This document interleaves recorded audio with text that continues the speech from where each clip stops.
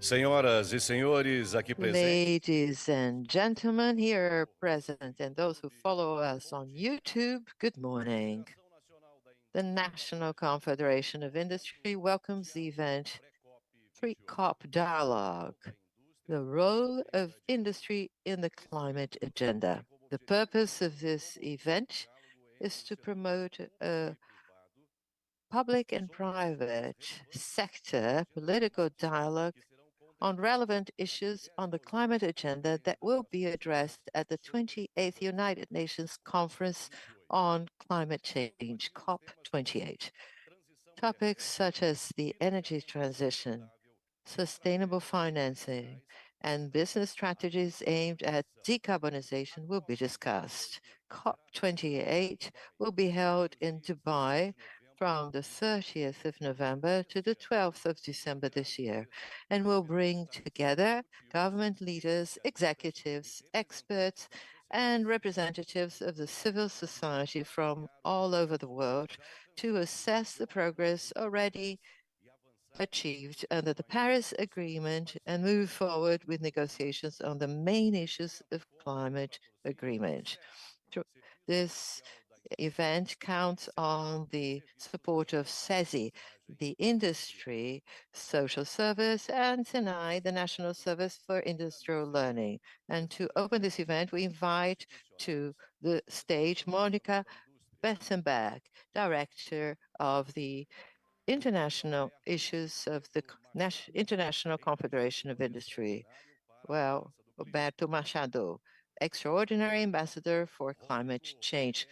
Rodrigo Hollenberg, National Secretary for Green Economy, Decarbonization, and Bioindustry at the Ministry of Development, Industry, Commerce, Trade and Services. Aloysio Melo, Deputy Secretary of Climate Change of the Environmental Ministry and Climate Change.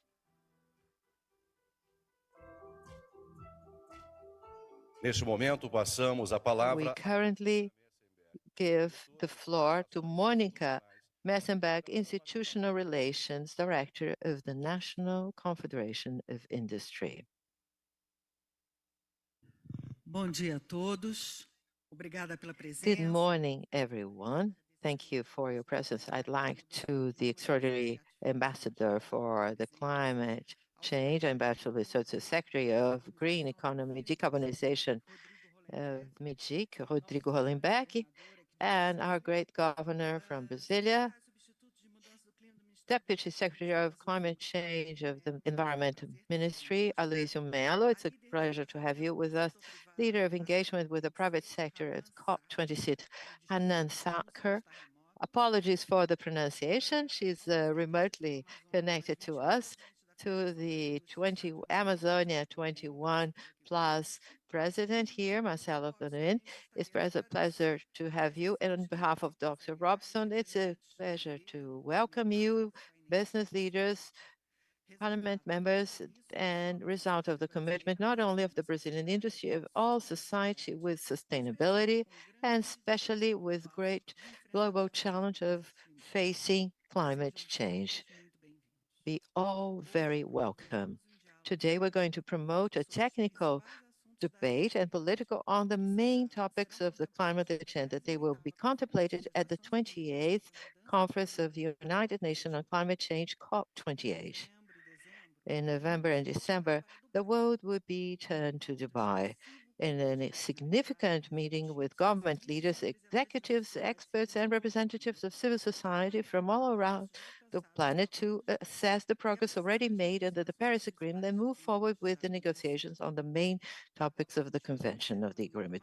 COP28 would be a striking moment for the global action. Throughout the conference, debates will be held on climate finance, global carbon market, technology transfer, adaptation to climate change, and training of developing countries, amongst other relevant topics to Brazil. We move into what UN concluded to be the age of global evolution, in which climate change are more frequent and intense and are more perceptible, affecting people's health, the environment, and our economies.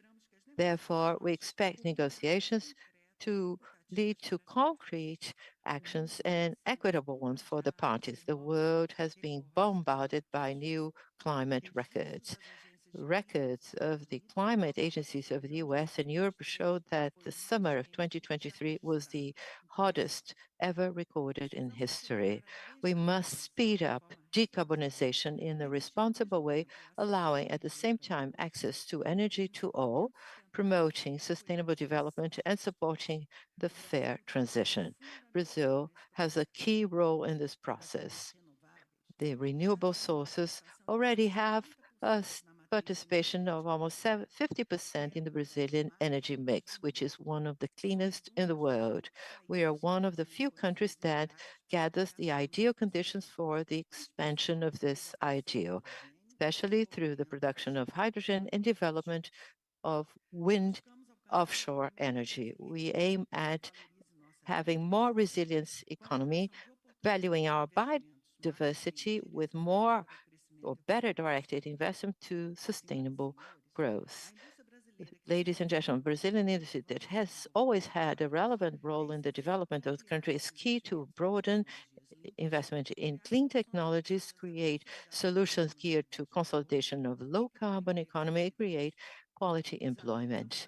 The challenge of climate change is also an opportunity to promote innovations, technologies and actions that produce development, align the employment generation and income generation to the conservation of natural resources. The National Confederation of Industry, with the main representative as interlocutor of the national industry in Brazil, leads the construction of consensus between entities of the industrial sector and identifying necessary action to drive progress in Brazil towards the implementation of the Paris Agreement.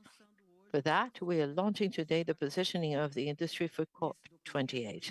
In this document, ladies and gentlemen, you will find the main topics we consider strategic for Brazil and for the national industry in the area of sustainable development.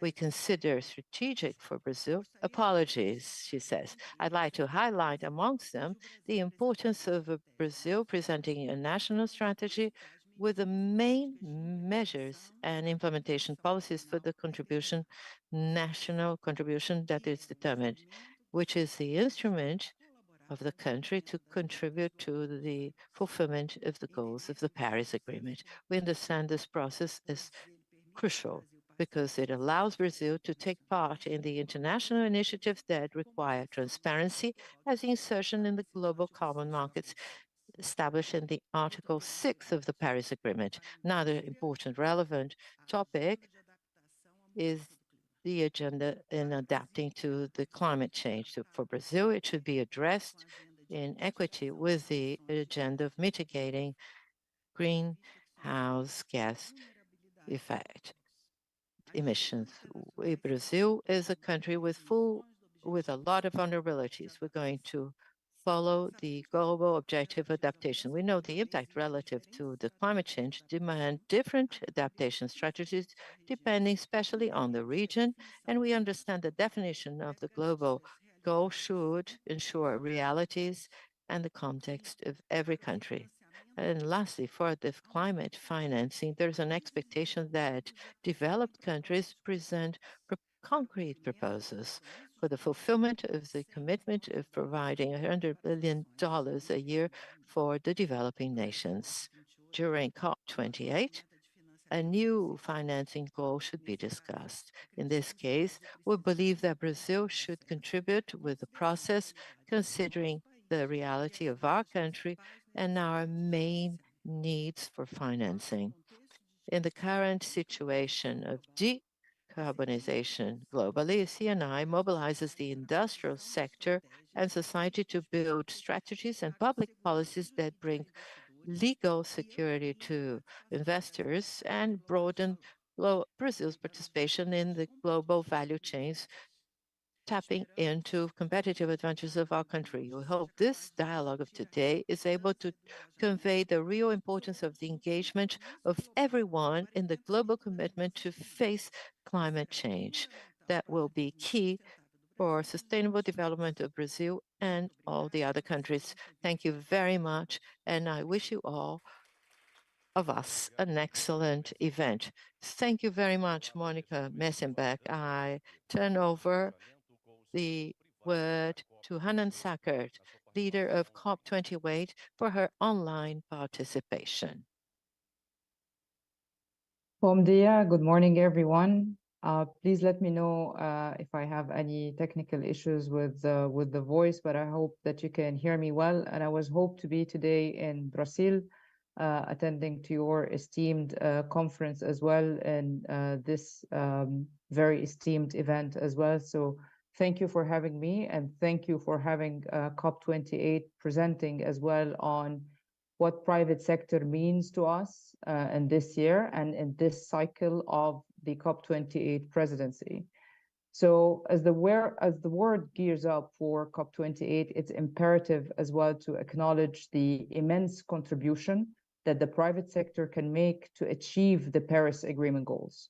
And the private sector accounts for around 80% of global GDP, as well as of the world's bulk energy consumption and greenhouse gas emissions. And it's the engine of innovation, investment, technology, and job creation, making it the most potent force in creating a sustainable future.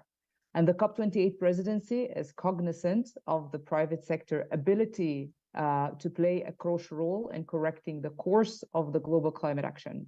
As such, the presidency is elevating the role of the private sector in this process and pushing companies to step up to bolder commitments and action plans paired with more robust accountability for their promises. The delivery of the first global stocktake shows to what extent the world is currently off track to meet the goals of the Paris Agreement. The UNFCCC has issued the technical dialogue report 4 days ago, and it has stressed in a number of points on the private sector role and the non-party stakeholders as well in fixing the gaps that has been outlined in the global stocktake. And the private sector has to play a key role in helping correcting that course by supporting a just transition anchored by industry-wide efforts to decarbonize and to enhance the development and scaling of low and zero carbon solutions. And without the private sector at the table, the NDCs and net zero targets will not be achieved. And no sector should be shunned or left out of the dialogue in order to achieve these efforts and to enhance inclusivity. The presidency is working closely with private sector entities from the 5 regions of the world across our work streams, pushing them to raise their climate ambition in doing so.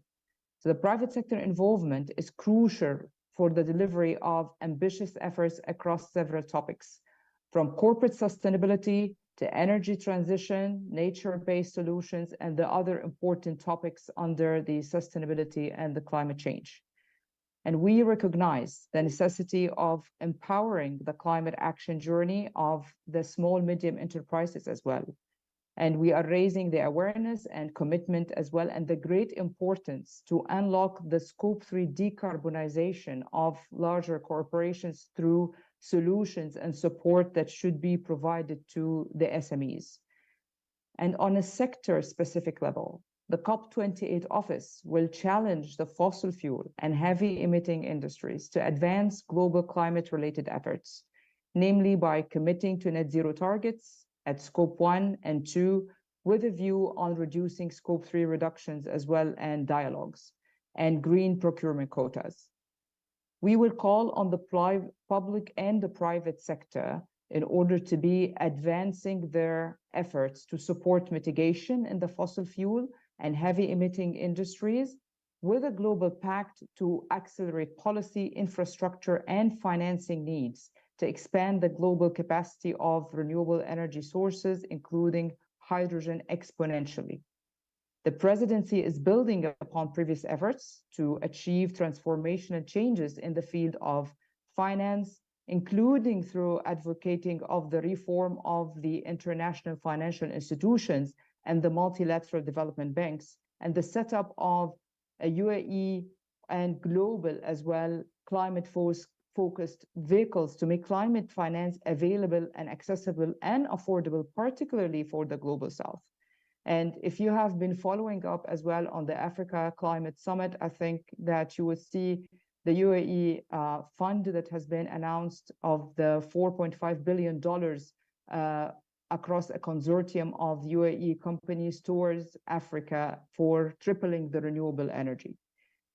We will be putting the focus as well on developing tools and solutions to scale up the climate innovation ecosystem, particularly again in the Global South. And I want to be stressing on the Global South, and to establish a solid collaboration with key players in the food systems ecosystem to move toward climate smart and regenerative forms of production. We're very much excited about the private sector engagement. We've been very active with the private sector engagement from the beginning of the year. And we're really looking forward for the Brazilian enterprises to be in touch with us in the runway to COP and at COP. And even if it will be difficult for private sector entities in Brazil to be attending to COP28 in person, we'll be really looking forward to you to be close to our narrative and initiatives. And we are going to be having plenty of them announced pre-COP and at COP. So please stay tuned to the COP28 website, and we are available for you to answer any questions. We're really looking forward to see Brazilian entities at COP28, and we're really looking forward to work with you as well towards COP30 and a successful COP30 as well. Thank you so much. Obrigado, Hanan. Passamos a palavra a Aloísio Melo, secretário substituto de Mudança do Clima do Ministério do Meio Ambiente e Mudança do Clima. Muito bom dia a todas e todos. Muito obrigado pelo convite para participar desse evento, em nome da ministra Marina Silva, da secretária Ana Toni, que se encontra retornando de viagem internacional. A gente agradece a Mônica, Davi, toda a equipe da CNI pelo convite e pela organização do evento. Nossos cumprimentos ao embaixador Figueiredo, ao secretário, senador, governador Rodrigo Hollenberg, que tem sido um grande parceiro do Ministério do Meio Ambiente nas várias iniciativas. Acho que é importante esse evento para marcar ou para fazer avançar o nosso processo de preparação para a COP28. A presença do Brasil na COP28 vai ser um marco importante da retomada da presença do Brasil no cenário internacional, da presença proativa, propositiva, de apoio à busca de soluções na agenda internacional para o avanço dos esforços no âmbito da Convenção do Clima e do Acordo de Paris. Como a gente vai chegar nessa COP28? Acho que primeiro é importante a gente ressaltar os avanços em termos de retomada da governança, da política climática e da sua implementação. Temos avanços na retomada das várias políticas setoriais, vão ser objeto de discussão aqui, nas agendas várias de transição energética, de financiamento. É importante ressaltar que, neste momento, por exemplo, no perfil bem característico das emissões de gases de efeito estufa do Brasil, muito relacionadas à mudança do uso da terra, desmatamento, temos já um avanço de algo como quase 50% de redução do desmatamento nesses primeiros 8 meses do ano. Certamente estaremos no estágio mais avançado lá. Nos próximos dias vai ser lançado o PP Cerrado, o Plano de Prevenção e Controle de Desmatamento no bioma Cerrado. Já está em operação o plano equivalente para o bioma Amazônia, e temos resultados a mostrar, e mais uma vez um montante do ponto de vista de emissões evitadas muito significativo como esforço nacional para isso. Também a redução significativa na detecção, nos alertas prévios de incêndio, mostram como a retomada das condições institucionais e do esforço it's important to resume Brazil's role and make sure that we reach Brazil already ready to show results at COP28. On Thursday, the 14th, we reinstate our Interministerial Committee on Climate Change, which will deliberate on different technical groups that will focus on central roles and core roles for climate change, which builds on our previous climate change policy dating back to 2009, which was a different context, both at the national and international level. And we might require a bill of law to update our policy and take into account the different groups that will be responsible for implementing the different strategies in view of our commitments and all, including its adaptation and mitigation lines of work and an agenda of work that will bring together different ministries in Brazil, but also a strong dialogue involving civil society and the private sector so that we can reach this first stage with international strategies aimed at mitigation, showing how we're going to reach our goals by 2030 and with compatible pathways towards neutrality by 2050, and the size of our sectoral efforts for mitigation in delivering these results. And a later stage, after agreeing the strategy and the different sectoral targets, will then start developing these operational strategies for the different sectors. At the moment, we're working on 9 different sectoral strategies, and in parallel to that, and not less important, we'll be developing a national adaptation strategy and national or sectoral adaptation plans as well. We hope that we'll have completed, or we wish to be able to complete our strategies before COP. We may not be able to complete that before COP28, but we'll be working on finalizing these strategies as soon as possible. And another important aspect of these institutional arrangements is resuming our implementation plans and moving forward with our bill of law for the carbon market, which is already being discussed and read at the National Congress. And it's now being submitted to the Environment Committee in the National Congress. And we hope to be able to show significant results during COP regarding this bill of law. And another agenda that will be discussed by this Interministerial Committee is about the creation of a group that will be responsible for the regulation and the preparation for the implementation of carbon market in Brazil. So the work started with a view to developing this bill of law, and this work will continue through the work of the Interministerial Committee in terms of preparing the implementation of this carbon market. And in addition to that, we resumed the Climate Fund, which many of you may have heard about.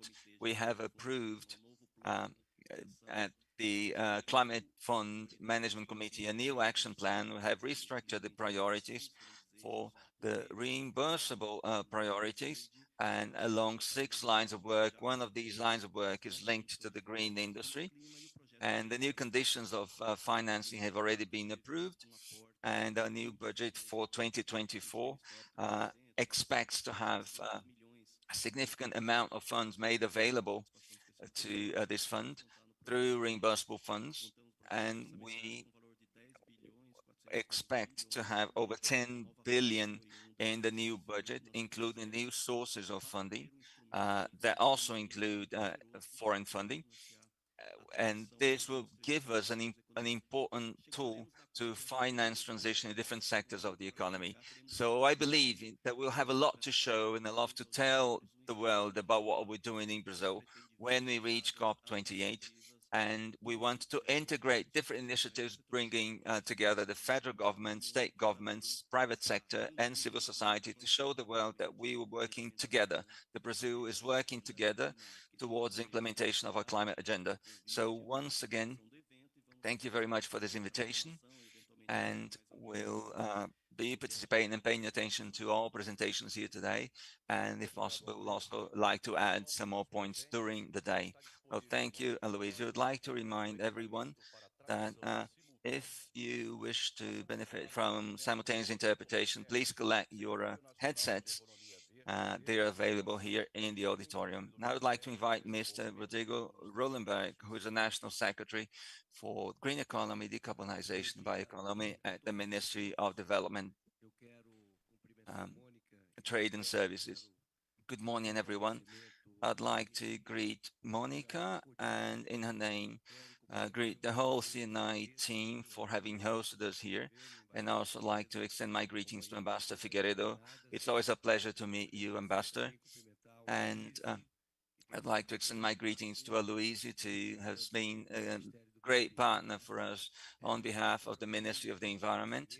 And I'd like to thank our also our Vice President, Minister Geraldo Alckmin, for the partnership that we've been developing over the past few months together with the National Confederation of Industry and Marcelo Tomé, Bontempo, Juliana, many other people that have been working together with us.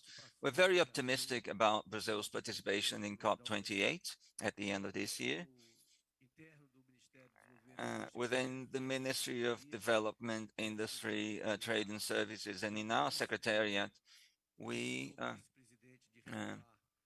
agreed, thanks to the Vice President, we agreed to resume the project for the CBA, the Amazon Bio Business Center, and the idea to develop business building on Amazon biodiversity, and we're developing a number of partnerships with CNI, SEBRAE, and a number of other institutions.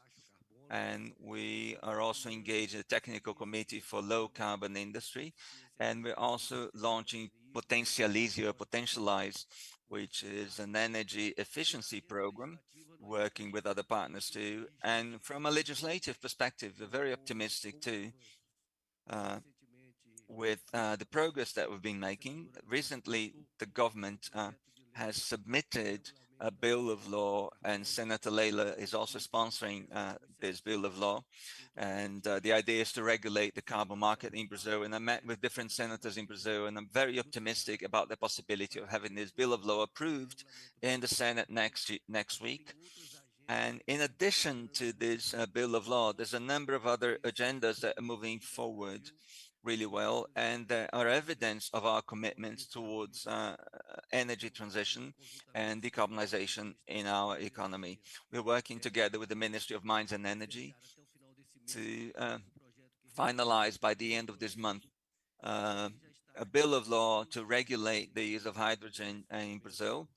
And at the President's office, we are working together on a project for the fuels of the future, which will regulate or raise the mix of ethanol in petrol in Brazil, and also have a focus related to decarbonization and energy efficiency, green diesel, and carbon sequestration and storage. And I see a great convergence between the government and the productive sector or the private sector. And I'm very hopeful that if we focus on this agenda, we'll be able to reach COP28 with all these legal frameworks already in place. And this will give a very strong signal to our domestic market and to the international market that Brazil is effectively willing to become a leader in this green transition towards a new economy, a low carbon economy. In addition to that, we are going to present ourselves as a country that has a very strong environmental responsibility, a country that has been able to reduce deforestation in the Amazon by 48% in just a few months, as Aloysio has said, under the leadership of Minister Marina Silva. The results that will be showing at COP28 will be much more significant. And this climate agenda and this sustainability agenda and this green economy and low carbon economy agendas, President Lula has brought these agendas to the heart of the political dialogue. And he has said that recently to the UN Secretary General, reaffirming Brazil's commitment to become a leader in this regard. And Ambassador Figueiredo, I've been supporting the idea that Brazil should lead this process together with other countries that host large biodiversity and tropical forests, that we should be leading in preparing for this process that will be concluded by COP30 in Belém, to create a payment for environmental services system that may operate at the global level. Today, we are menaced or threatened by some sanctions from the European Union linked to deforestation. But as we know that deforestation generates major impacts on negative impacts on the globe, protecting the environment and curbing deforestation also generates global benefits. And Brazil has been showing its commitment and responsibility on this environmental agenda. And this is partly due to the work of a Brazilian industry. We have many industrial sectors in Brazil that actually are a step ahead of the others in terms of decarbonizing. And this enables Brazil to speak with an authoritative voice during these COPs and to establish its leadership. And this brings together, as I said, the government, industry, the legislative branch of power, civil society, and this strengthens our position as a leader in this regard. And that's why, once again, on behalf of Vice President Geraldo Alckmin, I'd like to greet and extend our thanks to CNI for this initiative and for our partnership over the past few months. Thank you very much, and thank you for your attention. We're going to give the floor to Luis Alberto Machado, Extraordinary Secretary for the Climate Change. Good morning, everyone. I would like to first greet CNI for the leadership it's always had in this process, and it is key to say that CNI has been, over the decades, not only years, but actually decades, one of the great partners in a modern vision of what fighting climate changes and the need for engagement of the productive sector in this battle. This is a battle that comes for many years. I had the joy as a young diplomat to witness the signature of the Climate Change Convention in 1992. Well, 31 years ago, the UNFCCC, there was an international agreement in which all the states said that the climate change was a real problem, it was an urgent problem, and it was a problem that had been created for or by the human action, or 31 years ago. Since then, we already knew, this is not a secret, that the crisis was serious and urgent. And apparently, it took at least over 25 years for everyone to understand this and to decide to be engaged. Only when the climate crisis became something very clear to everyone's eyes was there a meeting of minds, whilst science already spoke for a long time, whilst there were debates and political negotiations around this topic for a long time. There was not yet a mind meeting as we have today. I think the Brazilian case is a case that is extraordinary, of a society that is united and that is very aware, especially because we have seen not only in Brazil, but also in Brazil, tragedies extraordinary tragedies as we had in the state of Rio Grande do Sul, southernmost state in Brazil, with inestimable losses of human lives, environmental and material damages, and those disasters, those dramas, both human and social, will tend to be aggravated if nothing is done to fight climate change. And if nothing is done, if there is no a global engagement to deal with difficult topics as adaptation, financing to fight climate change, financing to deal with the issue of damages and losses.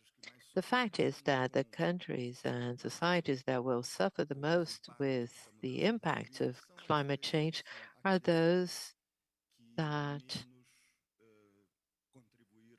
have contributed the least negatively to the creation of the problem itself. And this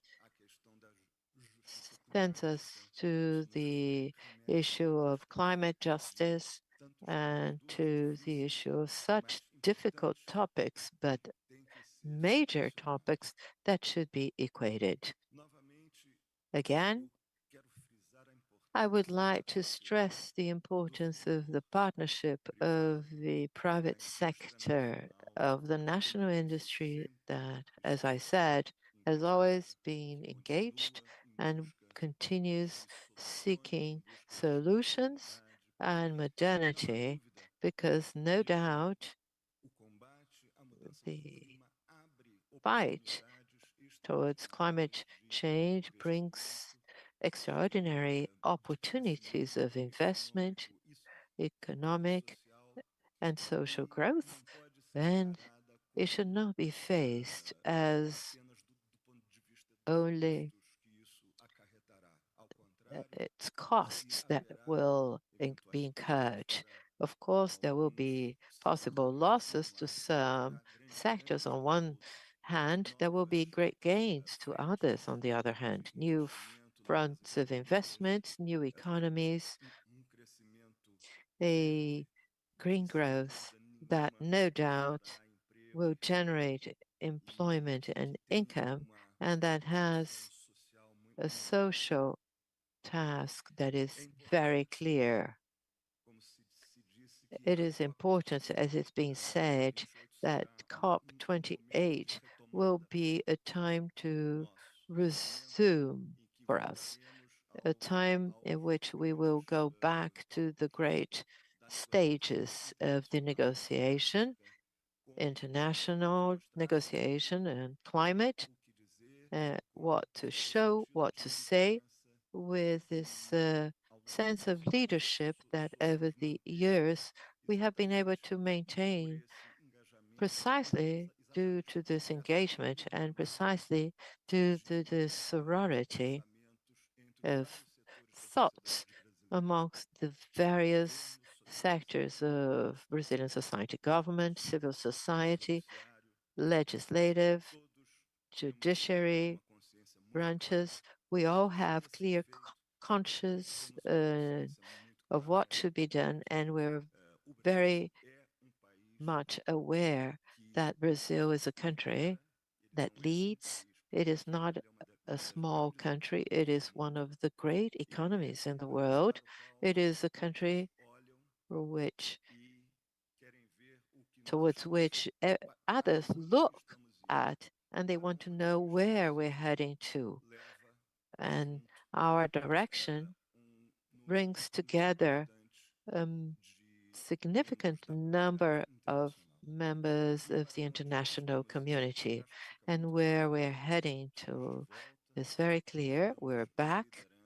We are in the leadership, and we're going to show at COP28, and especially at COP30 in Belém, the engagement of the Brazilian society and the results that we will show. Thank you all very much. Thank you very much, Ambassador, for your words. We're now going to give the floor to Jorge Viana, President of the Brazilian Trade and Investment Promotion Agency, Apex Brazil. Good morning. First of all, I apologize for only arriving now, but I am arriving from home in the Amazon. It's 2-hour time zone difference and a couple of hours flying. So this is our country, the country where we live in. And for more distant states, the flights there are always during the night, another white night in my life. But I'd like to thank everyone who spoke previously to have given me the privilege to be the last speaker. That was not the program. I'd like to agree to Monica Messenberg. Thank very much for being here to opening this extremely important event. I'd like to greet Robson, a longtime friend who's concluding his stage here, the future president, Ricardo Albano, with whom I've been talking a lot. Very excited to assume his job and take on his task. And my dear friend Aloysio, and who's got great connection, and Rodrigo, who's been a protagonist at the time that Brazil was a protagonist or had a leading role in events like COP that we're going to have in the near future. Friend, the former governor Rodrigo Hollenberg, pleasure to be here with you, an honor. Aloysio Melo, and who represents the environment ministry, and Anatoly is an event in Germany. Well, she's there taking the same topic to Germany. Ambassador Jaguaribe holding an event during this period as well. I'd like to greet Hanan Saker, who's here with us following. Thank you, Hanan, for being with us. She is actually head of the private sector engagement at COP28. Marcelo as well. I have a great relationship with him. I'd like to greet on behalf of myself and everyone at Apex. And I have my dear friend, our director, Ana Paula Repesa, who's here with us. And of course, thank Carla for helping us in this coordination. Well, this topic is a topic I have a life connection, actually. Have I mentioned Marcelo Tomé, president of the Federation of Industries and Amazonia 21 Plus? He's doing this great job, extraordinary. Gilberto Braga helping him in this work of Amazon Plus 21, interesting topic, and has a huge space for work that from this arrangement with CNI, with the president of the Federation of Industries of Rondônia State, we have been also following and accumulating. I have a history and connection of life with this topic. It's been, well, several COP meetings that I've taken part, and I had the privilege of being at Rio 92 and Rio Plus 20, and being at a phase in which Brazil was trying to have a leading role in this topic. I had the privilege of working with Chico Mendes in the late 1980s. I'm not so old, but I have the privilege, along with Marina Silva, with former Governor Binha, to have worked with Chico Mendes when this topic was not even part of the world concept repertoire. Very early, Stockholm trying to conceptualize the environmental cause, and Chico Mendes did this in a very legitimate way. Imagine an extractivist, a very humble, simple person worried about defending the forest, the environment.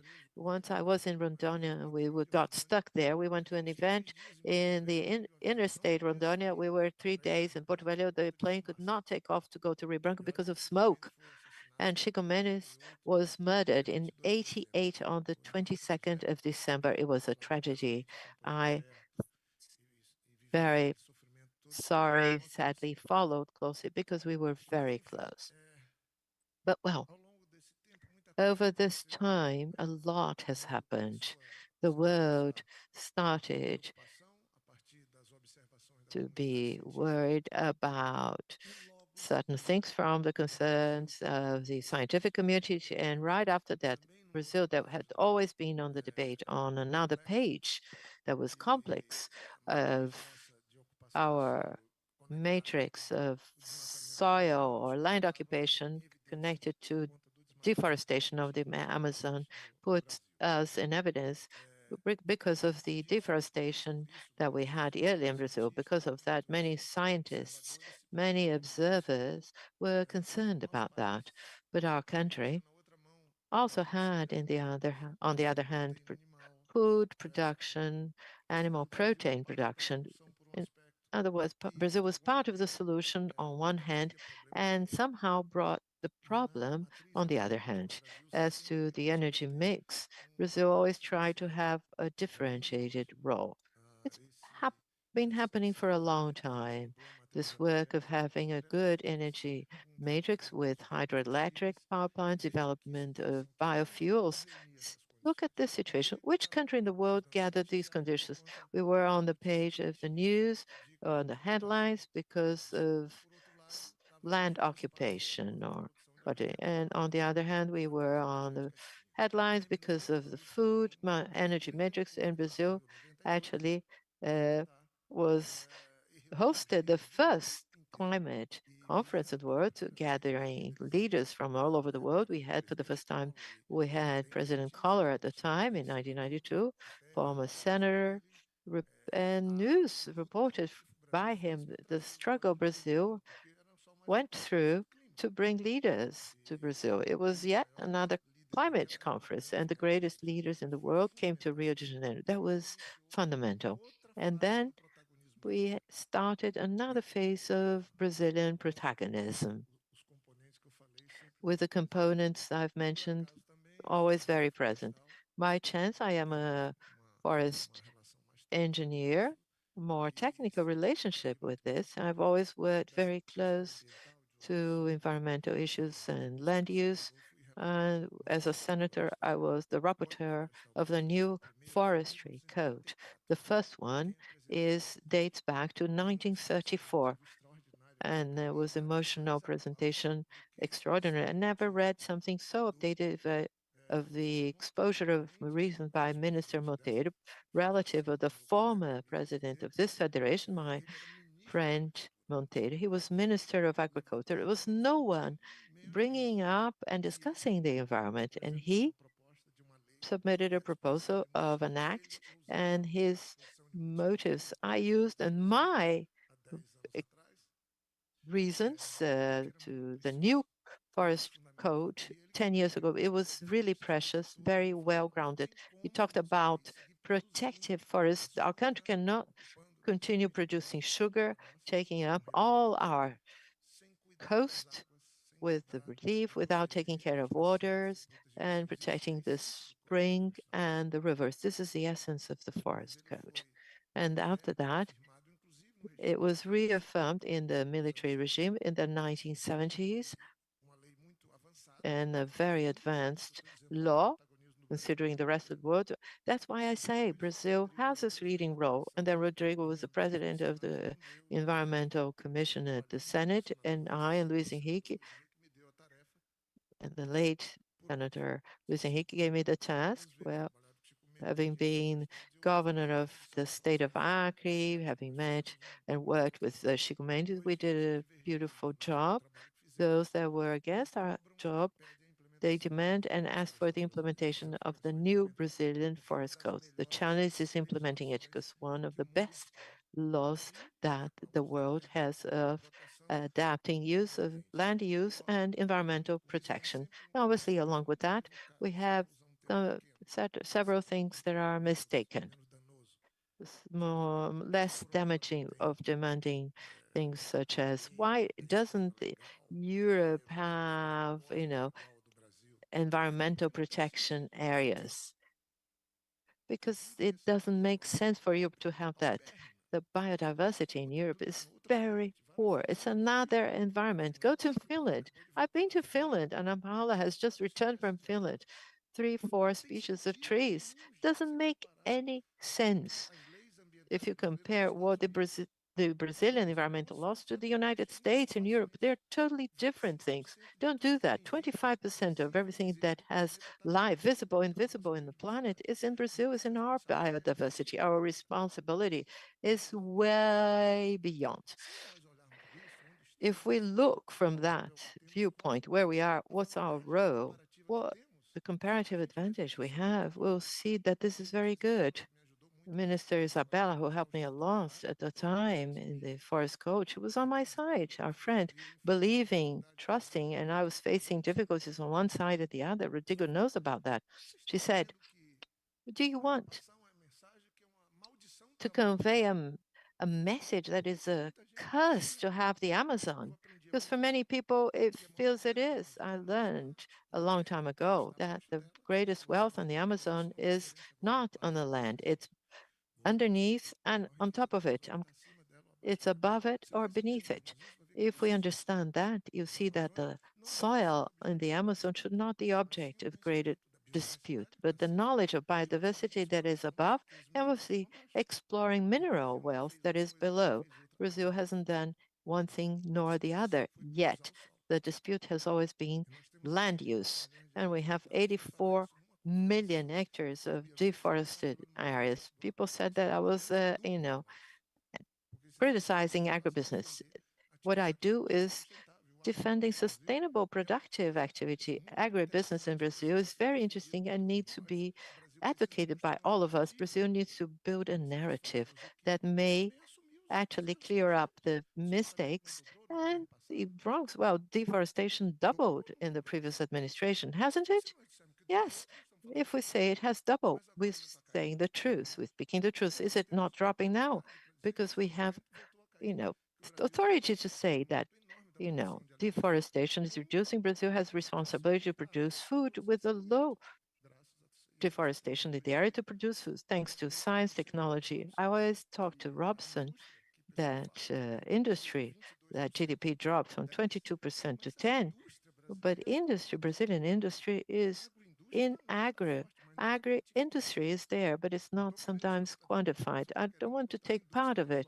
I want to put industry in agri, industry that makes things to happen. So I'd like to conclude by saying that, well, I've learned, and I like when I'm reading a book, sometimes we are distracted, I go back to read the same page I had already turned, because that page, I should not have turned it because I hadn't read it properly. To turn the page, we have to read it well on the environmental cause.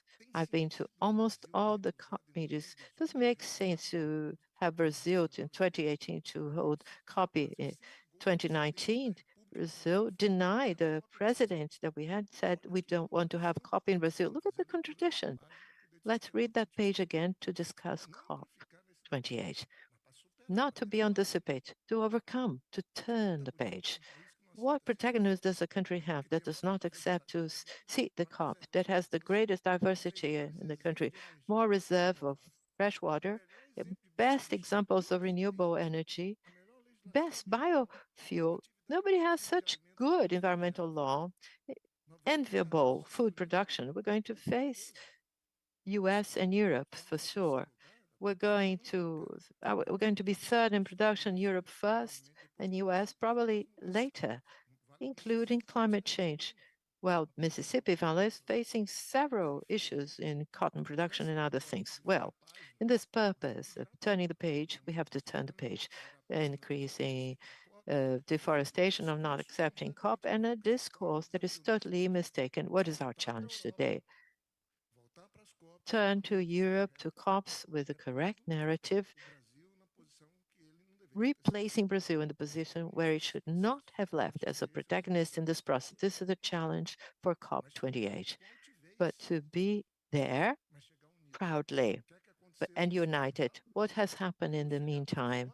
I would get to COPs. There was a COP that CNI with other organizations would hold, another one that civil society would hold, and we had a divided country at COP. Our challenge at COP28 is to be together. And this is the purpose. We are here for the conversation I've had with Antonio Pex, MMA, the Ministry of the Environment, and Foreign Relations Ministry, and Apex. It's good that CNI and other organizations have been there presently, regardless of the positioning of the Brazilian administration. I was there and I've witnessed that. I was not at the last one, but President Lula was there, and he resumed and he plays the protagonist situation of Brazil. So this COP is a great challenge that we have, beautiful one, but it's not so difficult considering our history, which is quite interesting, our background, with a lot of accumulation. There's no country in the world that gathers so many conditions to give great contributions at this critical time of climate change as Brazil. I know that the situation is very difficult. Extreme climate events are repeating, are getting closer. I identify Brazil is actually counting dead people. The world is counting dead people. And the solution is not a simple one. We gone beyond the point we should not have. The scientific community expresses this very well. It has warned us very well, but well, the great confrontation can also be taken. And I refer to President Lula because we can be at a disadvantage. Those that sped up the process of greenhouse gas emissions, the developed countries or world that took on a model of consumption that gave great burden to the planet, of great emissions, and it changing. And this is changing the climate. The solution for this situation will happen how I fear we should all be concerned that those that have made the great emissions can now transform confrontation of great emissions into good businesses to them, and somehow the countries that have not reached appropriate development again be out of this process. So President Lula, when he demands funds announced there at COP, at the Paris Agreement in 2015, where we were there at COP, there were so many COP in Paris. Which one was it? 25? 25. You know, there is this conflict in the world. The other day, former Prime Minister Tony Blair was saying that at length. So I'd like to wrap up. I had a few other things to say, but I'd like to conclude by saying that Apex last year, I presented it at a Marfrig seminar. These number of people were impressed. Apex last year, with the previous administration, took a survey on the image of agribusiness in Brazil, in Europe, and the numbers are very poor. But I do hope this year the numbers are quite different and improved, and they will be. The image of agribusiness, I just wanted to conclude with this because they drafted a law establishing rules that are very bad for us to sign the agreement, to put it into effect. We cannot accept it, but the image that people have of Brazilian agribusiness in Brazil from Europe is 64% negative. I'm speaking for Europe, neutral and positive 14%. When you make the reading of the same number within the European Parliament, the situation is even more critical, 80% negative. And obviously the result of that is a legislation that is misleading or that is in effect in Europe. But this does not scare me because I think Brazil comes back with strength, protagonism, and I have no doubt that with our work, with coordinated action of civil society, entities of the civil society organizations like CNI and others that are so important, the government in a relationship of state agency as our foreign relations ministry is, and now has an appropriate role, because in the past years it was totally lost, and obviously the Ministry of the Environment that now fulfills its key role, it will be much better. And we at Apex will be together with you. And I just wanted to conclude and say thank you. Apologies for speaking for too long, asking you to watch a short video, for a 1-minute video. On Sunday, we brought back a campaign that I, along with the experts working there, I helped conceiving it. The last phrase is ours. It's from Brazil, sustainable for the whole world. I'm very pleased with that.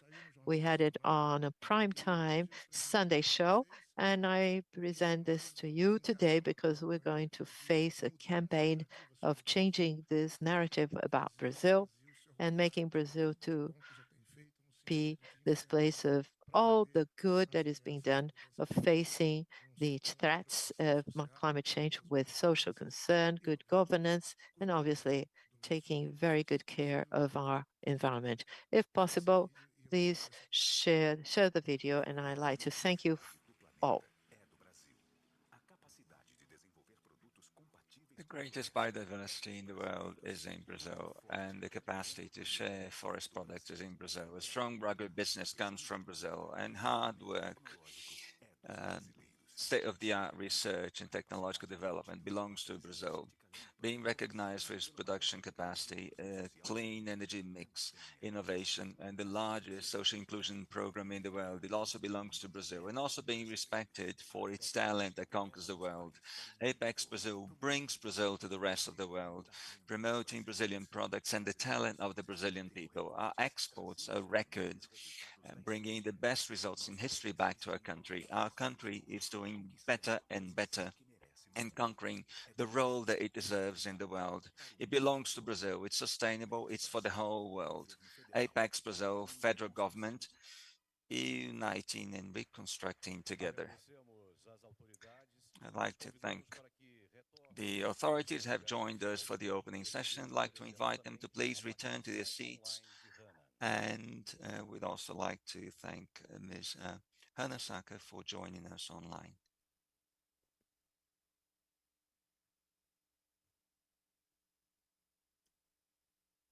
Iniciamos nossas atividades. And we'll now start our activities with a keynote session, the strategic role of Brazil in global transition towards a low-carbon economy. I'd like to invite Mr. Joseph Stiglitz, Nobel Prize in Economics and professor at Columbia University.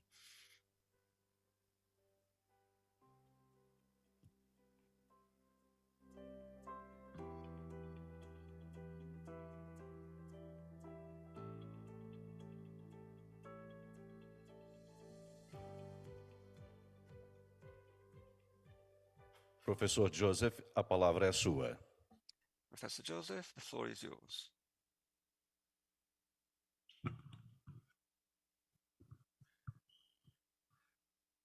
Well, it's a real pleasure to be here. I apologize for not speaking in Portuguese, but I don't know any. So I hope you can understand. I hope the translator does a good job in interpreting for those who don't know English. The subject of this conference, this meeting, is really important because it's obvious that industry will have to play a central role in the green transition. And it should be now clear that we have to have the green transition. It's urgent. This year has been the hottest year in record. We've seen the consequences in terms of wildfires, extreme events, the damage, the cost to our societies of not doing anything are greater than the cost of doing something. So the imperative of making the green transition rapidly has become all the more imperative. So if one's going to do that, what at the center will be industry firms, companies. And I'll come back to this a little bit later. I want to begin with some general remarks. Then I'm going to move more into some specific global policy issues, and then more detailed into the issues that are central for COP 30 and the G24, and more specifically for Brazil. So beginning at the highest level, there has been a change in our understanding of the relationship between climate change and the economy. It used to be thought that taking a more aggressive view on climate change, we would have to sacrifice growth. But I think there's a growing understanding that a more aggressive policy towards climate change can actually be growth enhancing. And let me just explain, Nick Stern and I have written a paper on explaining why that is so. There are many reasons for that. But one example is this is more from a global perspective, that the fact that renewable energy prices as part of the green transition have come down amazingly, like 75, 80%, means the cost of energy is lower and more reliable. I mean, we have to say, even if the sun and wind are not particularly reliable, dictators like Putin are more unreliable. And so the world would have been a lot better if it had moved to green energy. Europe would have been a lot better if it had moved to green energy before Putin invaded. And we saw that in '73, where Iran, Saudi Arabia, these countries are erratic. And they suddenly raised their prices, they changed their policies. It is much better to be self-reliant. In fact, one of the things globally is that renewable energy is much more equally distributed around the world than fossil fuels. So it actually is equality enhancing, and it leads to a more stable global energy system. The same thing, by the way, is true for, well, these are this complementarity between growth and climate, that you could have a strong climate policy and actually enhances growth. It's actually a moment of transition, of rethinking the way our major systems work, our agricultural, our cities, our transportation, our industry. All that rethinking actually enhances productivity. It challenges us to think, and it's a dynamic moment for the economy. For Brazil, it's especially important, this complementarity. One aspect of the general proposition that stronger climate policy is good for economic growth is a whole set of factors that are called to deal with CO2 or other greenhouse gases. There are other benefits. For instance, just one, that the particular emissions of burning fossil fuel, which, you know, if you go to places like Indonesia and India or China, you really feel it actually causes a very large fraction of the deaths every year, that it has significant health consequences. And in your calculations of the benefits, if you just include the health benefits, they are an enormously large fraction of the total economic benefits. And you can show that the benefit of more aggressive climate change exceeds the cost, even if you don't include the health benefits. But once you start including the health benefits, the disparity between the benefits and the costs becomes really large. But for Brazil, there's another aspect that I hope most of you are aware of, which is that the Amazon affects the weather all over Brazil. That the evaporation from the Amazon affects rainfall in the rest of Brazil. And so a lot of discussion there in the movie about all your agricultural exports, but if your rains fail, your harvests fail. And the link then between preserving the Amazon and preserving, you might say, the agricultural industry and the stability of the overall Brazilian climate has been now shown to be very clear. So there is really, we talk about global warming and global climate change. Brazil needs to realize it's also Brazilian climate change that is at stake. And so a green transition is particularly important for Brazil. Preserving the Amazon is particularly important for Brazil. The effects on Brazil of climate change, just of weakening the Amazon, will be enormous. So the second point I want to emphasize is not only is there this complementarity in general between green transition and economic well-being, it's especially important for Brazil. The third point I want to raise is that the policies in responding to this need to be a comprehensive, holistic change in the economy and a comprehensive set of packages of things to do. In terms of packages, what I mean is that there has to be carbon pricing. There is a high cost, and when we don't price something, we get a misallocation of resources. We've been pricing something that has an enormous cost, carbon emissions, at a price of zero. And if you don't price something, you have no incentive to reduce it.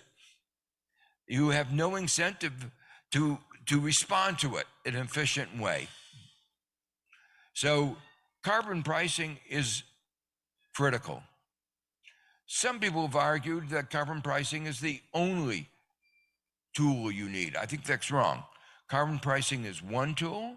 A second tool is regulations. And you need regulations to, some people in the industry say, oh, they're inefficient, they're distorting, they're hard. Simple regulations like no fossil fuel power plants. That's an easy regulation. Easy to implement, easy to enforce. That all cars have to be electric. That's an easy regulation, easy to enforce. So I think one has to have carbon pricing, but sometimes markets respond too slowly to prices. And you need a bigger push, that regulation. And I'll come back to this when I come to the policies that Brazil ought to be pushing domestically and internationally. So that's the second. And then public investment. you need public investment, public support in one way or another to make the green transition. Included in the public investment are the kinds of things that Brazil has done in the past, like R&D to develop one of the, making sugarcane into biofuels, one of the most efficient. That was a research agenda where it succeeded in putting Brazil at the top of the global agenda. It wouldn't have happened without an encouragement of government for that kind of investment in R&D. So one needs, as I say, a comprehensive package, and one needs think about that package in all the major systems that constitute the economy. So for instance, you need, when we talk about the systems I mentioned before, like cities are one of the systems, we have to have public investment in public transportation, and we have to have regulations, zoning, that helps redesign cities to make them more efficient, and housing regulations that help encourage green housing, and then encourage architects to design better. I've seen some beautiful buildings here in Brasilia, but many of them were made before we were aware of climate change. And you might think about them, you still can make beautiful buildings, but they'll be different once you think about climate change. Agriculture, Brazil is moving in that direction, but you need a significant fraction of emissions is related to agriculture. And by making, we call it part of the terrestrial carbon storage, the way you plow makes a big difference. And so you need regulations to move in that direction. And you need regulations to protect the Amazon. And you haven't protected the Amazon enough. The world's focus on Brazil is not being a good citizen. A global citizen was very clear during the previous administration, when so much devastation to Amazon, with so much cost, not only to Brazil, but to the globe. And now the fact that you are reversing that policy is giving you a lot of praise globally, and is important for Brazil itself. So that's another part of the system, the agricultural system. And the industry is another system. So all of these, you need these comprehensive packages of carbon pricing, regulations, and public investment to move the green transition. Now, the second set of points I want to make relate to the changing global environment. And it is a dramatically changed global environment, and one has to recognize that. You might say at the very beginning, part of the changed environment is a change of ideas.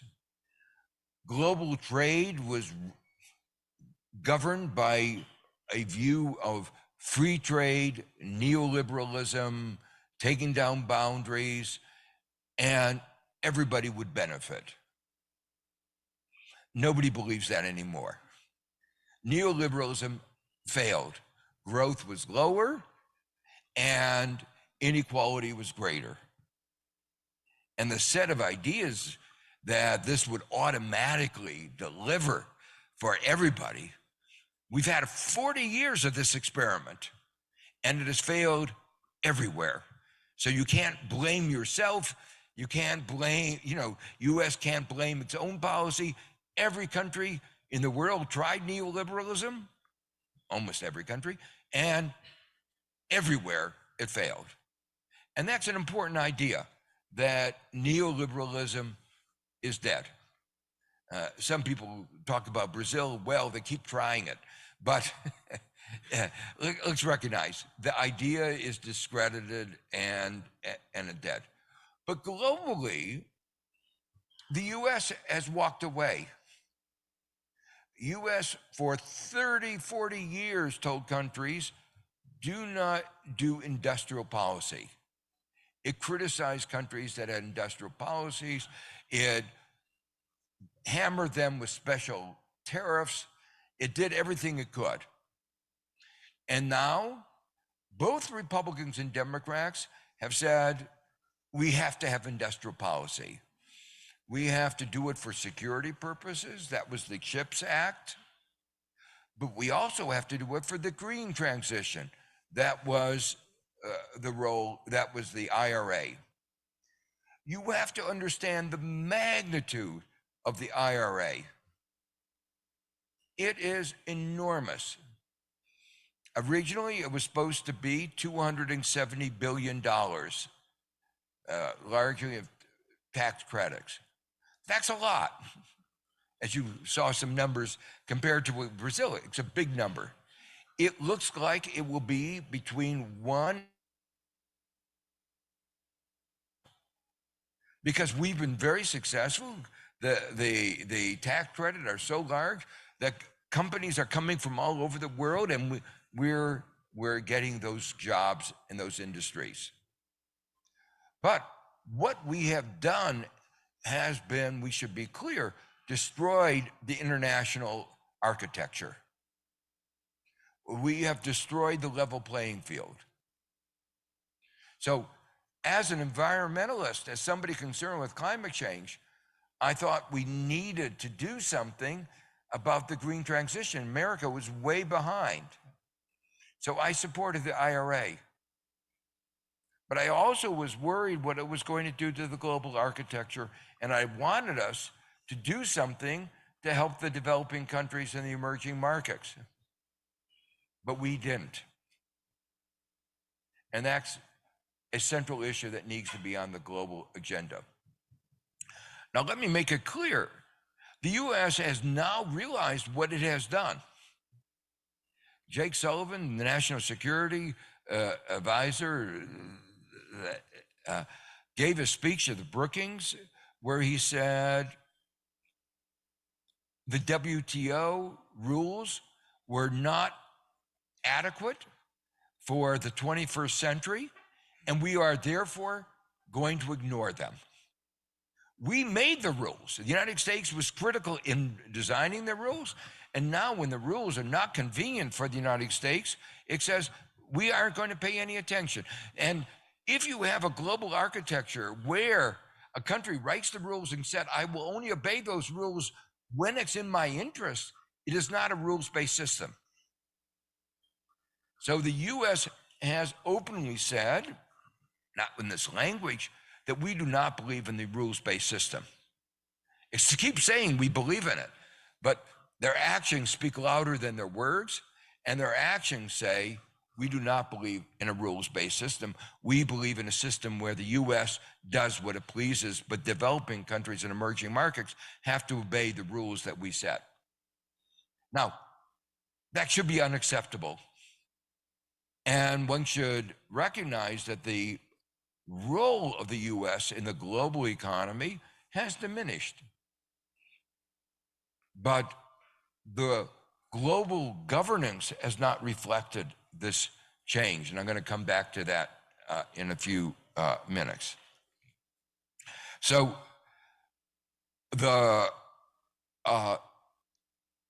this new architecture where industrial policies are accepted means that Brazil and the global economy has to rethink how Brazil's policy and how the global policy needs to respond to this new world, to recreate a more level playing field and a world which is greener. So that's one aspect. I just criticized the United States, but Europe is equally bad. So in Europe, again, Europe has been more openly green, and that's great. They've been pushing the green transition, but their response to the IRA has been to say, we're going to try to match the US. And subsidies for green industry. But that makes the global playing field even more unlevel. So you have the countries that have the resources trying to attract all the green jobs to them, US and Europe, disadvantaging the rest of the world. To make it worse, Europe has been talking about cross-border adjustments, green tariffs, making it more difficult for, say, Brazil to export some of its agricultural goods, saying they're dirty. So it has taken a very green international position, you might say green tariffs, that disadvantage other countries. And so again, one has to ask, how is the world going to respond to a world, to a context in which not only is there an unlevel playing field, but we have a playing field where we're going to have green protectionism in some countries. It's not only Brazil that's being affected. For instance, Indonesia, Europe is banning Indonesia's export of palm oil because they say the palm oil is dirty. The palm oil is dirty. Much of it is was grown in fields that were burned out, forests that were destroyed. So Europe's concerns are significant, but Indonesia is working very hard to change the policies, and Europe is not adjusting its tariffs in an appropriate way. So even as Indonesia stops this policy, they say, well, historically you did this and it's still dirty. Well, you can't change history. The issue is, are they at the margin green? And Indonesia is responding in a green way, but Europe is making it more difficult for them to export. So these are the international realities that the world has to adjust to, and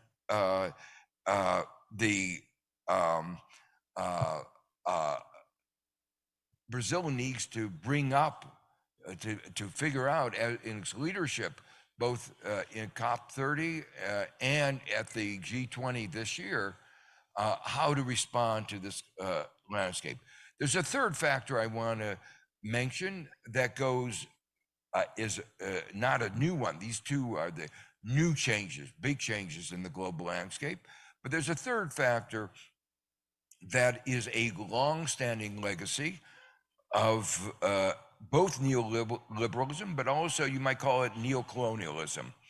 And that is that the advanced countries have always tried to make sure that the developing countries remain producing just primary commodities, that the value added would occur in the advanced countries, and the developing countries would just be the suppliers of the raw materials. They've done it with a whole variety of mechanisms. One of them is called escalating tariffs. I won't go through the details, but the tariff structure is designed to make it more difficult for developing countries and emerging markets to export value-added commodities. And that was one of the big issues during the development round that ended in failure in 2015, that they had to change not only the level, but the structure of tariffs.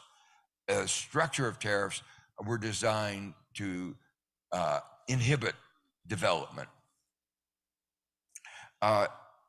So this is the international context, which I would say has made the life of developing countries and emerging markets, it was difficult, it's made it more difficult.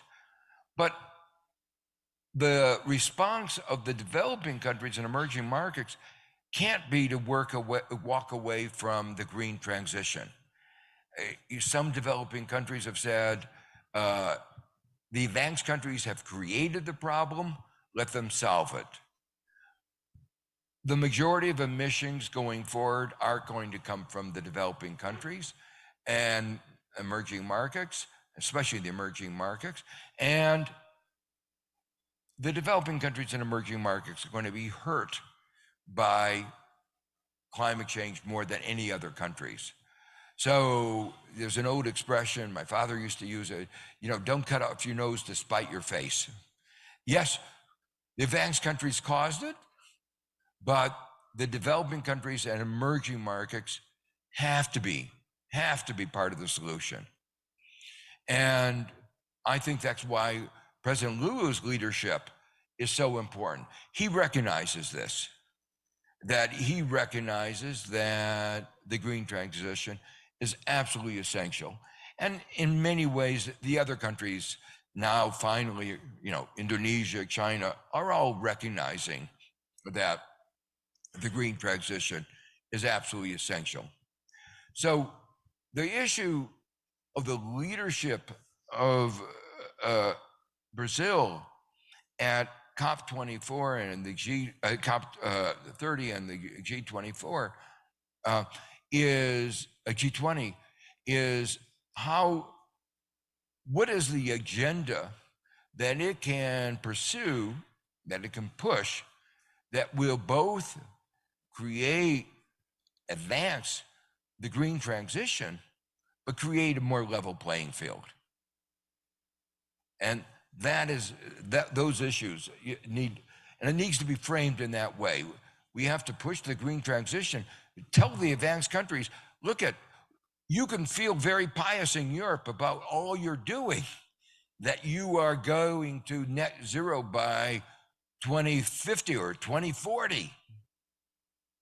But what you do won't solve the problem of global warming. It's a global problem.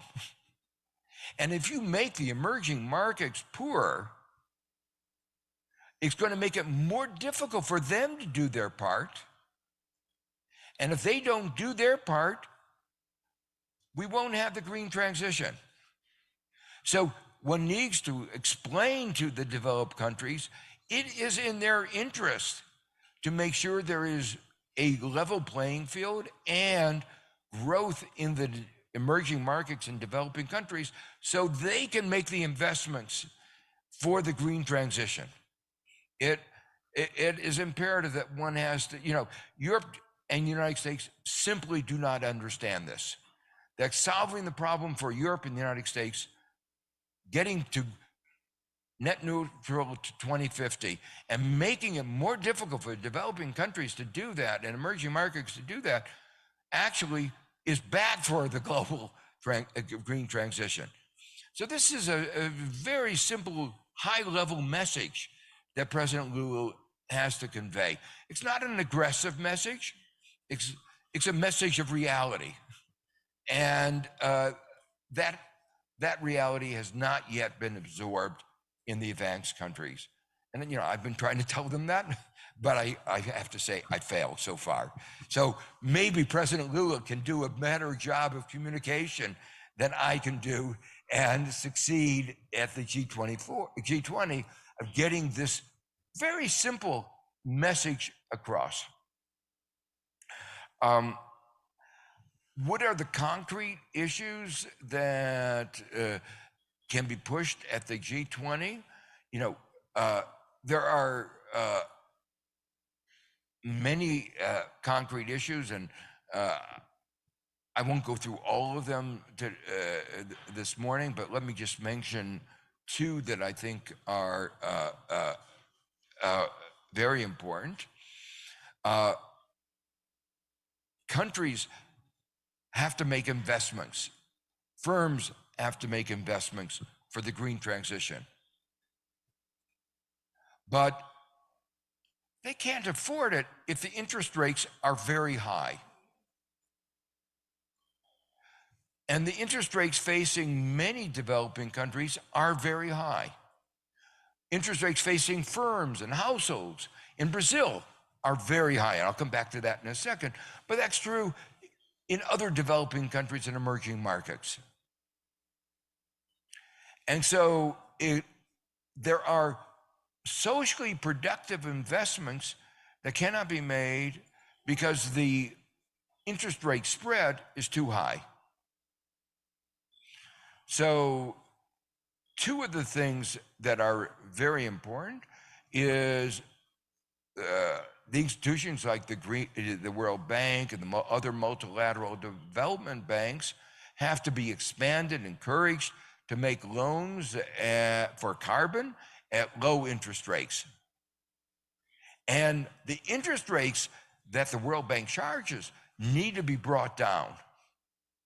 They have been linked to the interest rates, but higher than the interest rates, this is true at the IMF, to the interest rates charged in the US and Europe and the other countries around the world. They've gone up now. Those interest rates have gone up very high, and that means the interest rates charged have gone up very high, and there are socially productive investments in the green transition that are not affordable at these high interest rates. So the interest rates have to come down. I think that the interest rates that the Federal Reserve has been pushing for are too high, need to come down, and that would have a global benefit. The US doesn't seem to understand. The rhetoric is we have to have the green transition, but the monetary authorities are creating it, making a green transition more difficult. And the link between what is done in monetary policy and the green transition has not been sufficiently made. They pretend that there's no link between them. Monetary policy is about stability and inflation, even if inflation is supply side. But there's a very close link, and it's very important. A second set of issues is something I mentioned before. We have to recognize that the huge spending by the US on subsidizing its firms from all over the world, has created an unlevel playing field. And so the US and Europe have to recognize that if they're going to subsidize, they have to give matching resources for developing countries to subsidize as well. In other words, the only way we can level the playing field is to create a green technology fund, maybe at the World Bank, maybe a new institution focused on research, on green investment. But the advanced countries have the resources to push, to help developing countries and emerging markets make the green transition. This should be an agenda that's very high that President Lula should push at the G20, saying that you've created an unlevel playing field and now you have to level it. Now, the developing countries and emerging markets have to themselves say, we live in a new world. So we have to try to encourage through industrial policies our own green transition.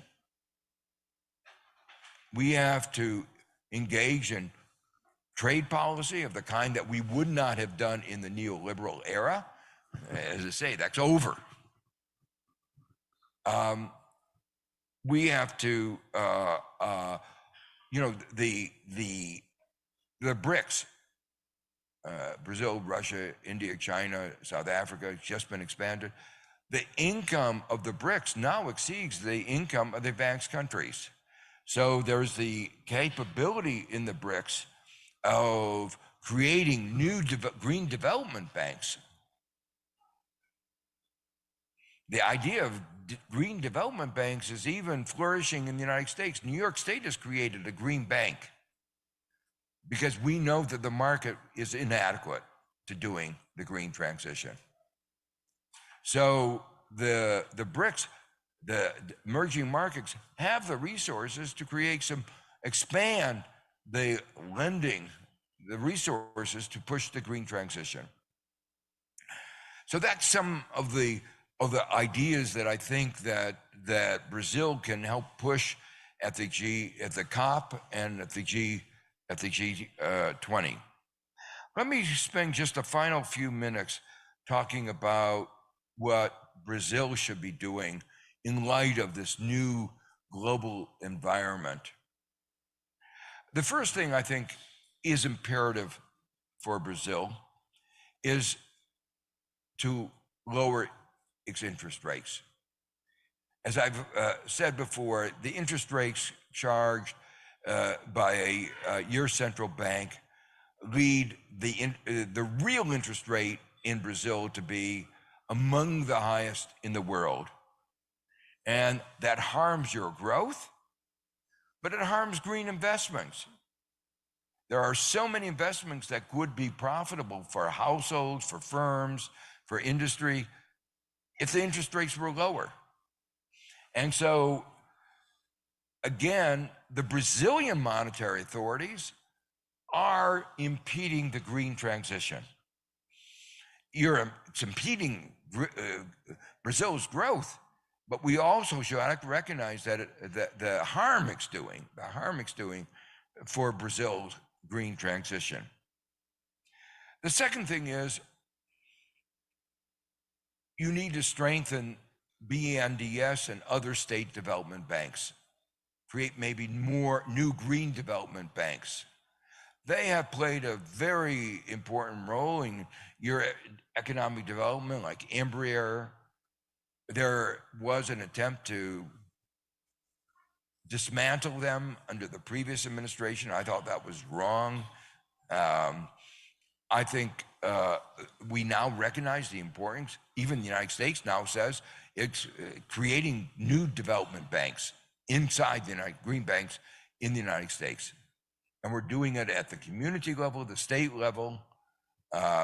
They can be a very powerful force for the green transition.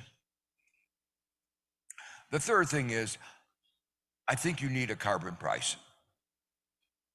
And I've been arguing for a fairly high carbon price.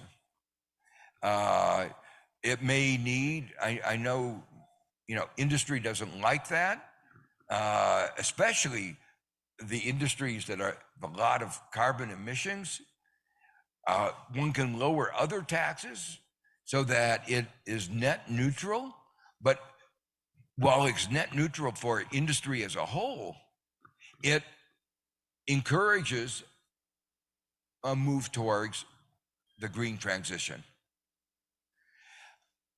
One of the particular advantages of carbon taxes is that they avoid the government having to make decisions about whether one way of producing, say, fertilizer is better than another. Those are always contentious decisions. One way of growing sugar is better than another way. We used to, in the United States, we used to get involved a lot in this. And we sometimes said we're back into a Russian style economy where you're trying to work one lever versus another. And one of the advantages of having a carbon tax, as I say, you shouldn't rely on a carbon tax, but one of the advantages of carbon tax is that it creates a level playing field and let the market sort it out. The government doesn't have to answer every question. But what it says is it's a commitment to move the economy in a greener direction. And it lets everybody know that there are real social benefits for making what you do greener. And it provides incentives for R&D to make things greener.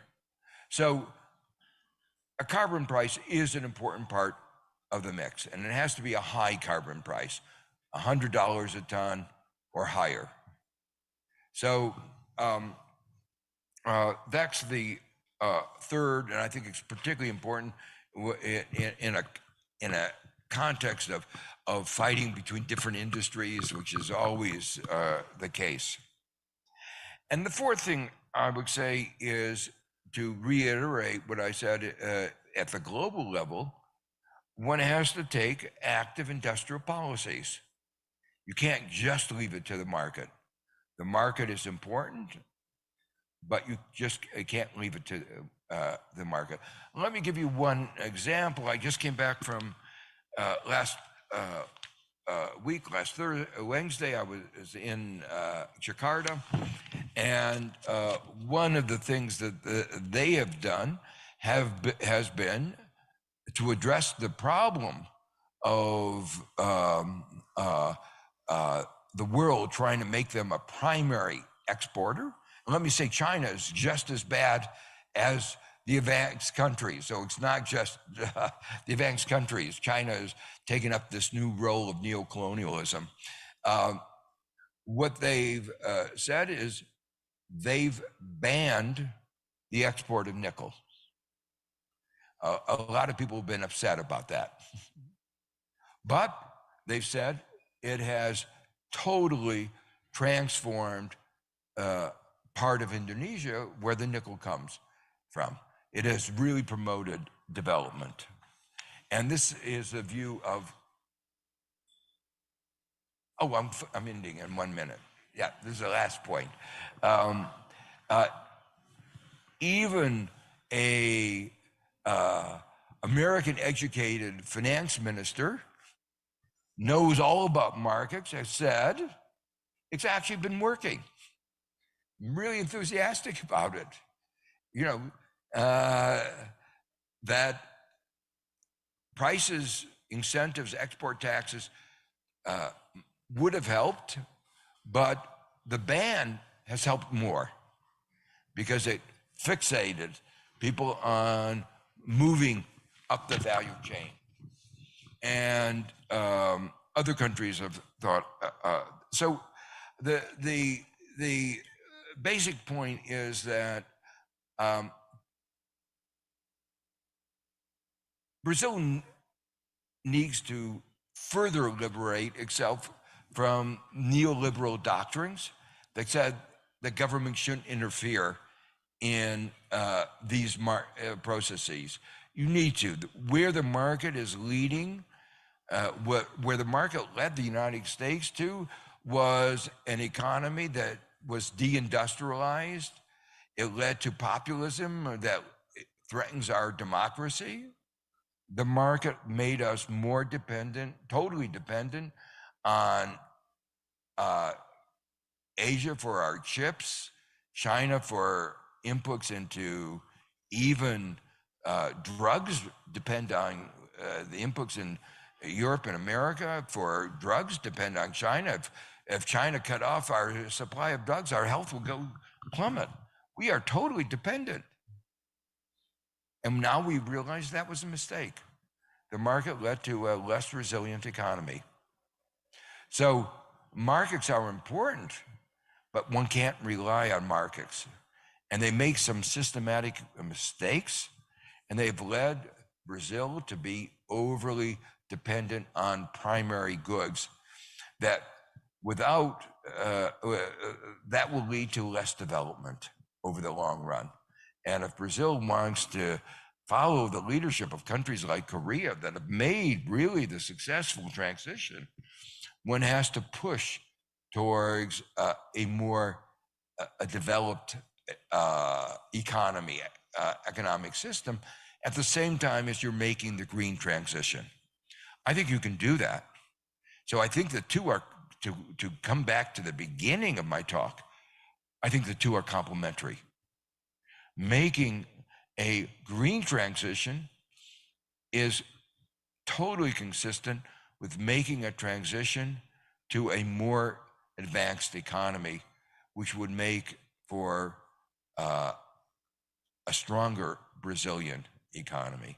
So I think Brazil's leadership at COP, Brazil's leadership at the G20 can play a vital role in restructuring the global economy in a fairer way, in a greener way, in a more sustainable way, but those policies can also help, really help here in Brazil. Thank you. Muito obrigado ao professor Joseph por sua valorosa colaboração. Thank you, Professor Joseph Stiglitz, for his valuable contribution. Professor, you may resume your seat in the auditorium, please.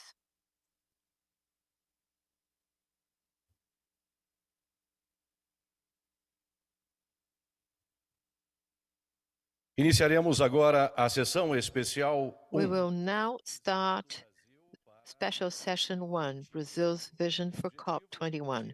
Its goal is to present the government and industry positions for COP28. Currently, I'd like to invite Luiz Alberto Figueiredo Machado, Extraordinary Ambassador for Climate Change, along with Aloysio Mello, Deputy Secretary for Climate Change for the Ministry of the Environment and Climate Change, Ana Paula Lindgren Alves Repisa, Business Director at Brazilian Trade and Investment Promotion Agency, Apex Brazil, and Davi Bontemo, CNI's Environment and Sustainability Executive Manager.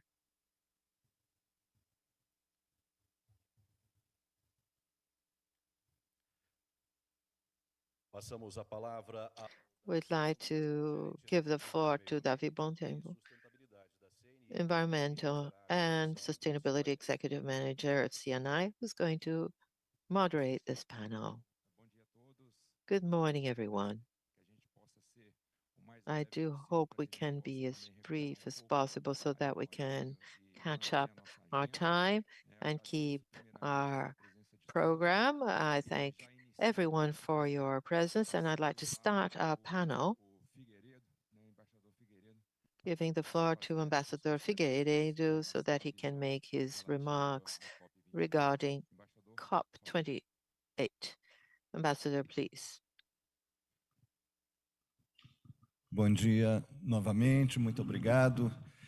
Once again, thank you very much. As I said, it's a great honor to be here in this institution that has been totally partnering in everything regarding fighting climate change. For COP28, I usually say that if it depends on the negotiators, the climate issue would have been resolved many years ago. What had to be negotiated has already been negotiated. What has to be implemented is what has not necessarily happened. And this along decades. However, this COP now, we're going to have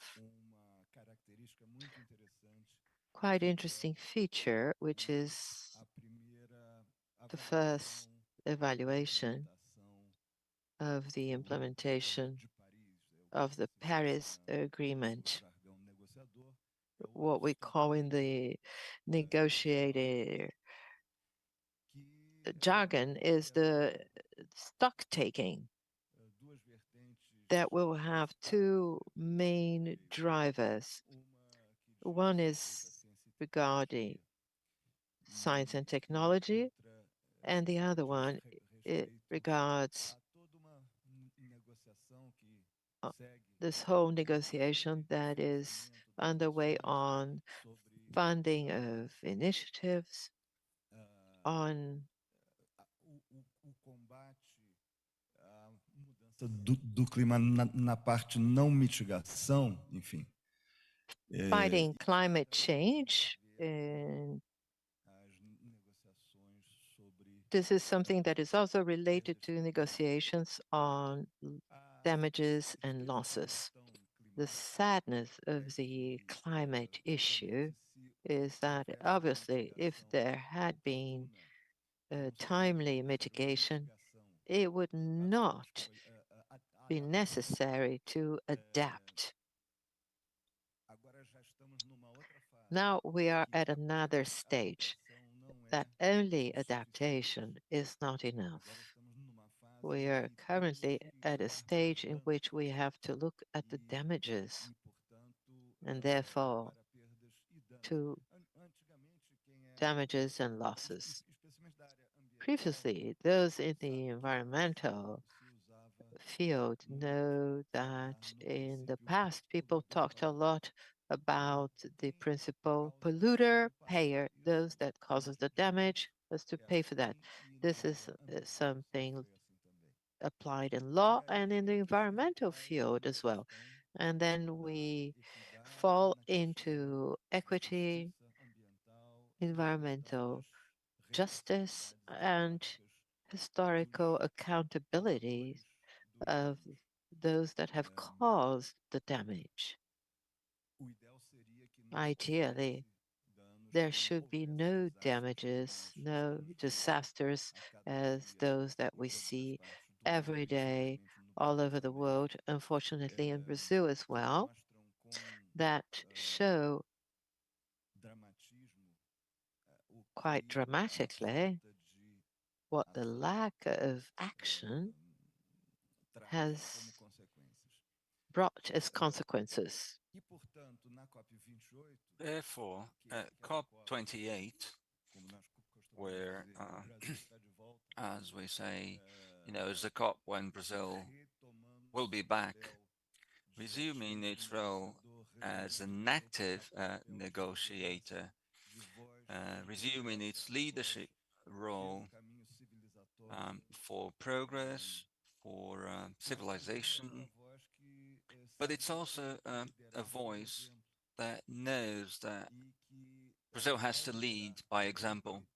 And by leading by example, and I think we'll have a lot to show at COP28, by leading by example, we can also demand from others, but not in an adversary role or aspect, but by trying to congregate, into joint efforts. We're doing our part, but it's also key that everyone does their part. It's the kind of demand, but it's not done, let's say, from an opposite side. It's about working together with a clear determination and recognition that some countries are more responsible for the climate crisis than others. And also there are some countries that are in a better, let's say, financial and technological and scientific conditions to do something about it. And therefore these countries, they're called upon by, and they're considered in all different discussions and papers about this, starting at Rio 92 and then in the Paris Agreement. These countries are seen as those countries that should engage in stronger efforts to meet global needs. Something that's always difficult during negotiations, and I know that many people around here have taken part in different COPs, is that as we move forward, some commitments, instead of getting stronger, they tend to dilute. So the agreement made at Copenhagen in 2009 was actually never implemented. And now we are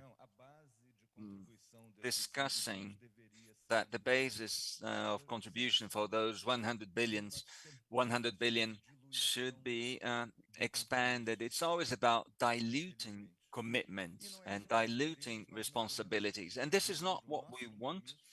We do not want to shy away from our commitment, but we expect that the others won't do that either. And that's what I meant when I said leading by example.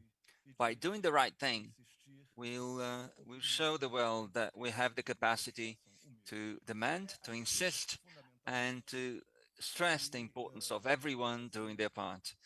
And that's how Brazil will reach this new COP28 with the feeling that, despite the very little time that we've had in office, we already have important results to show. Just to give an idea, last week I was in Nairobi and I met with the UN DP Director General, and she is a friend of ours, a friend of Brazil's, has been for a long time.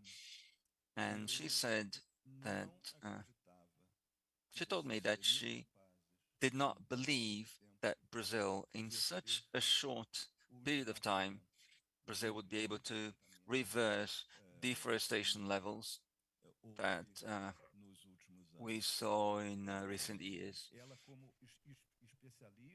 As an expert and an environmentalist, she said that she was deeply and positively impressed by Brazil's ability to act and to fight deforestation in such a short period of time.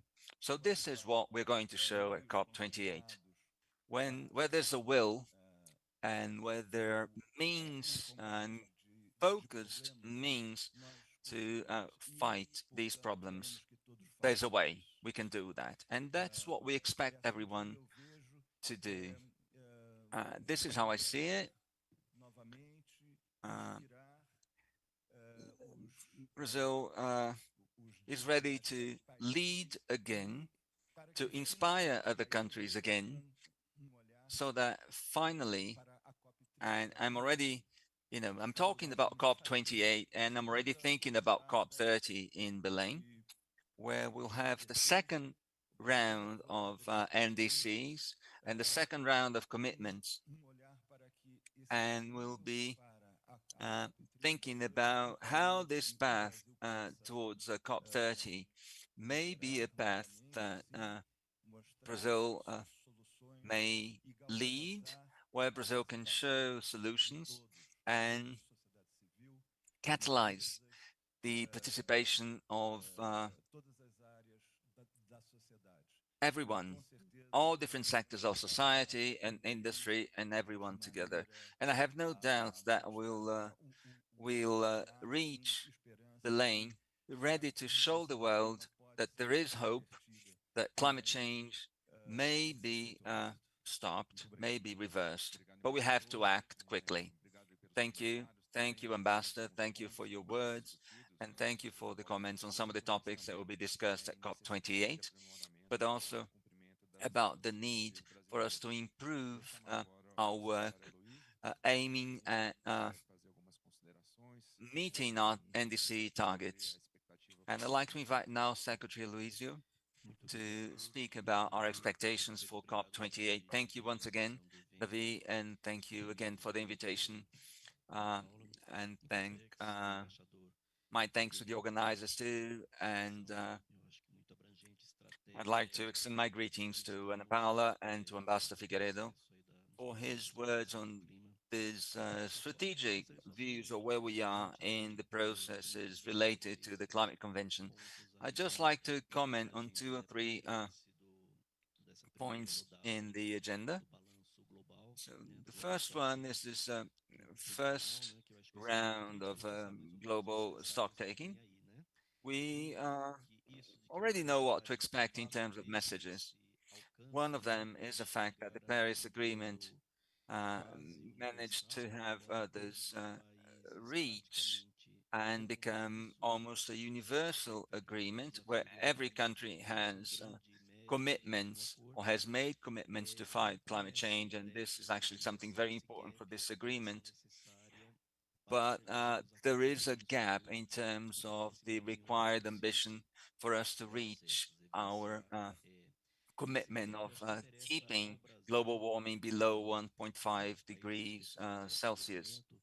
And this is particularly important for Brazil and for other developing countries, is to stress this sense of urgency for us to resume our commitments and to expand our ambition.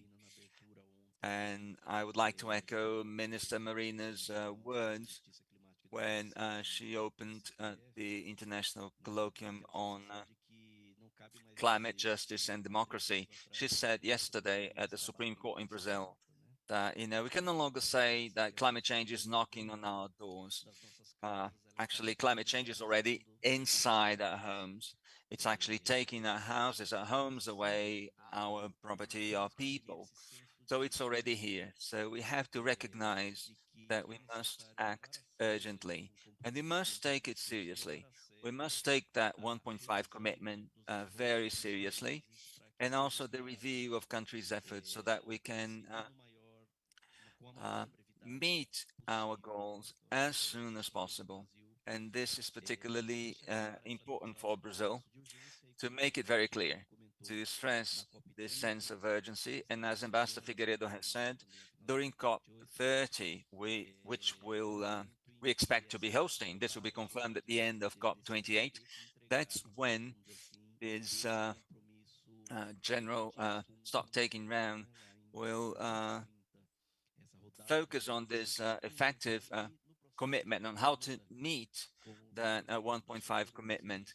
And during COP30, as the ambassador has said, Brazil should be in a position to lead by example, and ideally, considering our point of view from the Environment Ministry, it would be great if Brazil could reach COP29, having already reviewed and revised its NDC, its nationally determined contribution, and Brazil is ready, I believe, to take a step forward in a way that's compatible with our social and economic development and all the inequality that we have in Brazil. And it's important that we recognize the economic development and the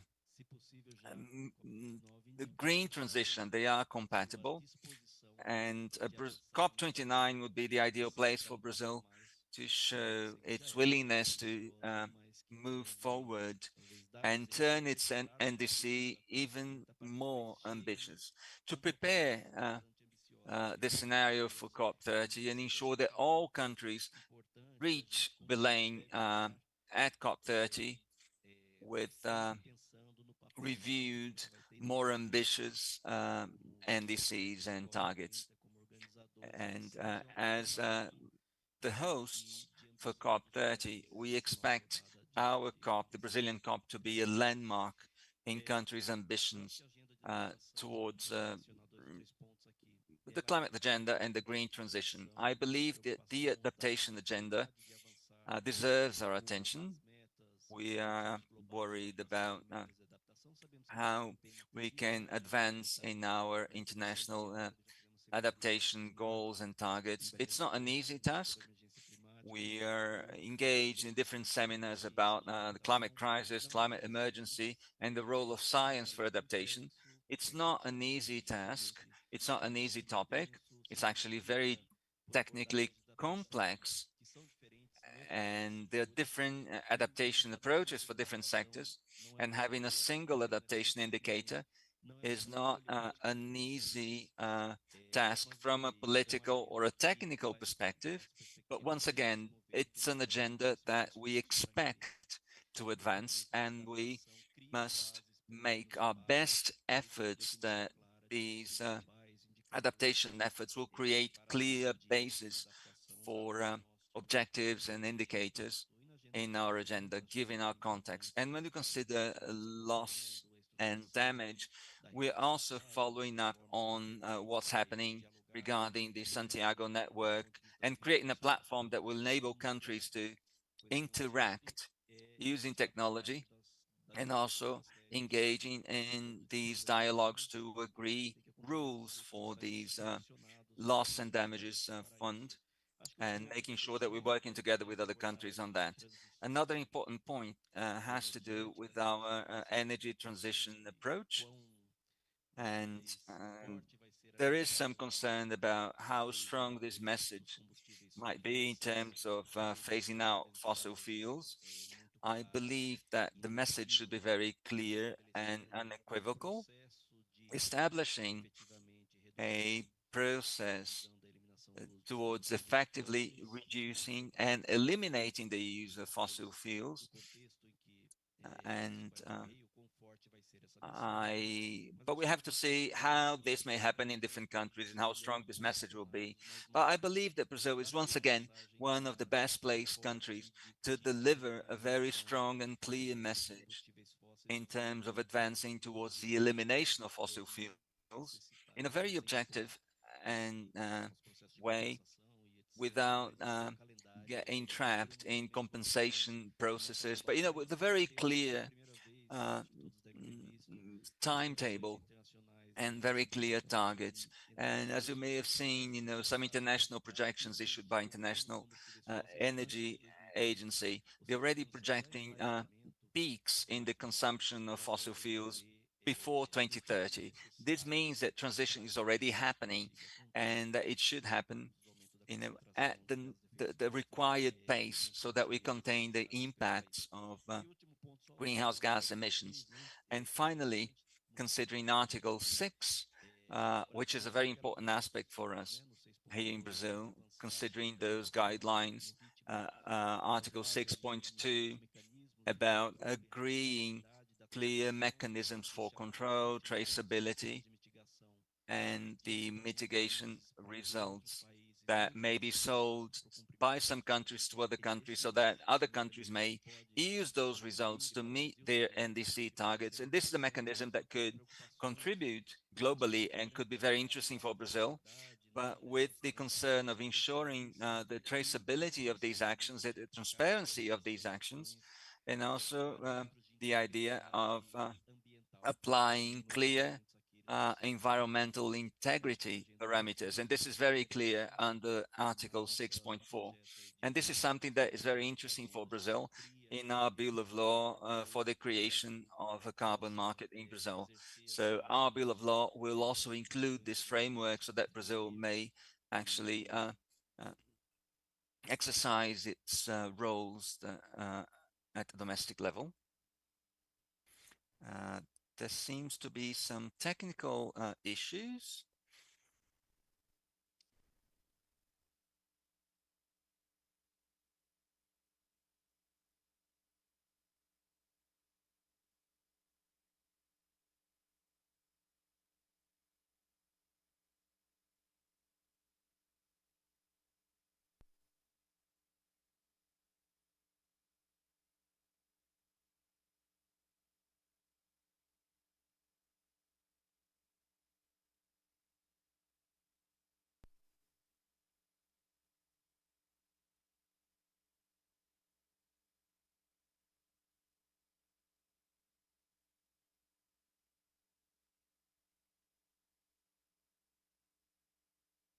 Pelos países que ajudem, por meio do reconhecimento de financiamento, que ajudem a acelerar os processos de transição nos países em desenvolvimento e no Brasil. Acho que o Brasil também pode, tem o Fundo Amazônia, tem o BNDES, o nosso Fundo Clima, a gente tem condições de se colocar como, eventualmente, até propor abordagens inovadoras nesses mecanismos. To propose innovative approaches to these mechanisms. I think that's it. And my apologies for during my time. Thank you, Secretary, for your participation. I'd like to invite Ana Paula Repesa, who is Business Director of Apex Brazil. Good morning. Thank you, Davi. Ambassador, it's an honor for me to be sitting next to you here in the same panel. Secretary Aloysio, I'd like to start by thanking you for your invitation to participate in this discussion. I think that from the perspective of negotiating and the kind of commitments that we should focus on for COP28, I think Secretary Aloysio and Ambassador Figueiredo have already talked about this. I think another aspect of our participation in COP28 is the Brazil Pavilion. We'll have a forum for negotiations, but we also have our own pavilion there, where we expect this year, we expect to have a single pavilion to show that we are working together, that the government is working together with civil society and the private sector with regard to the climate agenda. This pavilion is being coordinated and organized by APEX and the Environment Ministry, and we have a management committee involving CNA, CNI, and civil society representatives, and the North Region Consortium states. And the idea is that we have a single discourse, a single position to communicate to all negotiators who will be there and all visitors who will be visiting our pavilion there, and that we can show that Brazil is back, but not only Brazil is back, that Brazil is presenting itself differently now that it's back. And in a few, we have started this discussion already. We've been engaged in discussions for a few months, and we want to create this joint understanding so that we can present it there together. And I feel very happy to see that our interests, they converge. And as Professor Stiglitz said, this is a country agenda, this is a state agenda, and it goes beyond our national borders. The role of APEX in this pavilion, working totally in connection with the Ministry of Foreign Affairs and the Environment, is to understand that it's not an event to do business but it is for image and positioning. It's also positioning Brazil as a safe partner for businesses in terms of sustainability, not only from the standpoint of exports, but also from the standpoint of attracting investments. As to exports, Professor Stiglitz mentioned, Professor George Vian also mentioned in his talk on the barriers our products have been facing on international trade. Some of these barriers, obviously, is what Professor Stiglitz also mentioned that, green tariffs, they are green tariffs, that is green protectionism that aims at protecting local industries of some countries and ends up hindering exports from countries that have a traceability and sustainability that is much greater. So one of the ways of fighting this kind of protectionism is also in training and enabling all our industries to have the highest levels of sustainability possible. We know this is an agenda on the table for industry, for agribusiness, even more so. It's recognized for its international sustainability, without which it does not export. It's not a matter of selling better or worse, a higher or lower price. It's simply the difference between going into a given market or not. And for the industry sectors, this starts happening in some markets, especially in European Union. IRA, as Professor Stiglitz mentioned, it has this feature of burdening the exports of some products of some industrial sectors, aiming at protecting the domestic industry. So it's key for Brazil to have not only the regulatory part very much aligned to our domestic regulation, very much aligned to best international practices regarding environmental sustainability, to climate crisis, and also our companies should comply to those demands so that they can keep on being competitive on the international market. As to attracting investments, I'd like to bring a term that actually was discussed at a recent seminar at CNI, which is the power shoring. At the CAMP seminar, there was this discussion. I think it's a term that is very intelligent, very fortunate. So whilst you have countries that gain competitiveness from the standpoint of investment attraction because they are close to their destination markets, which is the case of near-shoring, friend countries, of your having agreements, which is the friend-shoring. So we have countries that position themselves in the international market as very interesting from the attraction of productive investment because they are able to provide clean and cheap energy in a broad way, which is precisely the case of Brazil.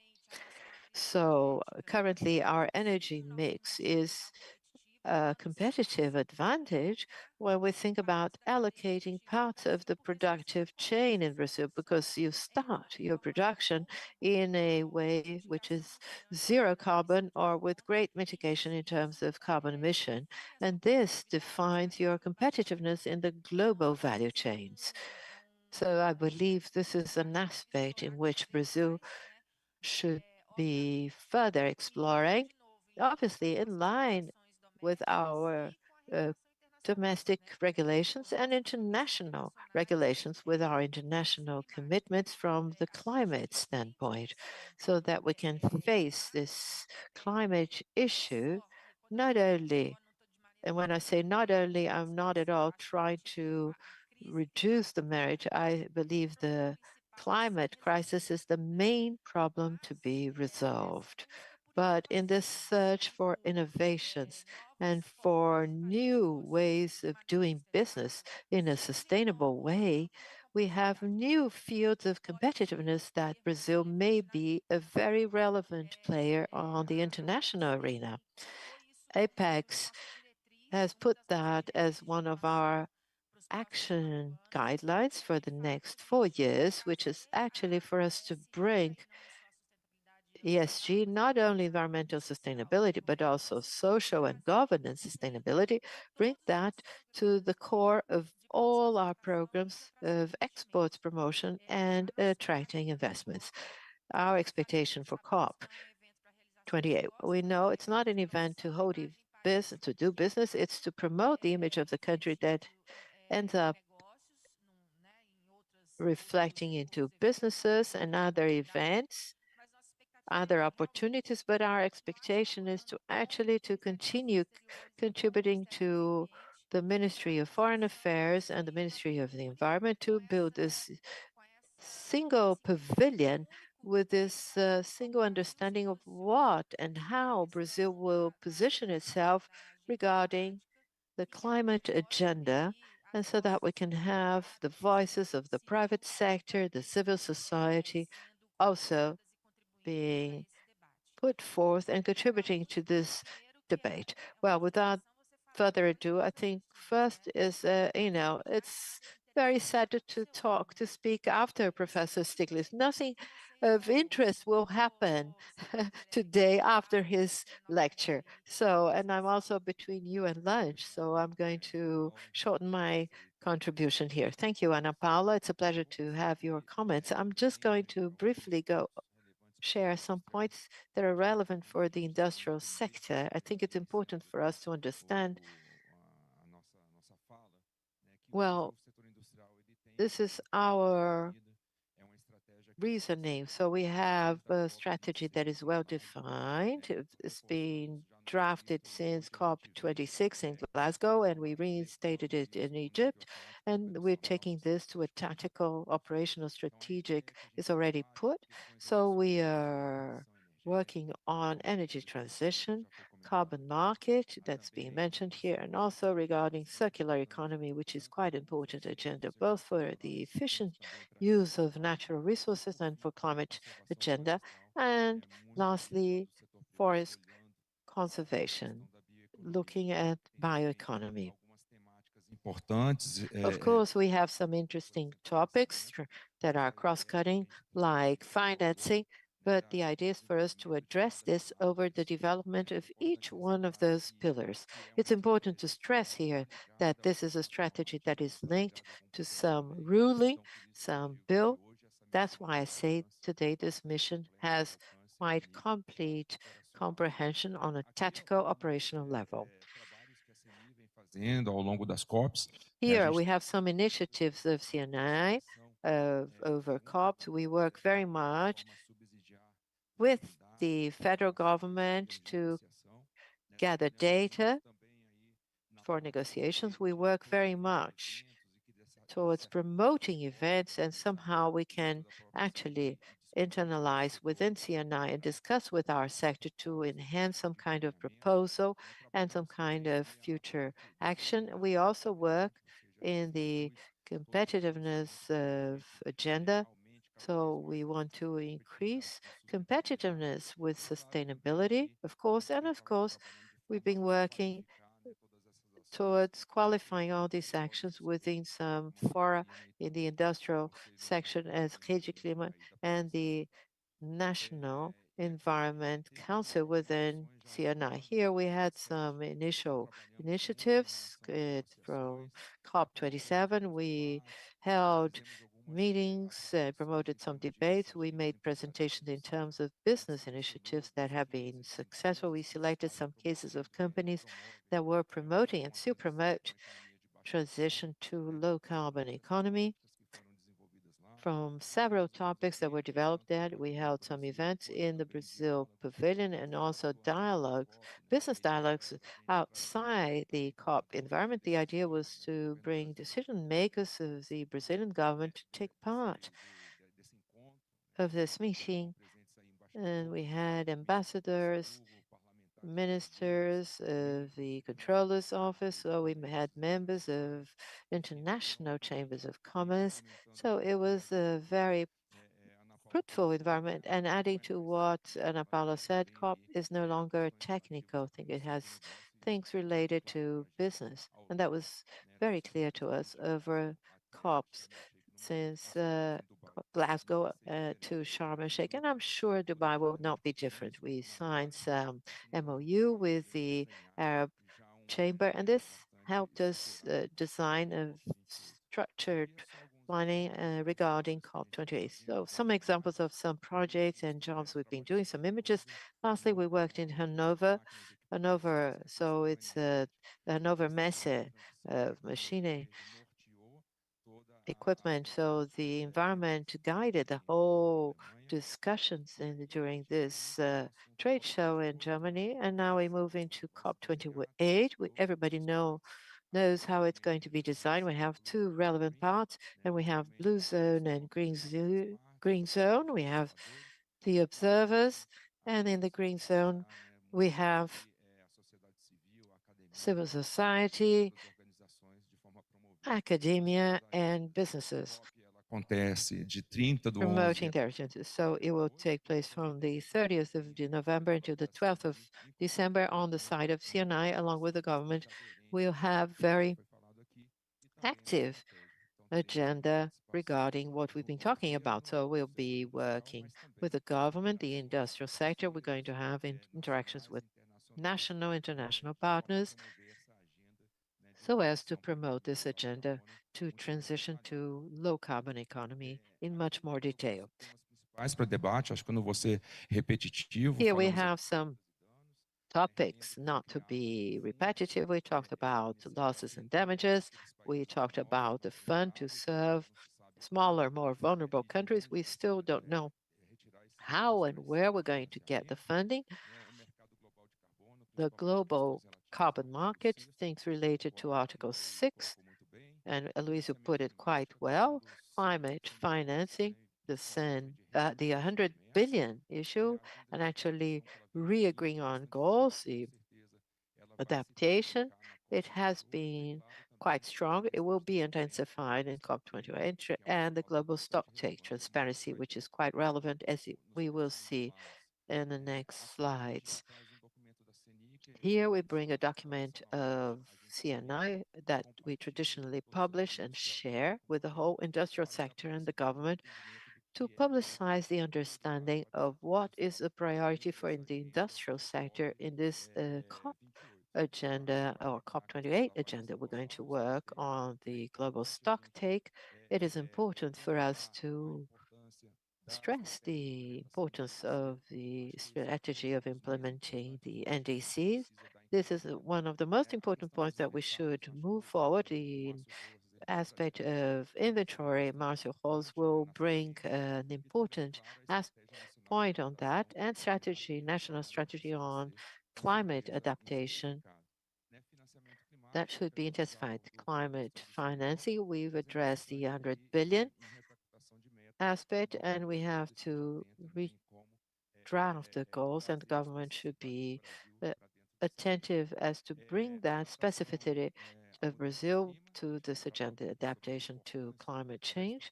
We talked about the importance of the national strategy on climate adaptation. This will generate financing. It's important for us to have information as to how to access the funding on an international level.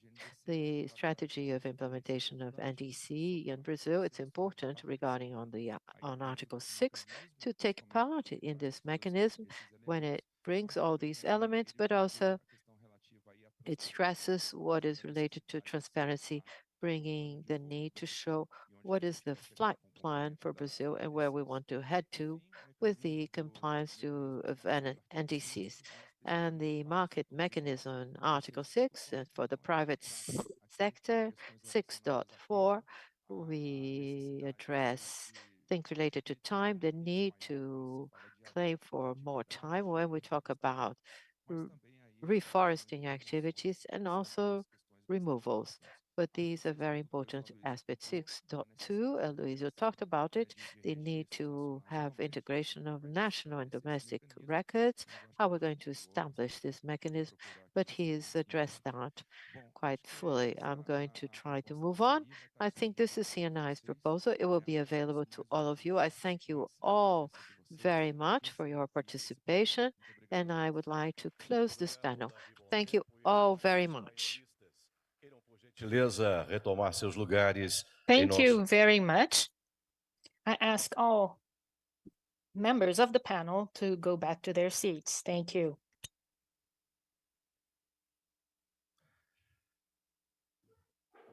Seguimos para o painel 1. As expectativas. Now we move on to the expectations of the private sector for COP28. The objective is to talk about the role of industry and the expectations to COP22. Monica Messenberg is invited.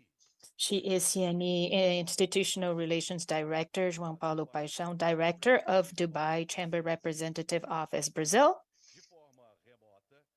And online, we will have the participation of Martin Durbin, President of Global Energy Institute of U.S. Chamber of Commerce, and Fernanda Baltazar, Institutional Relations of CCAB, Agustina Morney, Director of Skills, Jobs, and Diversity of Employers International Association, and Robert Holger Losch, President of Industrial Affairs of Business Europe. Monica Messenberg is going to be the mediator of this panel. Well, once more, good morning, everyone. It's a great pleasure to be here talking about such critical topics, expectations towards COP28 by the private sector. I'd like to greet Marty Durbin, who is online, Fernanda Baltazar, who's also going to be online, Christina Morning, and Holger Losch. Hope I have pronounced your name well. Well, COP28 is going to be an important moment for everyone, governments, international bodies. Everyone is going to join in Dubai and advance in negotiations under the UN about the Paris Agreement. The expectations are higher as the negotiations approach. Climate financing, carbon market, adaptation to climate change are critical to the industry and must be followed closely. Industry is a great ally of decarbonization because it's dynamic, it's innovative, and can generate wealth. To drive these features, we hope negotiations to get to concrete action and equitative action to the parties that may be implemented between industry, government, and the civil society. Brazil is led by CNI, has followed international conversations under the climate agreement. Issues related to climate finance and carbon global market will continue to be of great interest to industry, as we have seen this mentioned here today many times. However, COP28 is going to deal with a very important topic, which is going to be the dissemination of the first global stock take. This transparency mechanism of the Paris Agreement has the objective of assessing the collective progress of parties as to executing the long-term objectives established under the agreement. It is expected that the first assessment is going to be a parameter for decision-making and investment that is going to turn actions from countries to strengthen their national determined contributions, their NDCs. In this sense, we understand that Brazil must present as soon as possible an implementation strategy for its NDCs that must be robust. This is going to make easier for governance and for all sectors involved. This panel is going to debate and get to know the main expectations from the private sector, the global private sector, for negotiations that are going to take place in November in Dubai. Now, to start our conversations, I am going to introduce our participants, and then I will ask questions and raise some topics. I'm going to try and do this as briefly as possible so that we recover our time. Agostina Morne is Director for Employment Skills and Diversity at the International Organization of Employers of... She is online. She is an expert in a number of sectors. She has been in the Brunei Permanent UN mission. Before her current position, she worked at the UN Department for Research. She is an expert in skills and the future of work. Marty Durbin, President of Global Energy Institute of the U.S. Chamber of Commerce. He's also online participating in this panel. A leader of the strategy and development of implementation of climate policies from the U.S. Chamber of Commerce. He has worked in the API, American Petroleum Institute, in the America's Natural Gas Alliance, in defending interests and assets. Marty is a member of the Governance Project Bipartisan Policy Center, BPC, as well as chairman of Wider Cycle, an NGO, which has the objective of eradicating poverty. We're also going to have Fernanda Baltazar, Institutional Relations Director of the Brazilian Chamber of Commerce. She has a master from the University of Cambridge and the Bradford University in England. She has experience in foreign trade. She has worked at Coimex Trading and industries such as Nestlé Brazil and Ajinomoto.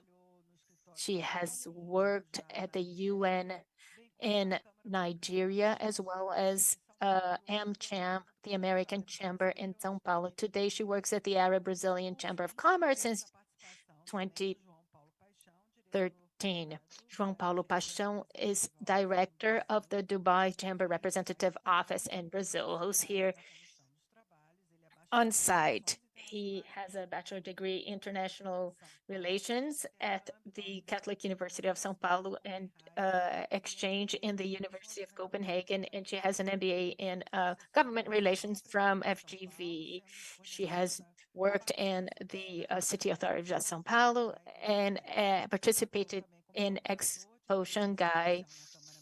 She has also worked at the American Chamber of Commerce Brazil, as well as International Business Executive for the Arab Gulf, manager of the intelligence of the Arab Brazilian Chamber of Commerce. Now he is the chief of Dubai Chamber of Brazil that gathers over 350,000 companies in Dubai and the United Arab Emirates. And finally, Holger Losch, chair of the Industrial Affairs Committee from Business Europe, who's here also online.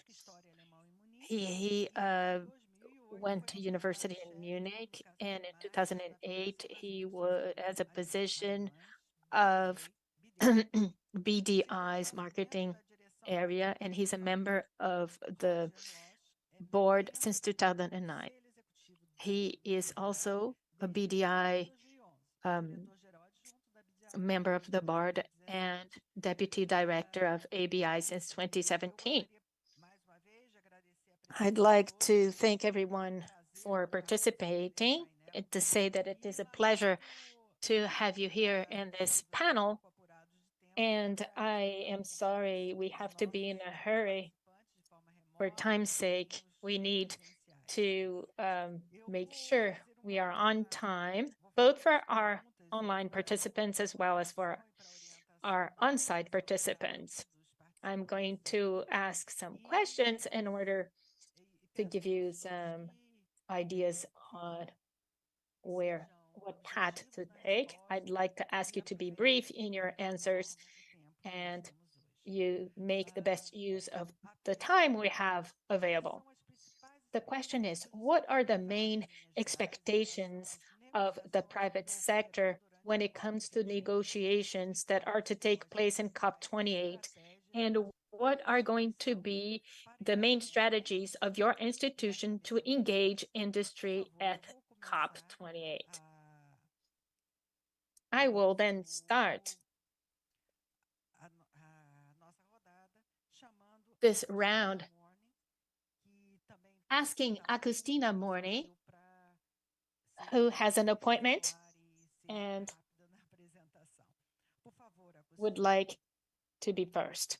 Go ahead, Agostina. Thank you, Monica. Thank you very much. I hope you can hear me well. Thank you, Monica, and also Davi and the whole CNI team for inviting us. Unfortunately, please excuse me, after my intervention, I must leave for another appointment, which cannot be changed. But I will try to be brief in my intervention. So your questions was to do with what are the main expectations of the private sector regarding the negotiations for COP28? The IOE, the organization that I represent, the International Organization of Employers, we represent more than 140 employee organizations globally. And we are on the front line when it comes to policy negotiations, specifically on labor and social issues. But of course, labor and social issues also has linkages on climate change strategies, because obviously this is a cross-cutting issue. The COP28 president, Dr. Sultana Jaber, recently stated that COP28 represents a milestone opportunity for the world to come together, unite around decisive action, and to drive progress towards keeping the goals of the Paris Agreement alive within reach. So it requires a collective effort, so we all need everyone at the table, and that includes the energy industry.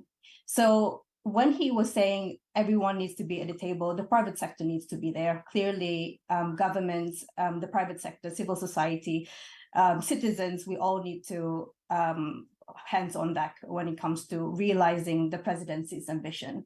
His ambition this year is focused around, as you know, fast-tracking the energy transition, transforming climate finance, and of course, putting nature, people lives and livelihoods at the height of climate action, and mobilizing the most inclusive COP ever. So the word inclusion here for us, it's quite refreshing, and it's something that we would welcome. For us, of course, we have Article 6, finance, loss and damage, adaptation, the Just Transition Work Program. These are the main issues that we are following, because that's linked to our mandate, which is employment and social issues and labor issues. For us, we are also looking at the first global stocktake. We will be watching this attentively. And for us, we want to make sure that the negotiations does include the views of the private sector. For us, we will make sure that the H-leg report, Integrity Matters, which requires a follow-up action across the UN and specifically around the UNFCCC, is conducive for business. When we look at the Integrity Matters, there are a lot of rigid regulations or preconditions for private sector to be engaged. And these are, I would say, our biggest concern. And just to highlight how we're going to engage in Dubai for COP28, we have what we call Employers Alliance for Green Skills. Green skills is so important. And if anything that comes out of the message from me today is we need to include the green skills, upskilling and reskilling of workers in order to promote this just transition that we've been talking about. Only then that we can make sure that we can maximize the opportunities that come with the just transition. So we will be bringing employers through this business alliance in COP28, and we look forward to work with CNI, of course, which is a powerful network at COP28, to make sure that their voice, the industry needs are amplified there, especially those from developing and least developed countries, to make sure especially micro and small medium enterprises voices are also heard, but specifically making sure that the skills anticipation tools are relevant and prominent and not missing in any of the policy conversations. I stop here, Monica. Please excuse me. My colleague, Robert Marinkovic is listening online, and we will looking forward to continue to work with you after the event as well. Thank you very much. Muito obrigada, Cristina. Foi prazer tê-la aqui conosco. Thank you very much, Agustina. We're sorry for the delay that kind of compromised our time here, but thank you so much for your participation. I'd like to call Mark Durbin, President of Global Energy Institute of the U.S. Chamber of Commerce, to make his comments as to the main expectations of the sector, and especially what his institution is planning as engagement under COP28. Great. Well, thank you, Monica. And want to just say how much I appreciate the invitation to join today's discussion, and to thank my fellow panelists as well. Now, if past experience is any guide, trying to guess the outcome of the COP negotiations is not only going to be difficult, but it could be dangerous. So whatever the result of the negotiations are, what I'd like to do is take a little bit higher level and a more optimistic view from the business community standpoint, because I really believe that the business community has got to view the conference in Dubai and the COP process itself in the future as a real opportunity. This is an opportunity to highlight the leadership role that the private sector and the business community has taken on financing, developing, deploying, and commercializing climate solutions. It's an opportunity to make clear that we are and we must be part of the solution. And that requires an effective partnership with our governments, both domestically and globally. It's also an opportunity to change the long-term narrative on what's required to address this global challenge.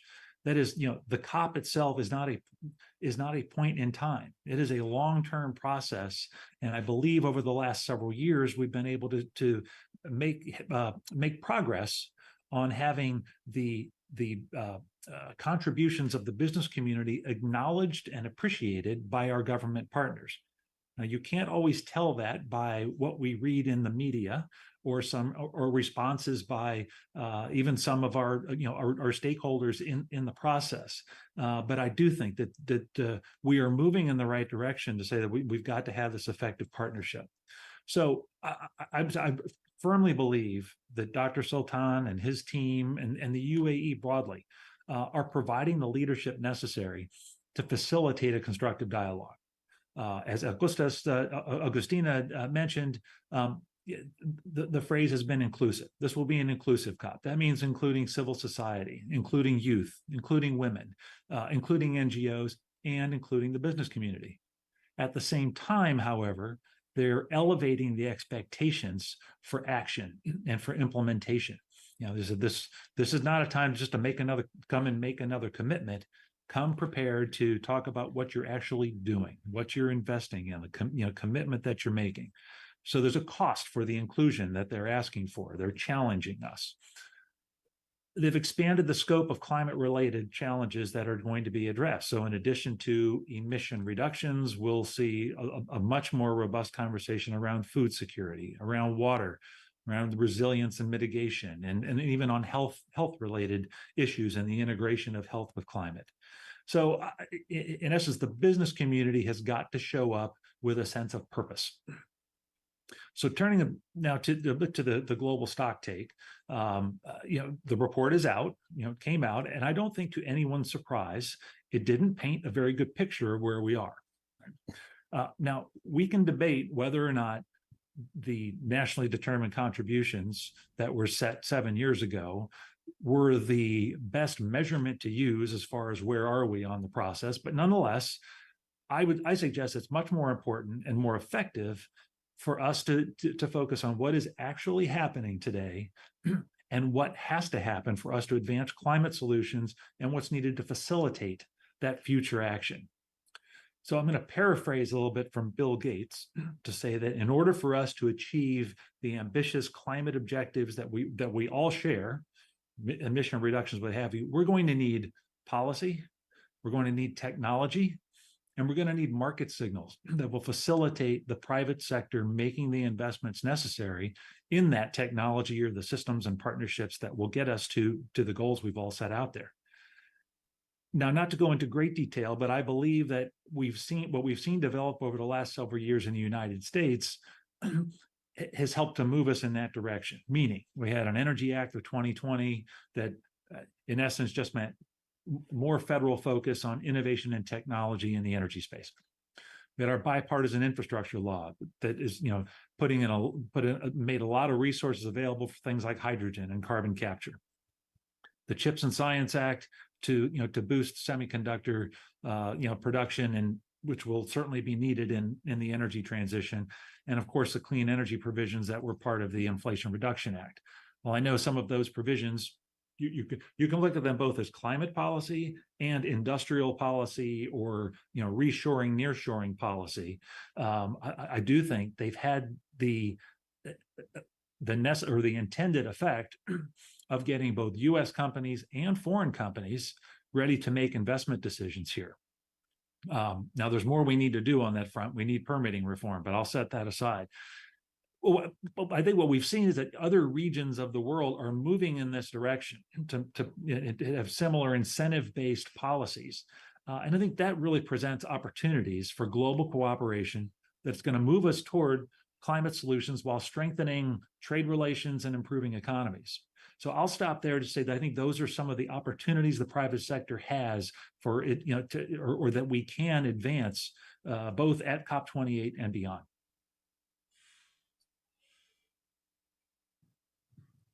Okay, obrigada, Martin. Okay, thank you, Marty, for your remarks. Actually, there is a need for us to have a broader view on the private sector, public sector, and tap into this opportunity COP will give us to move forward in several aspects that are key to resume growth as a whole. Well, I would like now to call Fernanda Baltazar, Director of Institutional Relations of the Arab-Brazil Chamber of Commerce. Fernanda, please, your remarks. Hello, good morning, everyone, and thank you very much for the invitation. Well, the Arab countries over time have worked very much on this agenda of new technologies, and they have a view towards diversification of the market, considering the planning that they call Agenda 2030, the various countries in the Gulf region as well as in Northern Africa. And those states and nations have been giving this guidance to the private sector. I've seen very much, especially talking about food security, as Marty has just mentioned, that is extremely important. That is a strategic agenda for them. You see it growing a lot in the part of innovation and technology companies that are focused on agri-techs, green techs. So there's great growth there, as well as energy diversification. So this investment in renewable energies in their various formats. And for COP28, well, this will not be different.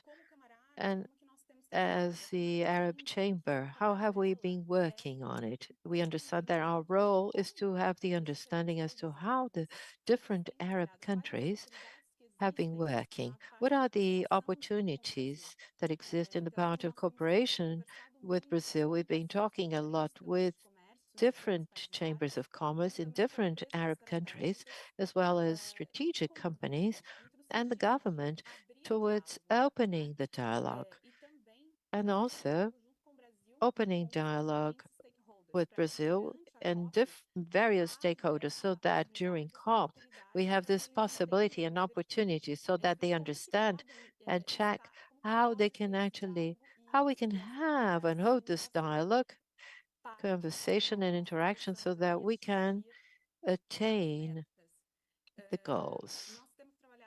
We've been working together with CNI as well as different chambers of commerce, and we intend to do that, precisely that, to have this interaction with the private sector and to let dialogue to happen, not only during COP, but very much thinking about creating a positive agenda. From there, what can be materialized, what can be worked on, and to create an agenda for the forthcoming years. So there's very clear understanding on the part of the Arab countries on the urgency and the need so that we have hard work on sustainability. So the chamber is totally available, and we have been trying to have this intermediation and generating dialogue, bringing information to various parts of Brazil, considering the opportunities we have in terms of cooperation, attracting investments, and also diversification based on the sustainability agenda. Thank you, Fernanda. I'd like to give the floor to Holger Lusch, Professor Holger Lusch, to talk about the expectations of BDI and this new moment. Yeah, thank you very much. Muito obrigado for the invitation. It's a great pleasure to join this distinguished panel. Well, I've been taking place in COPs since 2008. And what is amazing about COPs is that it's always the same expectation game before it starts. So everybody seems to wait for a dramatic showdown at midnight or after midnight where every problem is solved. But in reality, COP is a decade-long process which really has changed a lot of things, but not in dramatic showdowns. So I think this is something we in the private sector very often are suffering from, that there is from the media and from parts of the political and the civil society sector, there's this expectation that huge and dramatic things are going to happen at a COP, and I think it's going to be the same at this time. But COP process has really achieved a lot of change in the world, and I think everybody who is part of this process should be proud of this. Well, first of all, I think it's all about investments. We did a study with Boston Consulting Group 2021 and on how much additional investment is necessary for Germany to reach its 2030 goals. And we came up with about 860 billion euros of additional investments between 2019 and 2030. So this displays that there is the need for millions of individual investment decisions by by citizens, by governments, by companies, which all have to come quickly, which all have to come bold, and which all have to come for the right thing at the right time. And I think that's the general problem. We don't lack any targets anymore. Everybody, I think, is clear. The business community is very clear that a +3 or a +4 degree world is not going to be a paradise for companies, for business. This is going to present us a lot of disruptions. And therefore, I think the private sector is really ready to play its crucial part in this change. But we need to get rid of all of these burdens and hurdles which prevent people from investing in the right thing. And so for me, and there was a lot of talk about the inclusive character of the COP. I recognized in the last COPs a certain feeling or a sentiment in part of the civil society that they say, okay, why should we include business sector or private sector or parts of the private sector we don't like into these discussions? I think this is very dangerous. And one of my greatest expectations is that this COP is going to really come up to this expectation that it's an inclusive COP, because the private sector has to play a crucial role. We need to come up with the right investments, we have to come up with the right innovations, and we have to come up quickly and at a huge scale with all of these things. And therefore, I think private sector should really be an absolute integral part of every COP. So what we, of course, see is that we see a lot of problems in financing investments. So that's a question of international climate finance. And this is one expectation we really have, that at this COP we will see changes to the better for this, to make it easier to invest globally. And I would allude to Article 6, especially for this, something we've been talking about for quite a long time and not have found a lot of friends, especially in our own government, but in parts of the governments, there's quite a reluctance to go very tough on or very further on Article 6. So what we need is, another thing is we need to get rid of a lot of obstacles. If I may now come to my own country, we are having a huge discussion in Germany if our processes and structures, our rules, our regulatory frameworks are really fit for any purpose. And I think we will find around the globe a lot of other countries which might have the same discussions. And this should be at the core of the discussion at the COP as well, that everybody has to be aware that if we want such huge amounts and such huge numbers of large investments happen, we really need to have frameworks, regulatory frameworks, international trade frameworks, which are inducive for this. So I think Marty talked about more of a culture of incentivizing investments, and I really would underline this. This is the key. We have to make these investments happen. For us in industrialized countries, of course, the question of level playing field, comparable ambitions is a very important thing. As you all know, especially Europe has a lot of problems with carbon leakage or measures to prevent carbon leakage, which of course lead to other problems in trade policy with other partners.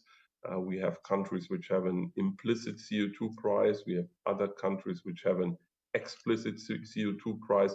How do you make this comparable? So there's a lot of work still to be done in the global community to make the ambitions of the countries comparable, so that we can really go on in trading, in investing in other countries, and on this way really getting closer to the targets. One last thing, I think that the multilateral approach the cooperative approach, especially when we are talking about cooperating with the global south, as it's called today. This is very important. We need to have a good discussion about how we can enhance a global climate financing, especially for the developing countries. And I am very much looking forward to this discussion. We as PDI and Business Europe, we will be present there. We will not have an own pavilion, but we will be in a lot of formats discussing with colleagues, discussing with civil society, discussing about technology, about financing. And of course, before we go to the COP, we will have a lot of discussions with our own government and with the European government, which are, as you all know, very prominent players in the COP scene. So that's it from my side, and thank you. Obrigada, Roger, pela sua intervenção. E passamos já em ato contínuo aqui para João Paulo. Thank you, Olga, for your intervention. We're going to turn over to João Paulo Paixão, representative of the Dubai Chamber. Thank you, CNI, for the invitation. Some remarks for us to think together. Actually, the expectations for this COP seem to be similar to the previous COPs, because we have this hope that negotiations that are taking place until the event actually materialize practical measures of the countries towards the difficult goals that the planet has before itself, with a slight difference in my view. The UAE, one of the greatest producers of oil and gas, faced with this global debate, placed in this position to gather global leaders to discuss a super important topic. Dr. Al-Jaber talked this week saying that this will be a very honest COP with a global stocktake that is available for the discussion in all countries. We're going to be able to look at the problem with a transparency that has never been seen at previous COPs. Dubai is also placing itself as a global city in a very interesting way. As a benchmark, we expect to get 70,000 visitors during COP. We have the possibility, thinking that the moment between Brazil and UAE in terms of bilateral trade is great. Brazil is a strategic partner for UAE, and UAE have set very aggressive goals so that we, by 2050, to be one of the first countries to reach net zero in terms of carbon emission. Our NDC has been revisited 2 months ago. By 2030, we will have changed our goal. That was to reduce by 31% carbon emissions. We've increased that to 40%, the reduction, and the Dubai Chamber, whose office I represent here in Brazil, has a very important role in coordinating the dialogue, very similar to what CNI has done brilliantly here in Brazil. In Dubai, we have 350,000 companies operating under our institution with various business groups, one geared only towards environmental service industry. And we've been promoting a lot of debates to be able to channel the main issues and bring proposals so that we can attain those goals. I see that Brazil and the UAE have a historical background of collaboration and cooperation, and especially in technology and investment. I say these are the two main bilateral cooperation drivers. At the UAE, we have a lot of capital. We have some capital of Emirates present here in this segment. The Mubadala founder from Abu Dhabi There is a refinery in Bahia that has announced 12 billion in reais in investment in a biodiesel refinery, and we understand there will be increasingly more projects in this direction in bilateral cooperation. We have been helping SMEs, international companies, to have operations in Dubai to make it a hub to attain international markets. And we have certain demands that we understand are going to be growing to understand how people can access capital, green bonds that are being launched, the green exchanges that are being structured and regulated in the region, and how to have access to technologies, the largest wind and sun farms that are being built in the Emirates.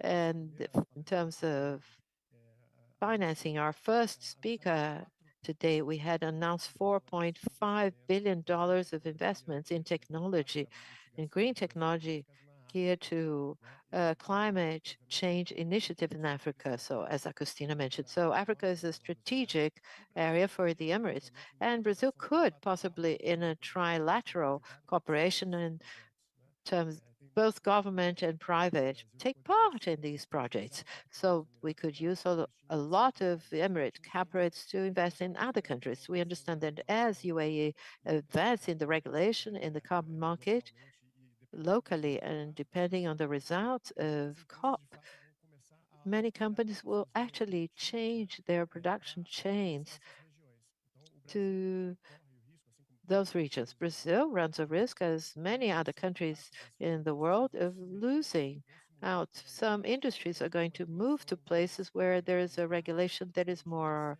friendly, where the access to green financing will be more available, where technologies are also going to be more adopted because the governments, the local governments in the UAE are ahead of this frontier. So the sooner this movement can happen, the better.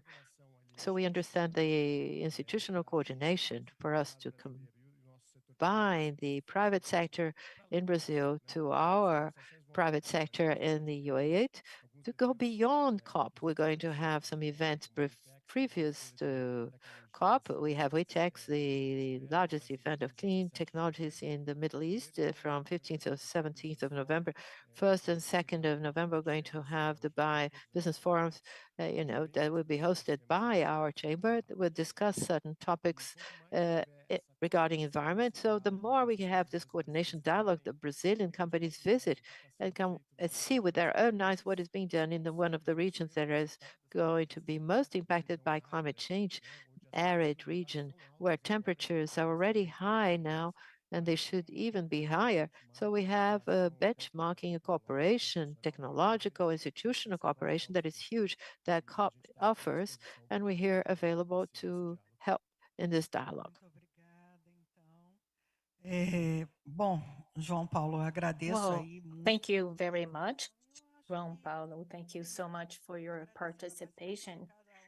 I'd like to thank each one of the members of the panel that not only brought their perspective, but also what they expect with the results of the COP. I would like to say that industry is a great ally in decarbonization, and we hope that negotiations will lead to fair, concrete action that the parties may implement in common. Government, private sector, civil society can have the conditions to really get to the hoped change for a low carbon, more sustainable economy.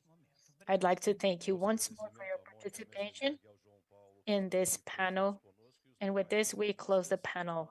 I'd like to thank the members of the panel that are here and those who are online. I'd like to ask those who are at the stage to go back to their seats. We are now going to start with special session number 2. We'd like to invite Marcelo Tomé. He is the president of Amazonia Plus 21. Marcelo, you have the floor. Go right ahead.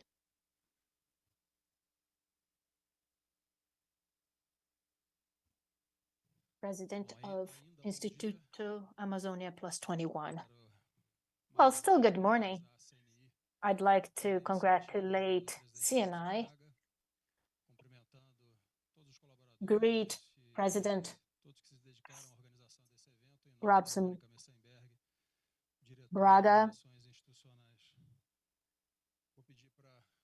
also Monica Massenberg, Institutional Relations Director. Thank you.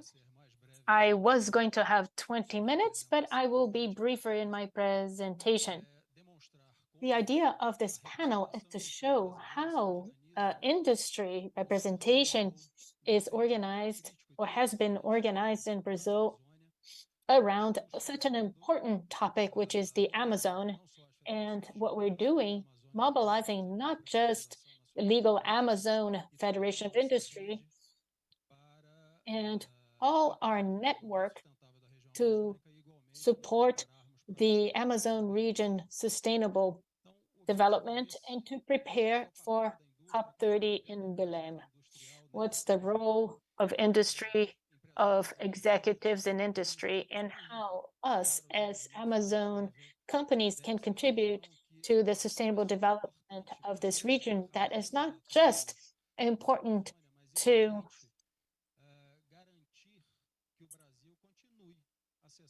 reduce the delay, but also to make sure that Brazil is going to continue accessing best markets, because otherwise we see a number of countries, we see the Europe announcing restrictions to Brazilian imports because sometimes we haven't managed so far to guarantee integrity both of the forest of the Amazon as well as the commitments that Brazil has assumed in reducing deforestation, reducing emissions, and that is critical so that Brazil continues to grow, that we continue to open doors in global markets, and increasing our relative participation in foreign trade. Recently, 2 years ago, as David said, as of Glasgow, CNI has taken a commitment for a low carbon economy placed on 4 pillars that has been mentioned: a circular economy, energy transition, carbon market, and forest. These topics are connected to the Amazon, and we have a mature, organized network in order to deliver, to be the implementation partner of this strategy of Federation of Industry all around Brazil, especially in the Amazon region. Considering the challenges that we need to overcome, extreme climate events, climate agenda, the need to progress to a sustainable production agenda, preparing Brazilian companies, especially in the Amazon, to prepare for this context, as well as delivering the Sustainable Development Goals, SDGs,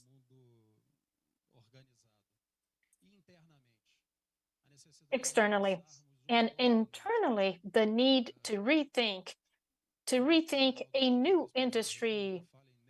Vice President Alckmin talks about neo-industrialization, regardless of the term we use, and especially to unleash the sustainable development of Amazon, we need to think, what is the industry that dialogues with the economic potential of the forest? And this needs to be supported by an innovation component, science and technology, that's going to try and understand what are the sustainable processes we will need to identify so that we can really lead to this new industry in the Amazon, from bioeconomy, from a forest, economic potentials with a very special governance. That's why this organization called Instituto Amazônia Plus 21 can do this, led by CNI. We already have a good government. We already operate in various levels, talking to local governments, with communities, through education systems, and obviously with companies. So to participate in the sustainable development for Amazon is what we call Institute Amazonia Plus 21. Here are the tools that operate in favor of the Amazon, be it CNI, Legal Amazon, Federation of Industries, innovation, a very strong action from CNI in this agenda.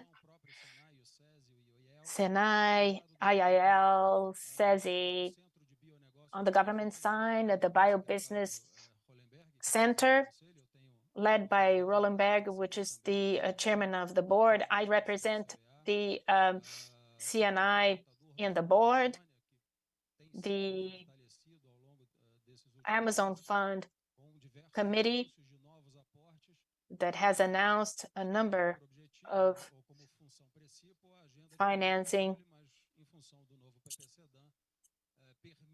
and now can allocate 15% to the Sustainable Development Agenda for economic development. And this talks directly to what we do at the Institute, structuring projects and actions to unleash sustainable business in the Amazon. We also have the government that has an Amazon-specific committee to create actions for the development of the region. I think this picture shows the challenges.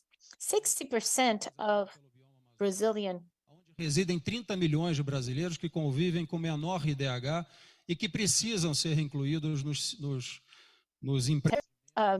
Human Development Index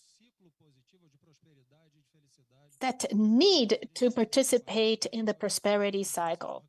We need to prepare people for this. We need to organize new actions, new endeavors to take in those people. An example is that scarcity led Europe to use all sources of energy that were available gás natural da Rússia. Isso, de certa forma, coming from Russia. And that explains why the Amazon biome is it's a victim of aggression because of scarcity.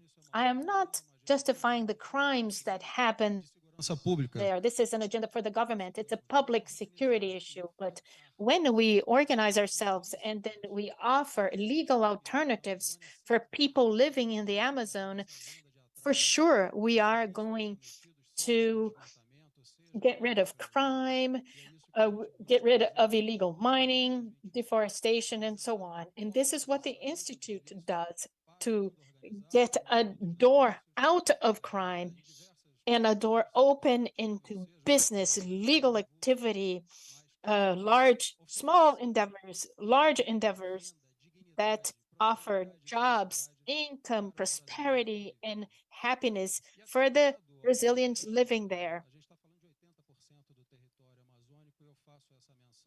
As of the Northeast, we are discussing in Brazil an agenda that can be very useful for sustainable na margem equatorial, development of the Amazon, which is the exploration of oil at the equatorial margin. Some claim it is in the Amazon, but it doesn't. It will be on the Brazilian coast. And the first well Petrobras is studying is about 500 Amazonas, não tem qualquer relação com bioma, tem relação com a beginning of the Amazon River.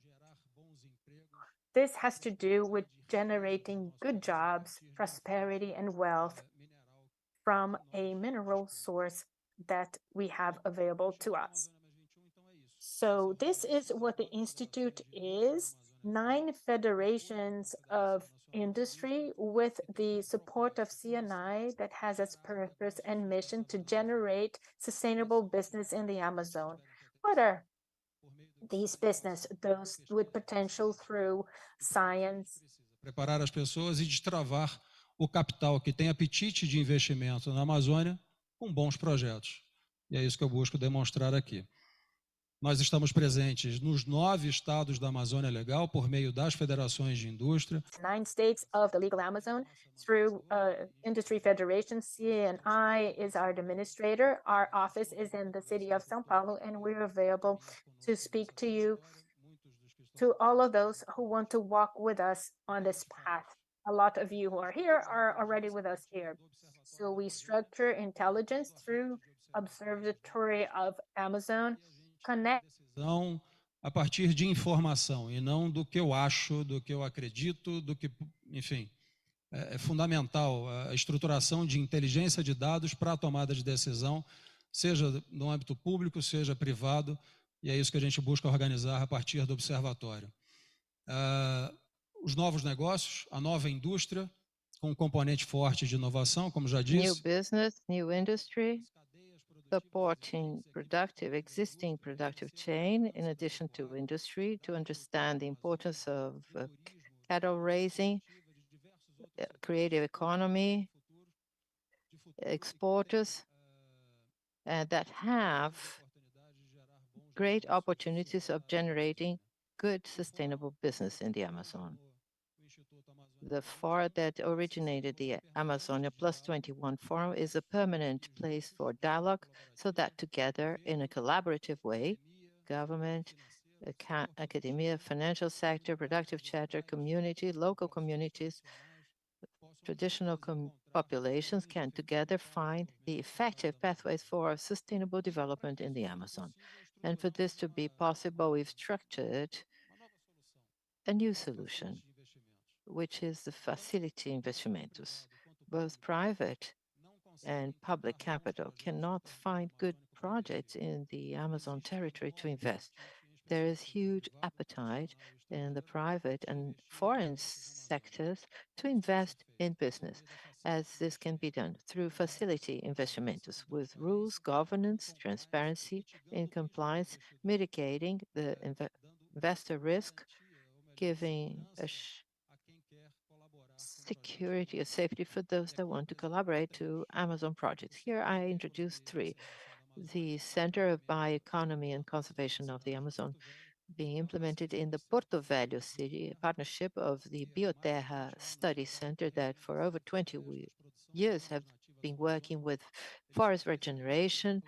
They are experts in planting the Amazon forest. This is a critical agenda for the country, for the Amazon region, and a huge opportunity for business. And Rio Terra is ready to support those that are interested in the partnership with Institute Amazonia Plus 21. And this is Socio Energia, our partner that has 1 million hectares so that CBCA can be implemented, and whose goal is to dominate regeneration, forest regeneration techniques, and several other necessary actions to the preservation and conservation of the forest, actually originating carbon credit from this experience.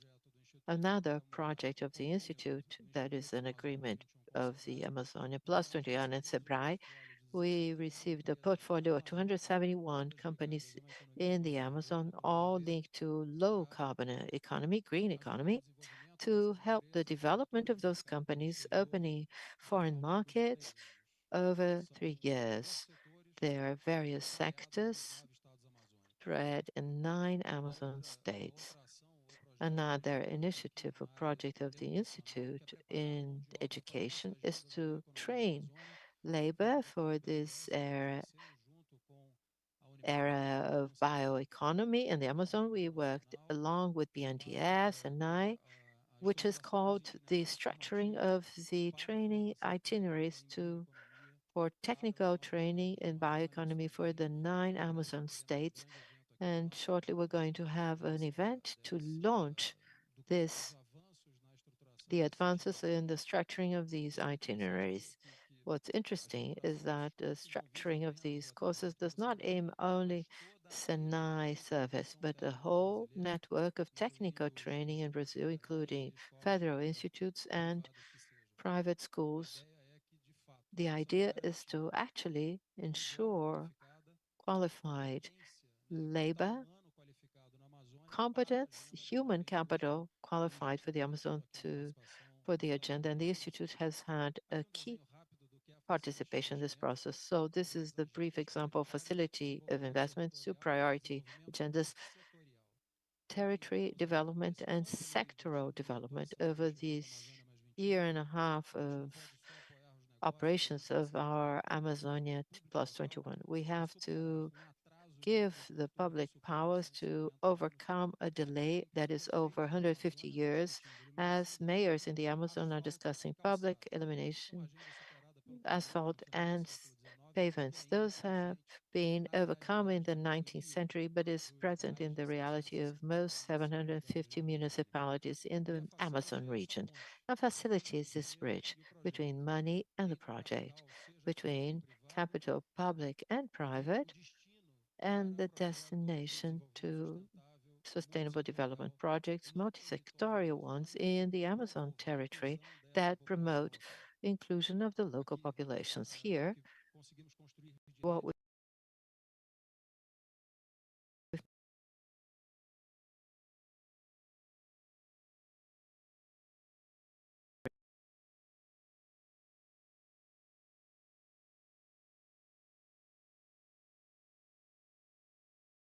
as we need to overcome or to win this game. Otherwise, Brazil will have its reputation increasingly more impacted or tarnished. And this is trying to drive what Brazil has done for the Amazon, structuring good businesses, complying with the rules, and including its population in the process. It is key that we get prepared to an event that it will take place in Brazil, which is COP30, not only to ensure that Belém is prepared, but that the benefits of this event may spread throughout Brazil and especially to the whole Amazon region. It is a key moment in which Brazil reinstates its commitment to an agenda that is of low carbon. We have the best and greatest opportunities of leading this on a global level, be it in the field of forest, carbon, energy transition, and so many other examples that we have to show. But what is key is governance and collaborative work. And this is what we promote through the Institute Amazonia Plus 21. Thank you, Marcelo Tomé, for your very reaching explanation. You can resume your seat, and we move on with the special session number 3, presentation of the organizational National Emissions Registry System, SIRENE, whose goal is to present a system for information on corporate inventories in the country. We invite to stage Marco Rojas da Cruz, Deputy Director, Department of Natural Sciences at the Brazilian Ministry of Science, Technology and Innovation, with Marcelo Castro, analyst in Science and Technology from the Ministry of Science and Technology and Innovation. I hand over to Marcio Rojas.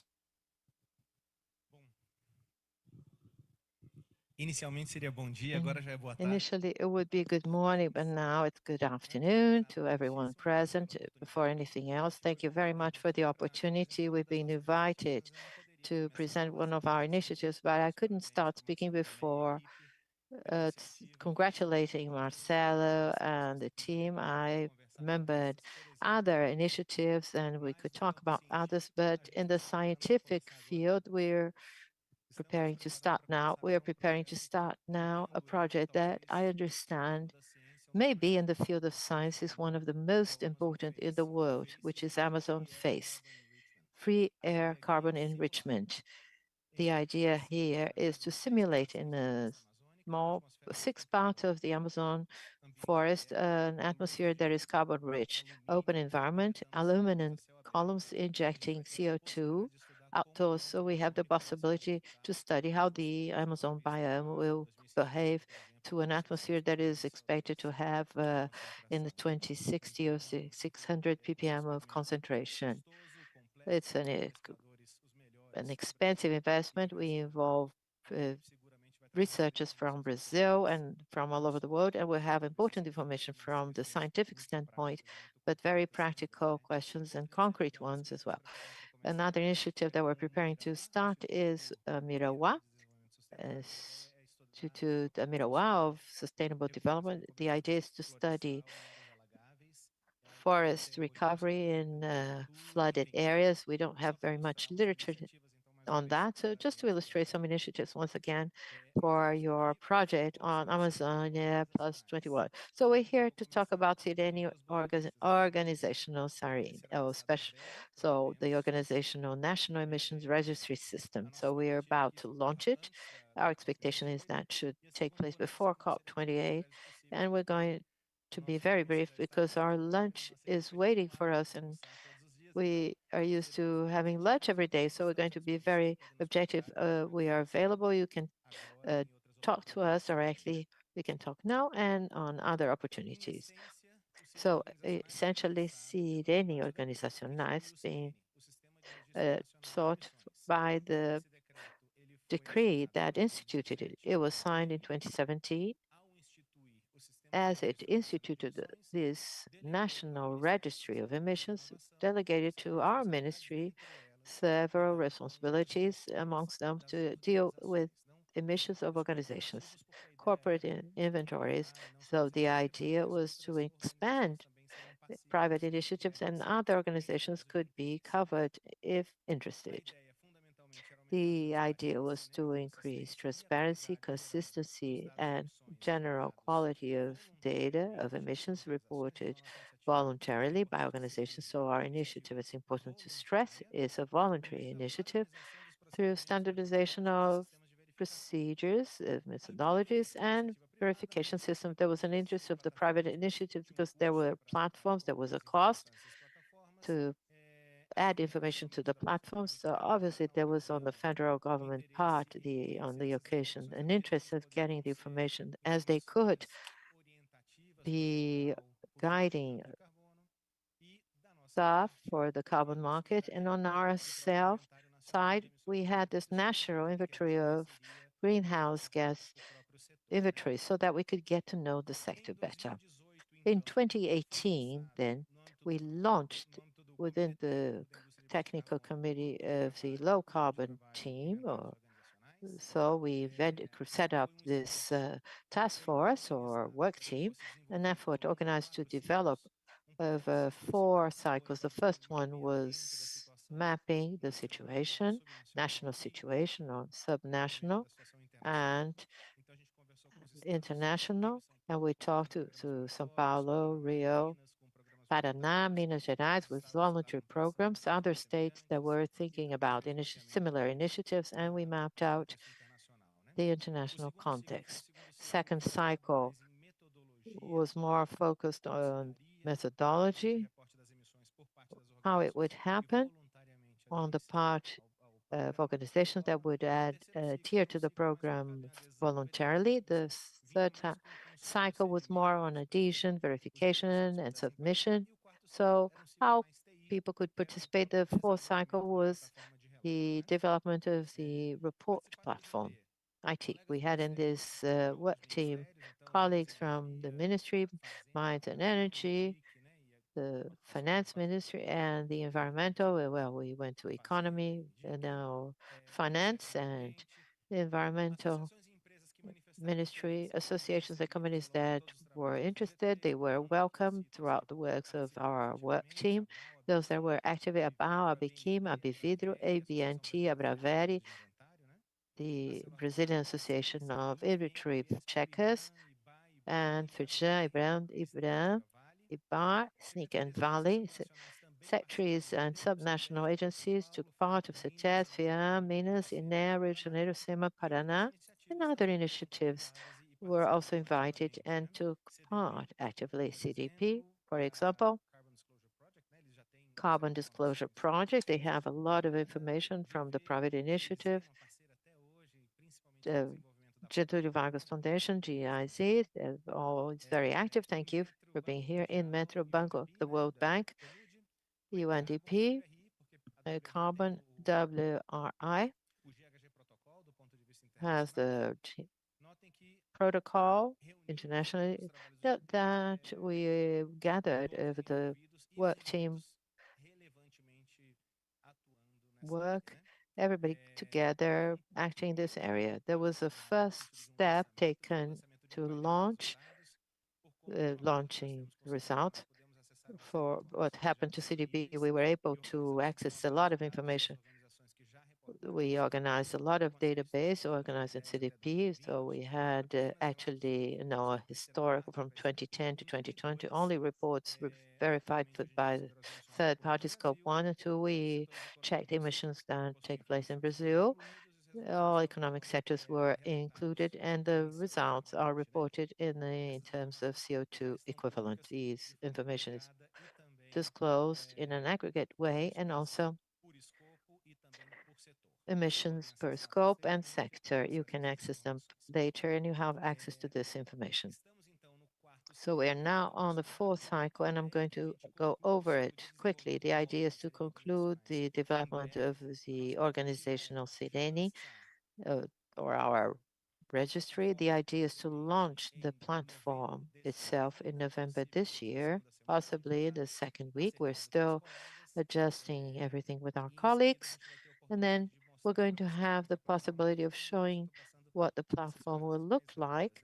This is why I'm going to over this quite briefly. Some important piece of information is that in the 5th of September meeting last week of the Technical Committee of Low Carbon, well, when the committees happened again, we again had the work team of organizational inventory. So we're starting a second stage of our work team, and the proposal is that we work on a fifth cycle that is devoted to training, engaging players. So I invite you all, if you're interested, you can talk to us. It will be a pleasure to work with you for the next few months over the second stage of our work team. Before handing over to Marcelo, a navegação pela plataforma, né? Eu não poderia deixar de agradecer. I should thank the colleagues from the Ministry of Development, Industry and Trade. They have been partners from the very beginning, helped draft the decree of Sirene, the CNI colleagues. We have technical cooperation. They are here today. We get partners, special partners along with this whole challenge. The GIZ partners, and they've been partners in several areas, adaptation, for example, our thanks to them, and the CDP partners that we have a cooperation agreement with them. They have been very generous in sharing with us not only data, but also their experience in this area. So our words of thanks here. And with this, please share the video of the platform now. Boa tarde a todos. Esse vídeo é vídeo Good que vai afternoon, everyone. ações de usuário que é se cadastrar. This video will show the actions of a user that it registers and makes the inventory. So the first step is for you to register person responsible in the organization. So this is the public area of the system. You log in via the gov.br, our government system, and it's important to highlight everything. We have a digital system. So the login is via gov.br, and then we have a brief tutorial on the main functionalities of the system. Next step is registry of the organization, making the inventory. So we check the tax ID, CNPJ. If there is no CNPJ, if it's not registered, they make the registration of the institution. After this registration of the institution, as it's being the first person to register the institution, it is responsible for it. And the next steps, it may register other users to link to this organization. And at every new navigation or surfing journey, they have a tutorial within the platform that shows to them the main steps, and the institution is already registered and automatically. So people may be invited, they may be invited to take part of the institution responsible for the organization. those that they judge, they link a role to each one of those users. The person may be responsible, only a rapporteur or something like that. So the platform allows you to invite a user, so you can send to given people within the organization the invitation, they will receive it, and obviously they may be inserted within the platform within that organization.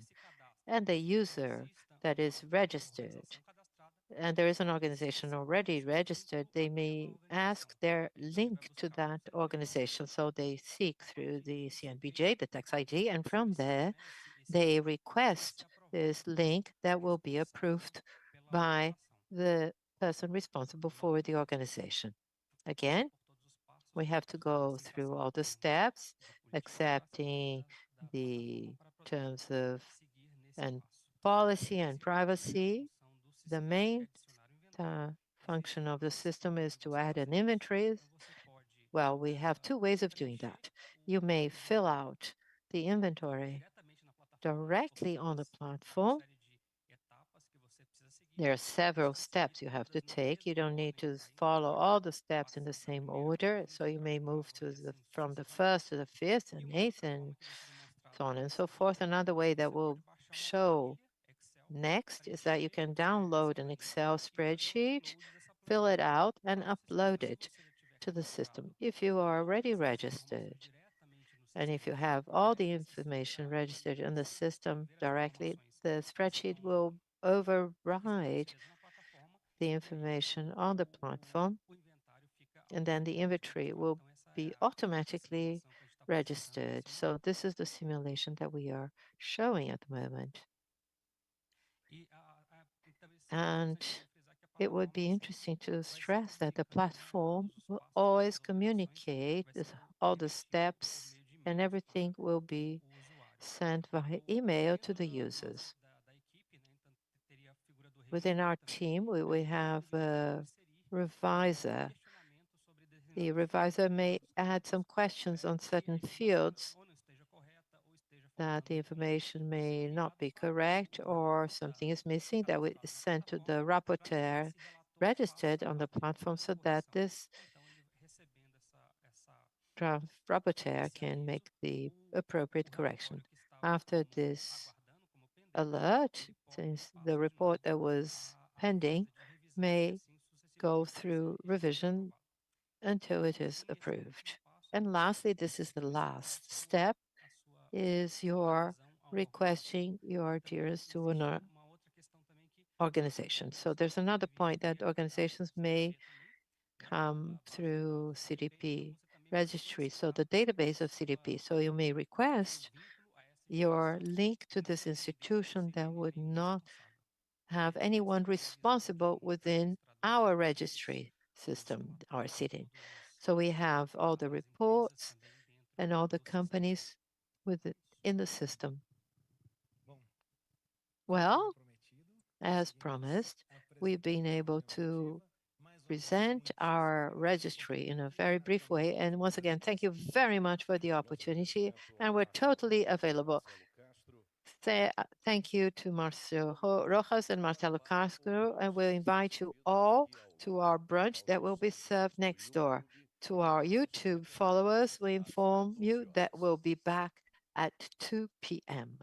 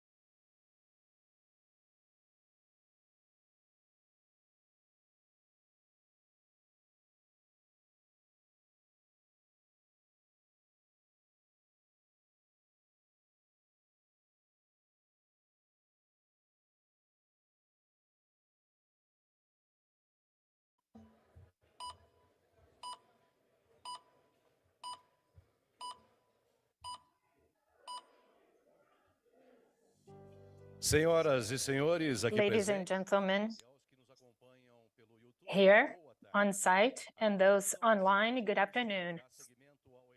The National Confederation of Industry will continue with the Pre-COP28 Dialogue. The idea is promoting a political dialogue between the public and private sector on relevant issues on the climate agenda that's going to be approached at COP28 in Dubai. Continuing, we begin with panel 2, energy transition, with the aim of presenting the scenarios for Brazil to maintain its renewable energy mix, as well as existing and innovative solutions aimed at the competitiveness of renewable energies. We would like to invite the moderator, Davi Bontempo, CNI's Environment and Sustainability Executive Manager. Leandro Albuquerque, Deputy Secretary for Energy Transition and Planning at the Brazilian Ministry of Mines and Energy. Renata Isfer, Executive President at the Brazilian Biogas Association. Roberto Ardengue, CEO of Brazilian Petroleum and Gas Institute, IBP. And online, we are going to have Barbara Rubin, Vice President of the Board of Directors at the Brazilian Association of Photovoltaic Solar Energy, ABSolar. I'd like to ask you to take your seats, please. Mr. Bontempo, the moderator, you have the floor. Well, good afternoon, everyone. Ladies and gentlemen, now moving on with our agenda today, we are now going to start tackling some topics that are going to make a whole lot of difference for the transition towards a low carbon economy, energy transition and focus, as well as corporate strategy towards carbon zero. We see initiatives in the private sector by countries. This is a trend that is increasingly strong. This is an agenda which is connected with the topics discussed this morning, particularly within CNI. We have been working tactically and operationally. We have a strategy, but a lot of the topics are connected to some kind of regulation or a bill or a large-scale project. We have examples. Energy efficiency. Today, CNI is leading a project called Alliance 2 with not that many resources invested in a project with a great success in terms of energy saving. The idea is to increase the scope of this initiative. We also work very hard on strengthening the biofuel national policy. We will see the comments from our panel members, expanding biomass, renewables, solar, also wind energy. I think a lot of media on CNI's initiative on offshore wind energy.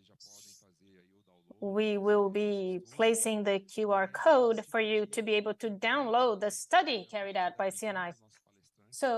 But we would also like to hear the perspective of our panel members. I'd like to welcome you. I think you have been introduced by our Master of Ceremonies, but so we don't need any more introductions. The main thing is to tackle our contact. I'd like to start the debate within this context and perspectives when it comes to scenarios in Brazil as well as internationally. And when we speak about renewable sources, one needs to consider regions, countries, but mainly one needs to understand the demand for these energy sources. So it is within this context that I'd like to give the floor, starting with Leandro, so we can see the perspective of the Brazilian Ministry of Mines and Energy when it comes to the demand, taking into account regions as well as countries. Well, first of all, I'd like to thank you for the invitation to represent Secretary Barral. He had to be in Sao Paulo. It's a great honor to be here. First of all, what we have seen, we look at these sources as opportunities to integrate Brazil in the global scenario, especially when it comes to carbon markets as well as a green economy. We like to repeat the figures. Brazil produces 90% of our electric power mix is renewable, and 47% of the whole energy mix is renewable. So we are way ahead of the majority of the countries around the world. So we have built this quite spontaneously with a surprising growth for both wind and solar energy, with highly competitive prices, offering low prices, including to industry. So how we see demand, while we see it as an opportunity for integration. We see many companies looking into these opportunities. These opportunities will open many doors for Brazil to be integrated in the global scenario. We're not only speaking about carbon market, but we heard our keynote speaker, a Nobel laureate, speaking about Mr. Stiglitz, spoke about integration that should come as a new mechanism beyond carbon. We have studied various mechanisms. Other markets, other countries have established rules beyond carbon market. So with Brazil, with all the potential and clean raw materials, can really integrate these Brazilian companies into the global scenario. And we are struggling to expand this, not to reduce competitiveness. And also the finance ministry has led an initiative, and the government is concerned about a gradual integration, so there is a smooth transition for our industry, that this will really represent an opportunity where there will be credibility for our companies to introduce themselves credibly to the world. How we build this green industry, how we generate jobs, how we generate income, and how we get the best environmental results from these initiatives. Thank you very much, Leandro. You have touched upon a number of topics, saying that carbon market is not a silver bullet. We see it as complementary to other solutions. One needs to expand renewable sources, reduce deforestation, increasing the role of biofuels, and then we are really going to be on our way to delivering our NDCs. This is something that we can always improve, and we have to understand that there's no silver bullet for this kind of approach. I'd like to give the floor to Barbara Rubin, Vice President of the Board of Directors at the Brazilian Association of Photovoltaic Solar Energy. Barbara, we'd like to hear your perspective. Thank you so much, Davi. I thank you for the opportunity to be participating online with all of you. For Absolar, it's a great honor to be here. I'd like to start by saying that Brazil has had a role model position when it comes to especially electric power mix with renewable sources. Solar energy has been a great ally. A second most participant source, 15% of our mix is solar. So the growth is very aligned with a growth of the market. I would say an organic, spontaneous private growth driven by centralized generation as well as distributed generation. That means there is a will by industry, by trade, as well as household consumers to do their part to the energy transition by using a green source and definitely reducing costs with electric power. So where we're at today at solar, it is a moment of growth, but one needs to look carefully into planning. We are celebrating this inclusion of renewables, but we need to understand that the expansion of the energy mix has to be planned, aligned with the wishes of energy transition, and by prioritizing every time, possibly economically, socially, insert renewable sources so that we can keep this position, having this renewable energy mix, but also expand this renewable energy mix. For this to happen, I'd like to leave a symbolic contribution that within the context of COP28, this is something we could be bringing as a country, as Brazil, would be to have a specific goal to get 100% renewable electric power.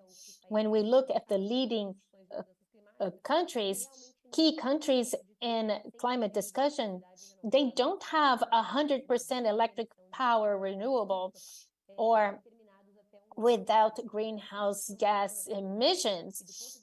So this is a discussion, and as a Brazilian association, well, establishing a goal may not necessarily drive growth of a certain sector, but it's a very symbolic step to give a positive signal to renewable sources at a moment that the rules are still under discussion, delicate discussion, and that bring about important topics for discussions in the sector. I'd like to hear from you and other fellow panel members to see your perspective on Brazil this year. Thank you so much, Barbara. Now, Renata Isfer, Executive President at the Brazilian Biogas Association, Abiogás. Renata, go ahead. You have the floor. Well, great honor also to be here next to people I really get inspired by. I will answer your question about demand, but I'd like to point out an important point after Leandro and Barbara's comments. Brazil does have an electric power mix that is very green. But we have to remember that the challenges connected to electric power have to do with how much power you have for rush hour, for peak times, and then hold that thought because I'll get back to it. But we need to think about the energy mix as a whole. And where is the main challenge there? It is heavy transport. Light transport is quite advanced when it comes to ethanol, but today it is biodiesel driven heavy vehicles. So I say so much about bio. I actually mean to say diesel for heavy transport. But biomethane is very important because that can add to the energy mix, because you can generate by using this fuel. The technology is the same as natural gas. So you can mix 50% natural gas, 50% biomethane, and then you are making the mix greener that also deals with how much power you need. And for transportation, is also important to have biomethane. And for this, we need a number of measures.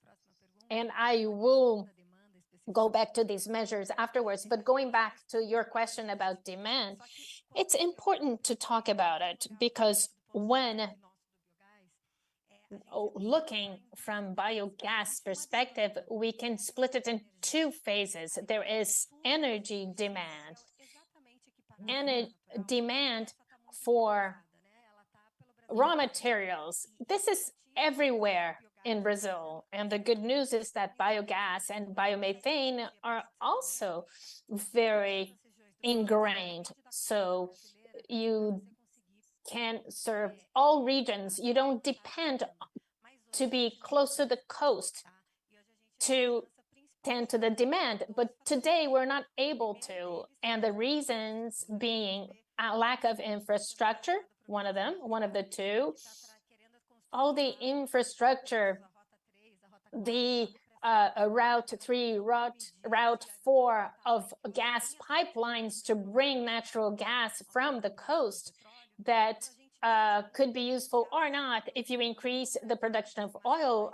While we have a potential for 120 million cubic meters, and the infrastructure for biomethane is much cheaper. So for you to bring this close to demand is much cheaper than a gas pipeline from the pre-salt provinces. So this also is complementary to onshore natural gas that we might hear from our fellow panel member. And energy demand is everywhere, and supply also. Today, biomethane, although renewable, there is no regulatory incentive as there is for wind and solar energy.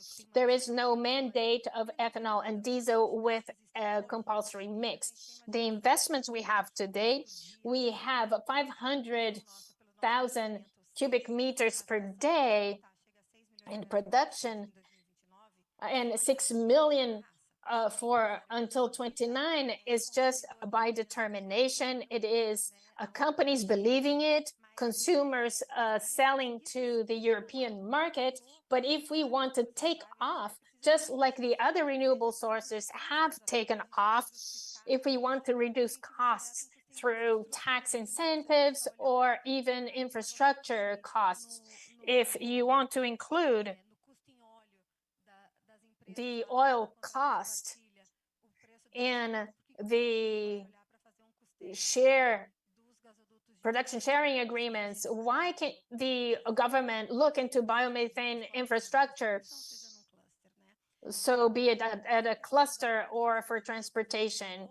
So either you create these incentives, you can also deal with the carbon market issue that has been mentioned, but we'd like to repeat that when you look at biofuels in general, we have to look at their life cycle, because there is this, if you look at the whole life cycle, when you look at an e-car, we need to be able to dispose of the battery, the wind energy. When you look at the whole life cycle of biomethane, we have a landfill emitting methane every day, which is an environmental problem, and then you turn that into a renewable source of energy. So this is a very relevant point. And then finally, a good alternative for Brazil to be leading in demand is to have the new green industrialization and power shoring. Today, and renewable energies are in the global south, but the demand are in the northern hemisphere. So instead of industry importing all the energy from here, bringing hydrogen from here to Europe, bring industries to Brazil, generate the demand here, and then you sell the green fertilizers, the green steel, everything. So this is how you stimulate demand, because the carbon market without the regulated market is also in the northern hemisphere. So we need to bring that demand over here. If you depend only on finance, Brazil is still very unequal socially, and we have other problems to deal with, that we can't just move one problem from here to there. But we need to have solutions that will embrace all the problems. Perfect, Renata. It reminded me of the event we talked about, nearshore and offshore. It's actually it was on offshore. So we realized there is a portfolio that is broader in terms of offer or supply of energy. We can do it to the financial market. If we have a diversified portfolio, you can have more energy security. I'd like to turn over to my friend Roberto so that he can share his vision with us. Roberto, please. Good afternoon. Thank you, Davi. First of all, I'd like to greet and congratulate CNI for this sensational work of preparing the industrial sector and the Brazilian industry for this great event, which is COP28, that requires mobilization, understanding what will be discussed there. And this event, the report that you are sharing, is extremely important. Barbara, our colleague, online with us, Renata, friend for a long time, another fighter in the area of energy, and Leandro, representing Mahau. My greetings to the ministry people and greetings to all of you who should be wondering what I'm doing in this environment, since everything that has been discussed before is fossil fuels, energy transition. And we in oil and gas, I represent the largest entity in Brazil in this segment. The first thing that is important to mention is that we admit and we recognize the accountability that in terms of emissions of fossil fuels, excuse me. Our entities emit CO2, and CO2 and other greenhouse gas emissions impact global warming. And what have to do here is to discuss what should be done so that this can be changed. So we have two lines of thought. The first one, we heard here some speakers addressing it previously, is that we have to end with the production of fossil fuels as fast as possible. Otherwise, the world is in danger. We'll go into climatic collapse and so on and so forth. The second line of thought is that you have to go through this process in a pragmatic and responsible way, because the catastrophic effects of climate change may be even greater in an imbalanced energy transition. And countries like Brazil, we're talking about an economic activity that is over 200 years from the Industrial Revolution. Intensive use of oil was given to reasons that were algorithmic, and also because of energy efficiency. I've prepared a slide that may show that day I was traveling, and I prepared this slide. I was observing this activity that we have, which is, what is oil for? Good for? Where does it want to get to in terms of energy efficiency? And the fact is that in the past 200 years, we actually used oil intensively. We talk about the responsibility or accountability of the countries. Of course, it is Brazil's as well, but 25% of CO2 emission in the world was actually by the United States. In history, a great part came from the UK, and a great part comes from China and India, that are countries that use fossil fuels intensively, which is coal, which is the worst in terms of greenhouse gas emissions. So we have a common accountability shared by all of us, but it should also be differentiated. I was traveling on this plane going to Dubai, where you've recently been to, and I was just imagining or wondering what the heck does this plane represent in terms of energy use? I was sitting in my seat and I started searching the web. This is an A300 of Airbus. It can transport to 525 people, one single class, three classes actually, up to 853 people if it is just one coach class. It has a reach of 1,700 kilometers between Dallas and Sydney, between Hong Kong and New York. It weighs 560 tons. It has a cargo capacity of 8 tons. It has a fuel capacity, a fuel tank capacity, 300 liters of fuel. Well, for a trip of 14 hours is 500 liters of fuel per person. That's the consumption. So this is a machine that is extremely efficient, that can transport this volume in terms of people and cargo crossing the continent and long hauls, only 500 liters per person. That is great fuel efficiency. This is the reason why natural gas and coal, to a certain extent, are and will continue to be used extensively on the planet.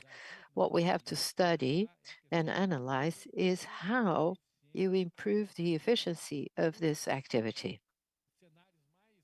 In the most ambitious energy transition scenarios, the one that we're discussing here in this seminar, this panel, they point to the fact that in 2040-50, we'll be consuming approximately 60 million barrels of oil per day. The world today consumes 103 million barrels a day, and you could get to a reduction of almost to half of this amount, getting to 57 million barrels of oil in a scenario in which you will increase the consumption of energy according to more grounded valuations.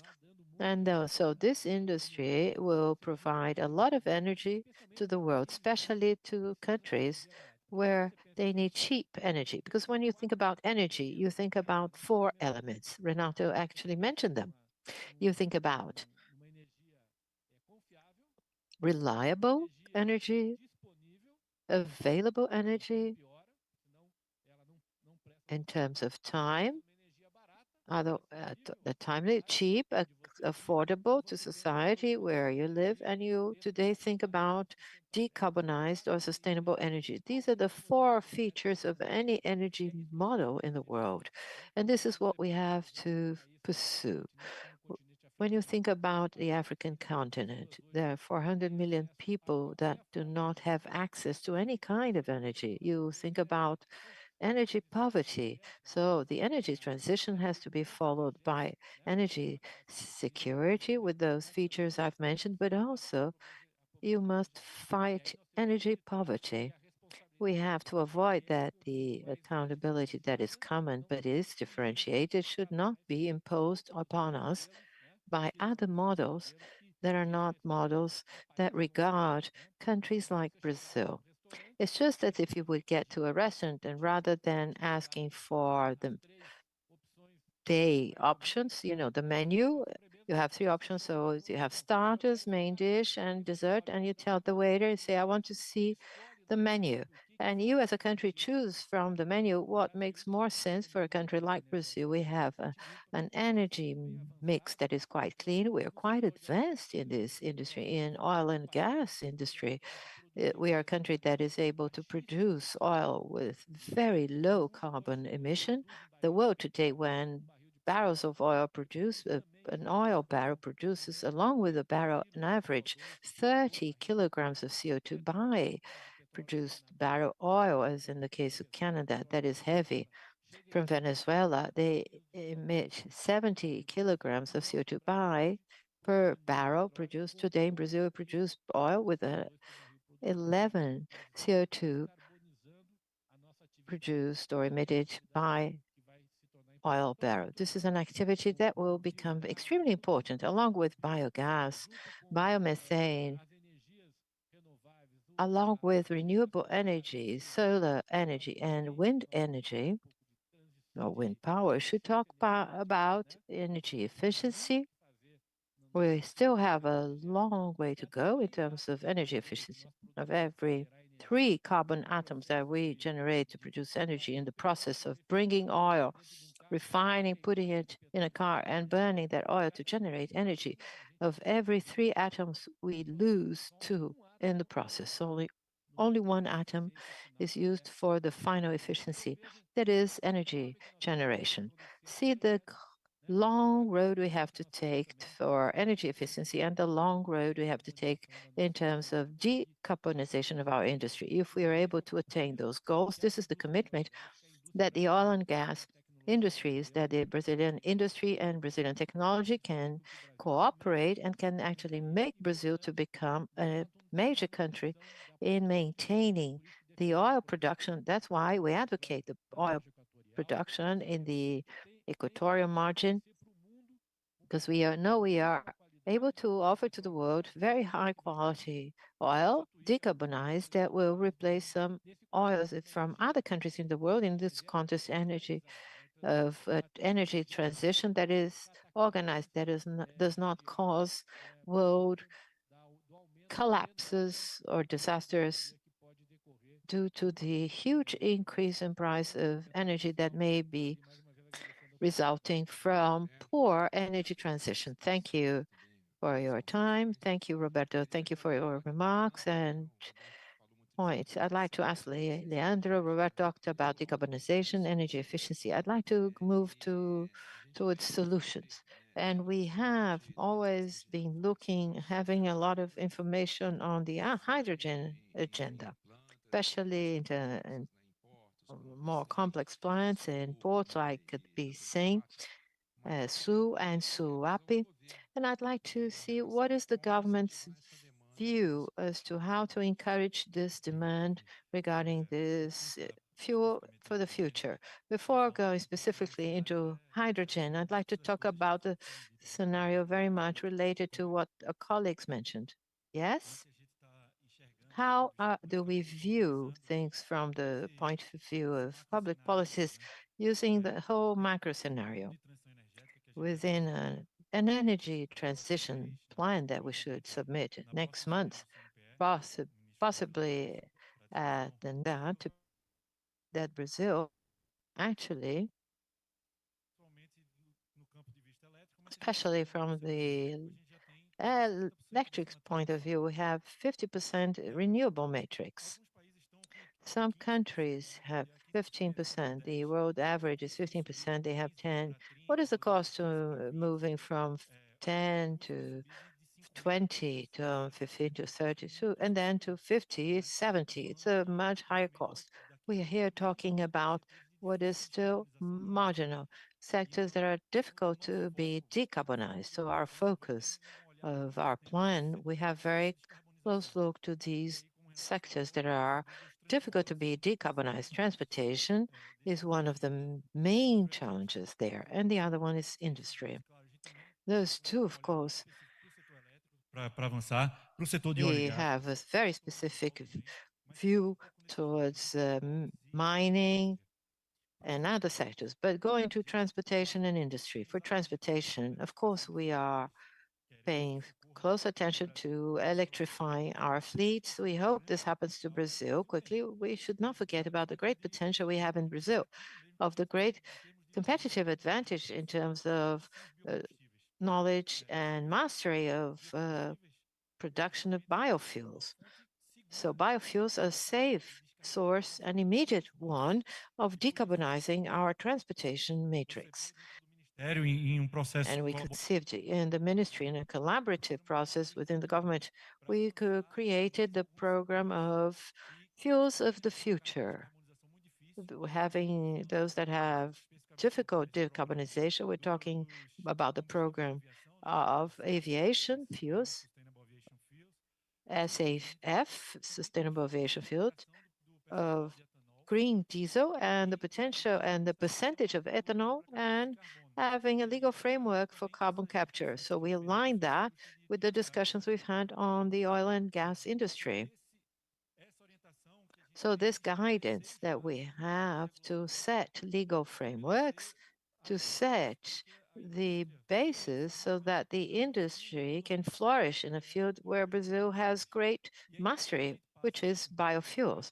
And then we go more specifically to industry now, answering your question, Davi.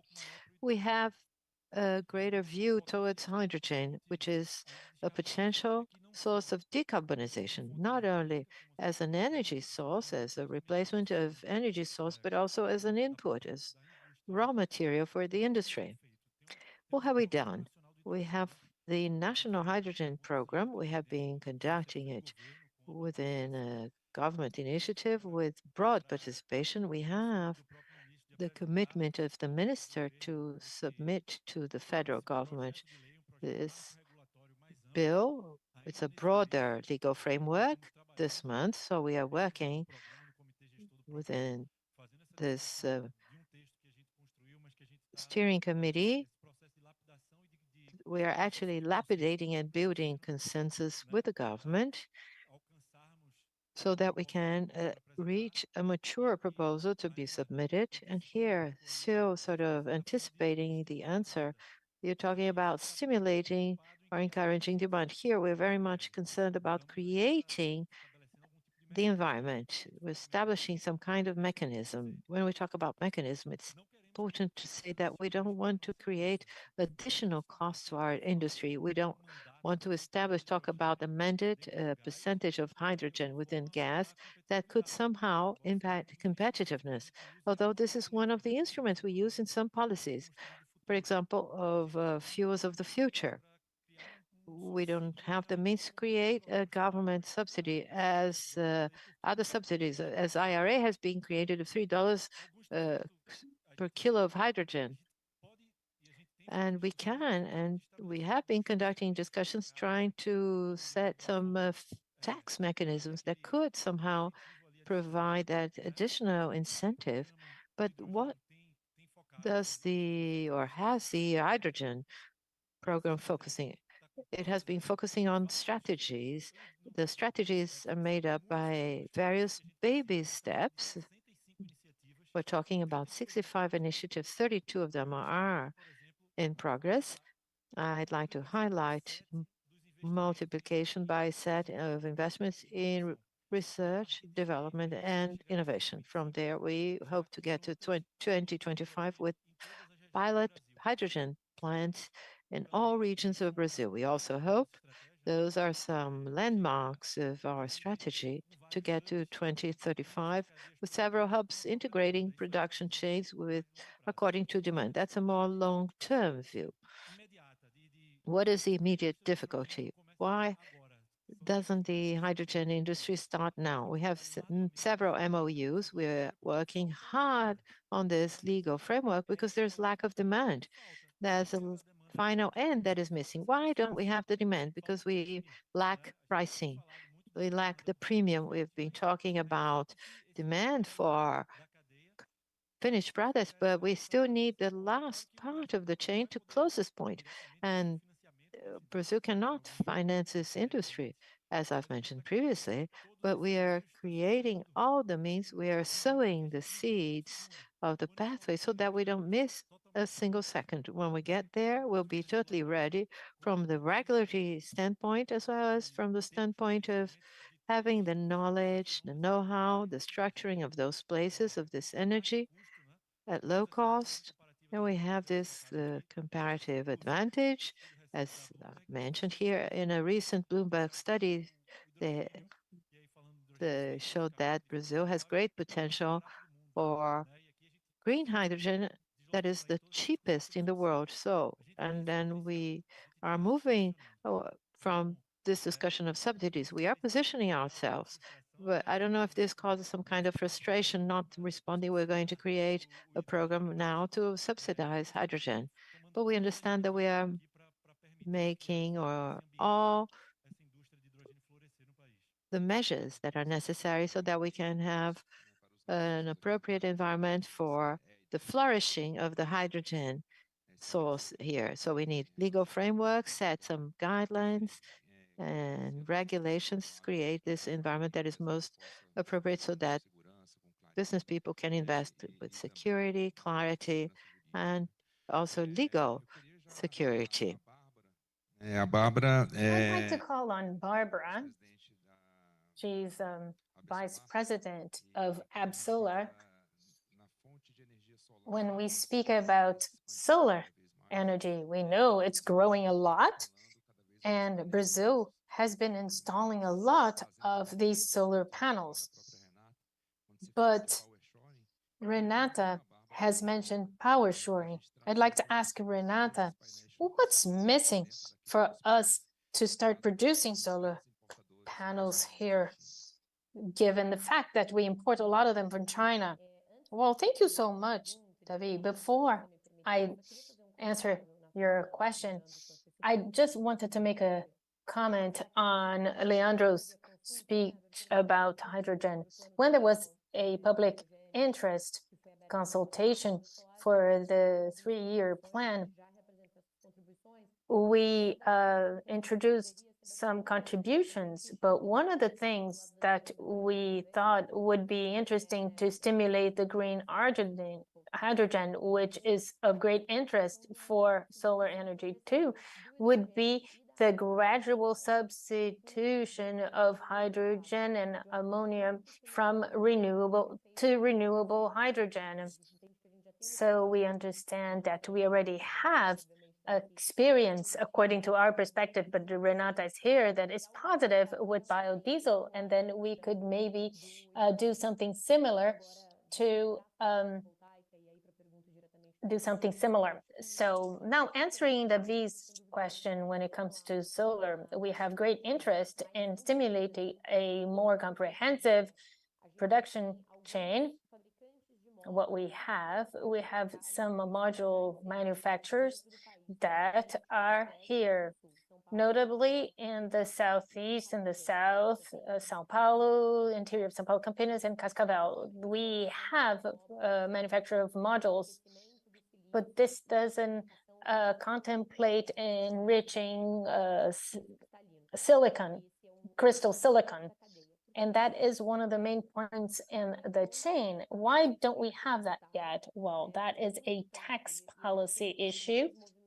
We have seen a lot of initiative from this administration to change this, where we had a tax difference for those producing module in Brazil versus those importing 100% of the module,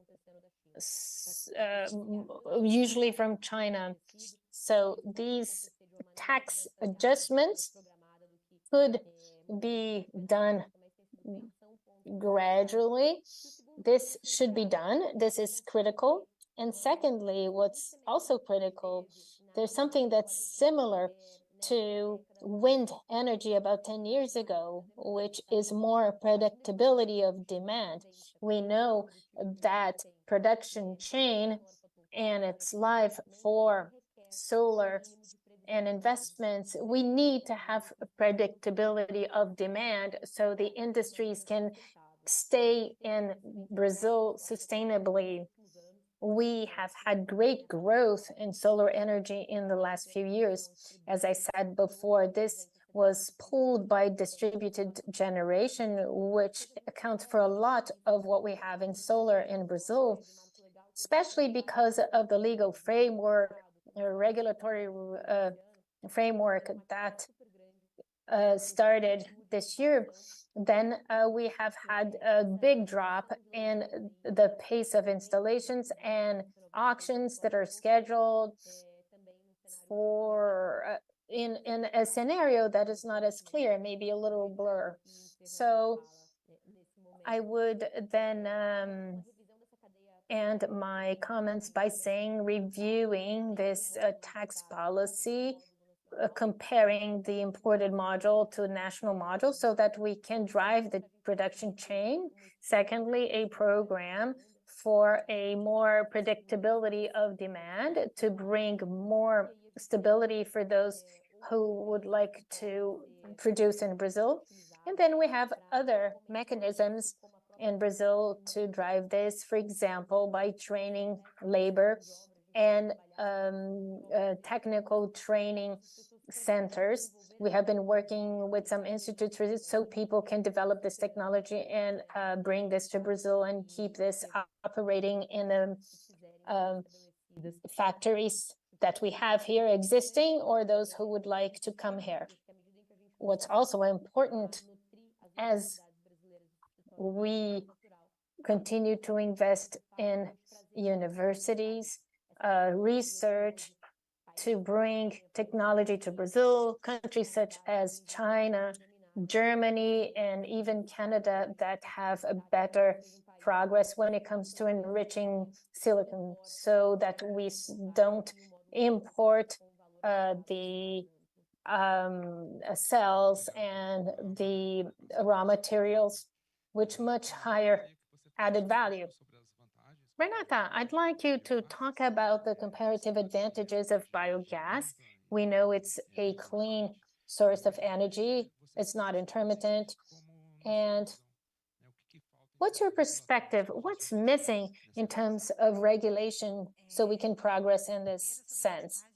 Well, first of all, the advantages of biogas. One point Leandro mentioned that's important, there are sectors that are difficult to decarbonize, and it is precisely these sectors where biomethane has a great potential to decarbonize, which is, in addition to transport, is agriculture and industry. In industry, we have examples of a circular economy in which the waste generates biomethane or biogas to generate its own energy using clean energy. Two problems, renewable energy sources and disposal of pollutants. The agribusiness is the same. There is waste issue, you can decarbonize, but there's something else. Biomethane could be a raw material for green fertilizer. One of the main things about agriculture is fertilizing the soil that could reduce emissions with biomethane fertilizers. I think one of the main points and advantages is to stress this is a mature technology. Hydrogen is mature, but biomethane has already been in use, and it's 100% interchangeable with natural gas infrastructure. It's not like hydrogen where you have to adapt gas pipelines. You can transport biomethane through a pipeline until you get to a factory. There you generate hydrogen, and then you can export it without changing the infrastructure, because that would be very expensive. You have to remember that we signed pact for renewable hydrogen with Absolar and other associations, so you can develop the hydrogen market. It's important to stress that hydrogen, in the case of biogas, can come from biogas, which is an electrolysis, which is the same as the other electric power sectors, but it's much more efficient. I'm talking about energy efficiency, which to do it by steam, following the same process as natural gas. There are a number of advantages. There's decarbonization, use of waste, it's renewable. So, and this is in addition a mature source. I also brought some quick wins when we look at biogas and biomethane. Today, there's no incentive nearly. There is an extra difficulty when you speak about biomethane, which is regulation of state gas pipeline. There's a division between federal and state governments.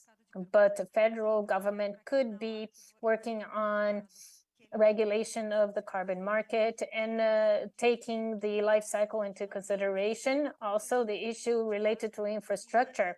Today, we don't have the infrastructure. What do we do so that demand and supply can be together, so we can have LNG trucks from the producer to the user? I'm looking at my cheat sheet in my mobile phone. I had to reduce my list, otherwise I'd be speaking the whole day here. Another important thing is financing. Biomethane are usually short-term contracts, and then there's a demand for a climate fund for long-term contracts, and we don't have that. So that makes it difficult. It's important to work on finance mechanisms for investment. Something else which is a great quick win within the 2030 round is the green corridors. The green corridors have been heavily studied. They were in chapter 4 of Route 2030, which is about to come out. And now we're discussing if this is going to go in or not. LNG trucks and buses and so on, they can use biomethane. It's possible to use. Since, Route 2030 is coming out, this would be very important as a quick win for the sector. A number of state regulatory incentives, I could mention a big list. Difficult to connect producers, 5-year investments, you don't manage new investments. The natural gas investment is long-term, so 5-year.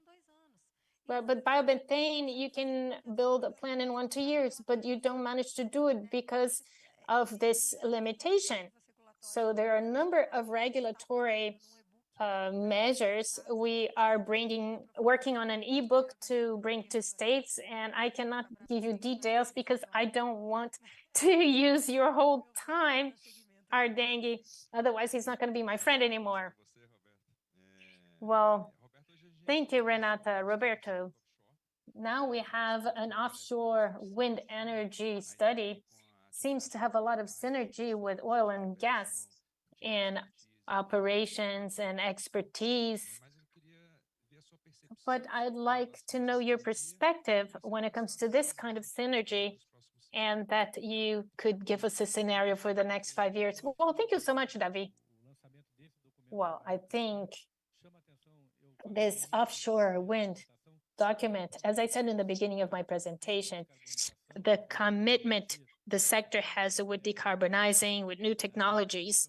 Renata has mentioned that possibility of using the existing natural gas infrastructure to transport biomethane and to be able to use this as an input for generating hydrogen. According to estimates in the world today, we have, modest estimates.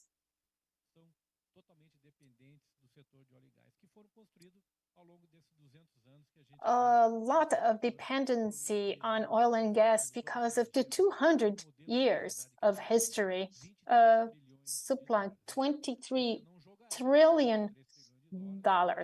You're not going to throw $23 trillion in the garbage without having a heavy cost. So this kind of initiative where you can use the existing infrastructure for another type of energy generation that's going to be more sustainable, I think, David, that should be the way. And then I follow on what Renata said, offshore wind. Often we use old platforms that have produced for many years. They are in shallow waters. They're going to be decommissioned, and that could be a unit where you can have a wind generator that will generate sustainable energy within an oil and gas infrastructure. Nobody knows the sea better than the Navy. Second only to oil and gas. We know tides, we know the nature, we know wind regimes, because we depend on this to operate our platforms. So using this knowledge so we can generate offshore wind energy is a natural consequence of our business. Just as hydrogen is also natural for us. Nobody knows more hydrogen than oil and gas.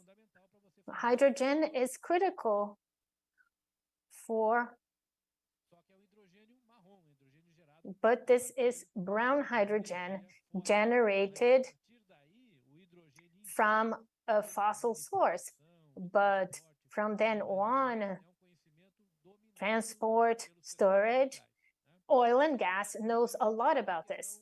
So the same thing for biorefinery. Brazil is announcing the first plant of a refinery turning into a biorefinery was announced by Brazil in the Rio Grande refinery, where there is an old refinery which is from the Braskem and Petrobras under Alter Group. It's going to be a 100% biorefinery. Instead of refining oil, is going to process sustainable aviation fuel, hydrogen, second generation biofuels. So everything has synergy with what we do today. And I think this is what we can offer as an industry for the development of Brazil. Well, thank you so much for your participation. And with this, we close this energy transition panel. Would like to ask the members of the panel to go back to your seats at the audience. Davi is going to stay on for panel number 3 that is going to tackle the importance of sustainable financing in value chains, discussing the importance of sustainable finance to boost value chains that value decarbonization actions, the sustainable use of native forests, and innovative business models in bioeconomy.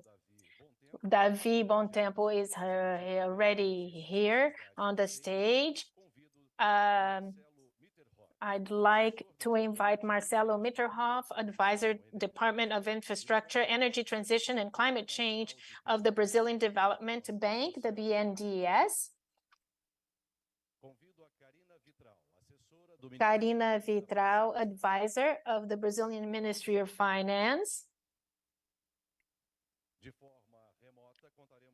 And online, we have panel members Marcelo dos Santos, Senior Executive and Advisor, Gustavo Pimentel, CEO of Natural Intelligence, NINT. Davi, you have the floor. Well, good afternoon, everyone. I think we took a very interesting aspect. COP in general terms, our positioning. Now, in the afternoon, we spoke about energy transition, and now we are about to start a very interesting panel on who is going to finance this transition to a low-carbon economy. So I think this is the objective of this panel.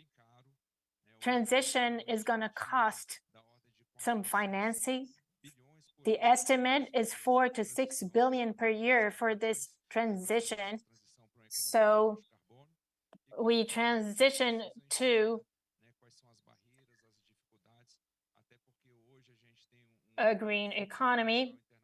Now we have international capital flows focusing on climate, around 600 billion a year, and we know Latin America and Caribbean don't receive a lot of this of these resources, around 4.5%, most going to other countries, more developed countries, and the idea is for us to change this. We spoke about power shoring, which is a way of attracting investments, but we need to understand what the barriers are, small, medium-sized companies, guarantees, collective guarantees, competitiveness in terms of interest rates.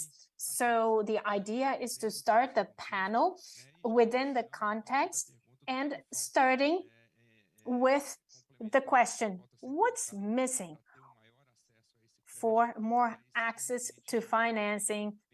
And if we can think of any instrument or mechanism that could build a mechanism to make it cheaper. So this could be a possibility.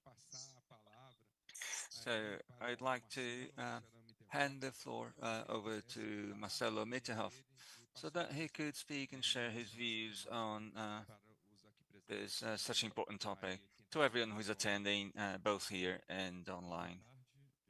Well, good afternoon. I thank you on behalf of the BNDES, our infrastructure director. Was supposed to be here, but she is she has an international engagement. She's not in Brazil, so I am here representing her. And thanking you for this invitation. Well, when we talk about making funds available to finance energy transition and green transition as a whole, this is of course a very important topic. And we now have a very important initiative launched by the finance ministry, and the idea is to issue a sovereign green bond in Brazil, and the idea is to attract 10 billion Brazilian reals to add to the climate fund, which is operated by BNDES, and this will enable us to provide credit at a very reduced cost, 3 to 7% a year.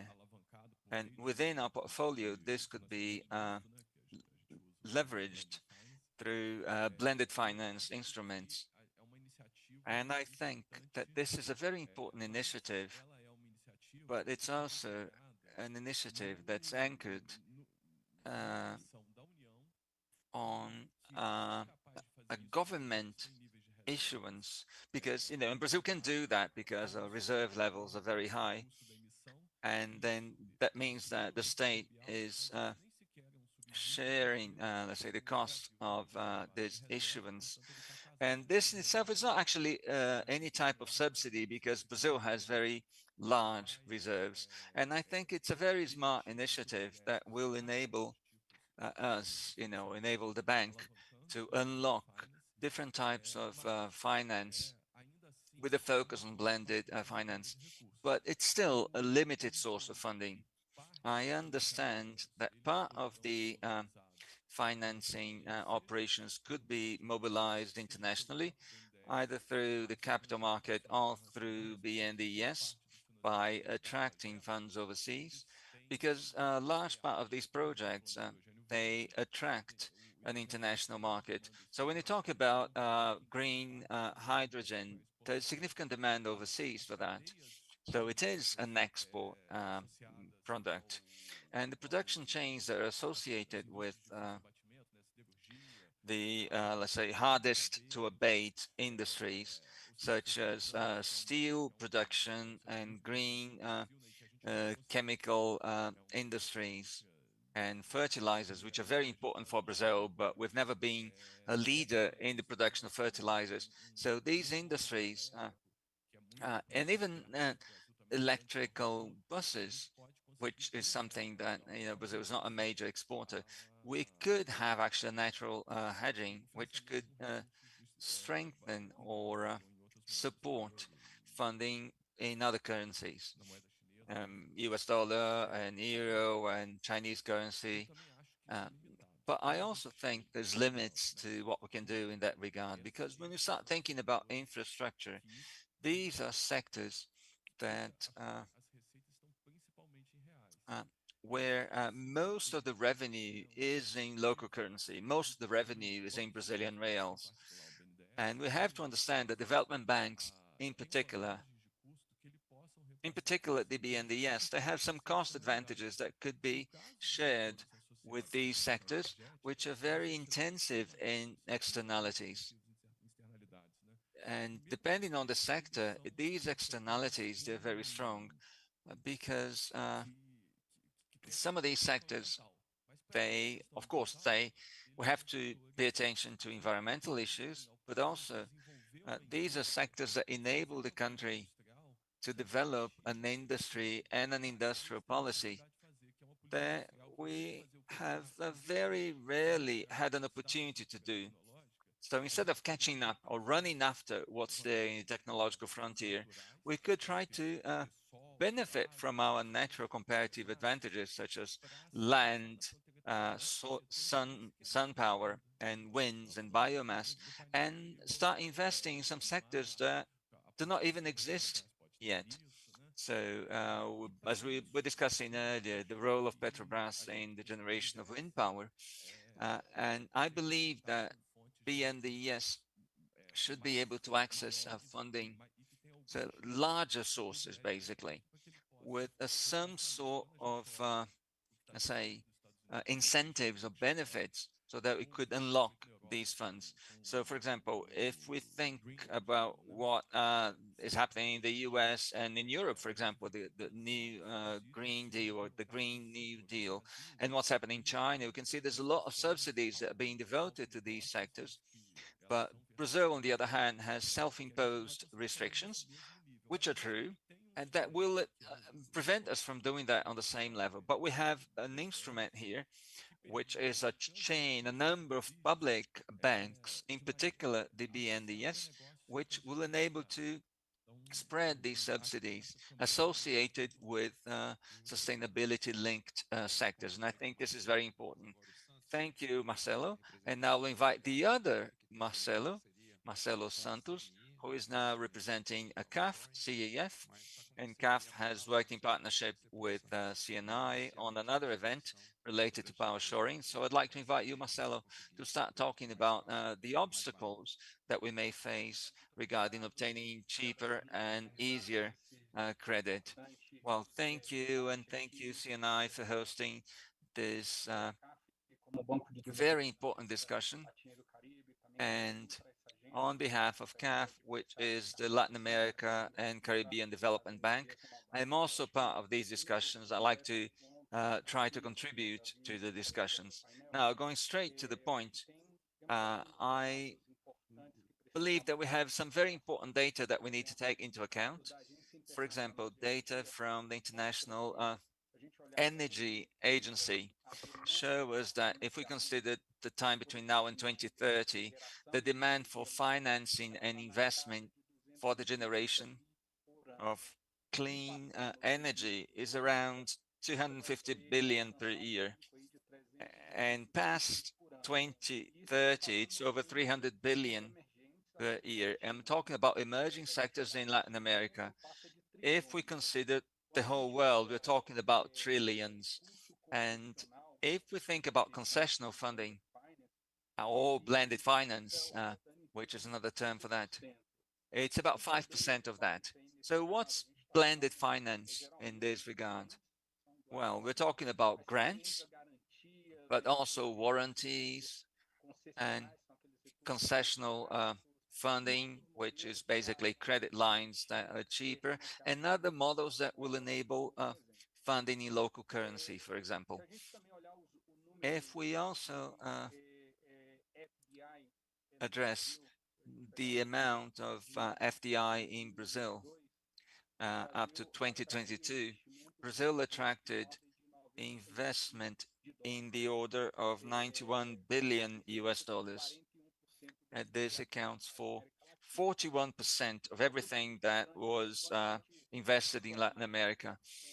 But another important piece of information is that if we add all the funding or multilateral development banks funding that was approved, and we're talking about the IDB and other international development banks, if we add everything, it doesn't go beyond about $20 billion in all different sectors, for social projects, for all different projects and programs in Latin America. Another important piece of information is that if we consider data published by the Renewable Energy Agency, we see an interesting blend of different costs for financing. In Germany, for example, the cost for the funding or financing a wind power farm, it's very low comparing to what we see in some countries in the region, you know, which can reach up to 12% on average. So we should try to work towards improving the cost of financing for the sector of clean energy. And as you said earlier, we're now working together, not only with CNI, but also with different federal government agencies in what we call power shoring. And power shoring is basically understanding that Brazil today has to consider that, we have to consider that Brazil has a, in terms of production of electricity, 92% of Brazil's energy mix is renewable, and this is a strong comparative advantage, and it's already being installed, it's already there. And if we add the benefits or the capacity of generating through new types of energy, and that will help Brazil to create new products, so green blends, or for example, a number of different products that are currently produced with non-renewable energy. And now we have a window of opportunity to attract some of these plants from other countries to Brazil, using this concept where on one hand we already have green energy, and that's linked to energy efficiency, but this is also associated with climate resilience. So everything that we're talking about today regarding decarbonizing our plants and our energy mixes, Brazil is already in a position of comparative advantage to install new plants and new greener and more modern plants. And if we consider, you know, the whole scenario, upstream, midstream, and downstream, we would have this whole power generation, wind, solar, green hydrogen, and in the midstream, we would consider green hydrogen, and at the end of the chain, we should be consider those plants that at the moment are hard to abate, or those sectors that are hard to abate, where it's really difficult to bring these sectors to a net zero situation, but through some arrangements, we can improve the current situation.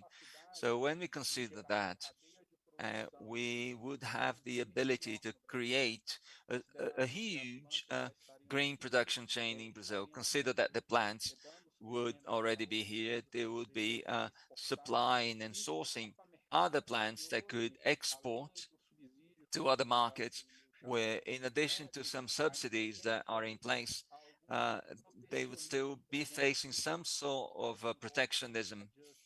So, for example, CBAM and the carbon border adjustment mechanism, which is a tax that's already in place in Europe, in the European Union, which will consider the carbon footprint of every product that crosses a border there.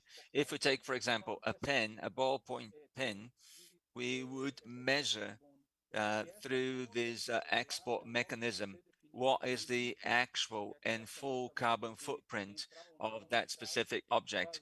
And based on that, there will be limits and thresholds to what could enter the European market, and that would create additional obstacles to some producing economies, such as Asian economies, prevent them from exporting their products to the European market. And this opens up a new window of opportunity. So the first one would be to attract these plants to Brazil.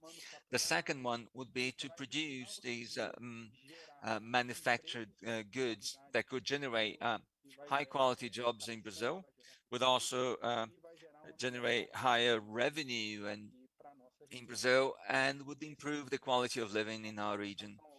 And these are just, some of the ideas that I'd like to share with you in this first talk, the introduction to my talk. Thank you, Marcelo. I'd like to invite now Karina, who is advisor to the Finance Ministry. I'd like to invite her to say a few words about this agenda. Well, thank you, David, for the invitation. I'd like to extend my greetings to CNI for hosting these very important debates about this green agenda and the green transition. My name is Karina Vitral. I am an economist and I am advisor to the Executive Secretary's office at the Finance Ministry. And I work with Dario and Rafael Dubé. We're trying to design and create this new green transition plan at the federal level under President Lula's leadership. Now, before we start talking about the specific aspects of this topic, I was watching some of the discussions earlier from home. Well, not from home, but from my office at the ministry. I was watching the event since this morning. Actually, I've just arrived here, but I was already following what you discussed earlier today. And it was really amazing to see what, Stiglitz said and how we must think about the role of COP28 and our expectations for COP30 and how that might have an impact or implications for Brazil. So thank you for everyone that spoke before me. And it's an opportunity for Brazil to become a leader once again in this climate agenda and discuss what our business environment is and what kind of environment we're investors in this green agenda in Brazil. And that's why it's so important to be able to show significant progress in with regard to our NDCs and also what we've done in terms of land use and deforestation. And I see that Minister Fernando Haddad has been working very closely together with Minister Marina Silva, the Environment Minister, and we have been doing our homework and we have a lot to show during COP28 and COP30 about that. And what the Finance Ministry is doing together with the Development Ministry and the Environment Ministry and the Mines and Energy Ministry, they're all together creating a sustainable development plan for Brazil. So this green transition plan, it doesn't address only climate mitigation and adaptation. Of course, it also addresses that, but it goes beyond that. It sees climate adaptation and climate change and public policies in that regard. This plan also sees them as an opportunity to create a new development cycle for Brazil based on the bioeconomy, based on increasing the productivity of our private sector, and based on power shoring and energy transition, and how all this could provide opportunities to Brazil's industrial sector, and also adapting our cities through this circular economy, which I know that the CNI has been very keen on, about redesigning a number of different products to reduce solid waste. So it's an economic agenda full of opportunities to change our business environment so that our funds, our resources may actually circulate to benefit and to create a low carbon economy. So it is a low carbon economy adaptation plan, but it's also a development plan, a plan to develop different sectors, different production chains and value chains in our country. And regarding funding or finance, it has already been said here, but it's also very important that we are held accountable for what we've been doing, and that we may publicize what we've been doing so that the industrial sector can get ready for that. So a colleague has mentioned earlier, he talked about sustainable green sovereign bonds, and we expect to attract 10 billion through these sovereign bonds, green bonds, And this will help us to make sure that the climate fund really works and really generates results. Because the climate fund is already there, but there was an issue with securing funding, low cost funding. And now with this significant amount of initial funding, we expect to be able to actually to increase that funding substantially in the future as we manage to propose more sustainable projects. But what we know at the moment is that this funding will enable funding by the BNDES so as to incentivize and stimulate our local industry with competitive funding, both for areas that where we see great potential for transition, such as if we're talking about energy transition and green hydrogen and other important sectors for our energy transition, which will serve as a basis for a new industrial or industrialization cycle here. But another concern for us is that, considering this funding or these funds that will be operated by BNDES, is that for those sectors that are not as well structured, such as forest concessions and providing funding to government bodies to invest in infrastructure and climate adaptation and the bioeconomy, which are, these are value chains that are not as well structured. So we're working together with the BNDES to make sure that finance actually may reach these cooperatives and these small businesses and all these value chains that operate with forest products. So these sectors that are still lagging behind, they will be able to access credit at a lower cost. So we believe that this will be an important tool for us. Another tool that is not directly linked to funding, but which is linked to resources that are circulating to incentivize not only keeping the forest standing, but also stimulating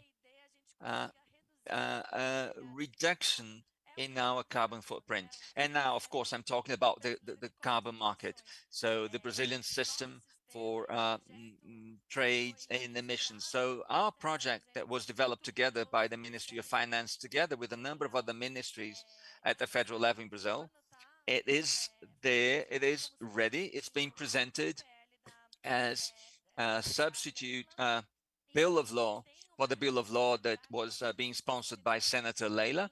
And we expect this bill of law to be approved in the coming weeks. So we know that National Congress in Brazil is working on a green agenda, a new green agenda. So we are accelerating, expediting a number of important projects so that we may have a lot to show at COP28 and to show the world that we've been doing our homework. So along the 6 lines of green transition, we're talking about sustainable finance, bioeconomy, technological density, energy transition, circular economy, and adaptation and infrastructure, that we may have approved important projects on each of these lines and that we may be able to show the world that we've done that at COP28. In addition to that, sharing some other issues that we've already mentioned here earlier, with, for example, incentivized debentures for conservation units or protected areas. And the BNDES is also leading on these discussions about launching new forest concession projects. And finally, the discussions that will engage during COP28 and COP30, which is linked to what Professor Stiglitz said earlier, which is demanding an international commitment from those countries that are polluters and that now should be funding this transition in developing countries. So it's about unlocking funding from global funds, which, these funds are there, but they are providing very little support, or they're funding in a not very significant way all these projects in Brazil. So the Ministry of Finance and CNI, and actually our international office, we are trying to unlock these international funds so that we can make sure that these funds will actually be able to support and finance sustainable projects. Thank you. You spoke about so many different financial mechanisms, but then I started thinking about something that is discussed. It's a hot topic, taxonomy, when we speak about sustainable financing, both in Brazil and internationally. But now I'd like to call Gustavo Pimentel, CEO of Natural Intelligence. Gustavo, I'd like to hear your perspective also. Well, thank you, Davi. I'd like to thank CNI for the invitation. I'd like to greet our other members of the panel, CAF, BNDES. We have been working together also in the framework for the sovereign bond. So we had the opportunity to work as a technical advisor to the ministry. Here, I'm going to bring a different perspective when it comes to financing. We tend to see financing for low carbon economy by saying if there's a supply, there will be demand. But us here at Natural Intelligence, with experience in this area, we sometimes are faced with demand challenges. To have a more comprehensive green transition, not just speaking about energy transition as discussed in the previous panel, we need the capital to leave certain sectors with negative externalities and to be invested in sectors with more positive externalities. So CAPEX for companies, new investments, more capital. Well, companies need to be sure that there is demand for products and services stemming from low carbon activities. So I think this is food for thought. I think these demand conditions are critical, not just in terms of availability of financing and financial mechanisms. These are market conditions. Today, we have solar energy in Brazil, basically running in this private sector is because today technology is conducive. There is demand by consumers for this kind of energy. Tax is okay, regulation is okay, so you don't need blended financing for solar energy. 10, 15 years ago, this was needed. So the same kind of logic should be applied to other activities. We spoke about biomethane, we spoke about green hydrogen, cutting edge technology that will need to have resolved a number of incentives, regulatory tax frameworks and technologies so that they can take off. How do you foster demand in an industry? Let's say I'm in a certain industry. Why would I start producing with lower carbon compared to what I did today? What are the incentives? So when I have an incentive, I will make investments to get there. So to make investments, I will need financing.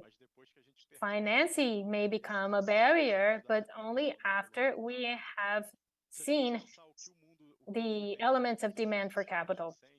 What the world has seen recently, you will see that they are not necessarily connected to credit or financing mechanism. The IRA, Inflation Reduction Act, and the Green Deal, they have budget resources that are as tax credits. So that means investment in low carbon activity makes sense, more investment in renewable sources, electric vehicles, green hydrogen, and so on. So we need to rethink this in Brazil and what sectors and activities we should be taking this prior step. Something else that was mentioned here before, which is a very important step. Other countries have that, Europe and other industrialized companies, which is a regulated carbon market. You need to have cap and trade, a cap on emissions with permits distributed by sectors, and then companies will adapt. Either they will make their investments in order to reduce their own emissions and respect the caps, or if they're not capable of doing it, if that's not economically viable, they will be buying credit from those who manage. So the fact that we don't have a local carbon regulated market will place Brazilian industry and other sectors in an incentive model that is not as robust to make a transition for a low carbon. The incentives that we have today are connected to consumer demand and more mature export markets. Marcelo mentioned the carbon adjustment mechanism. So if the cement and other industry in Brazil want to continue to access the European market, they will have to either reduce their emissions or buy carbon credits to compete with the same products produced in Europe. So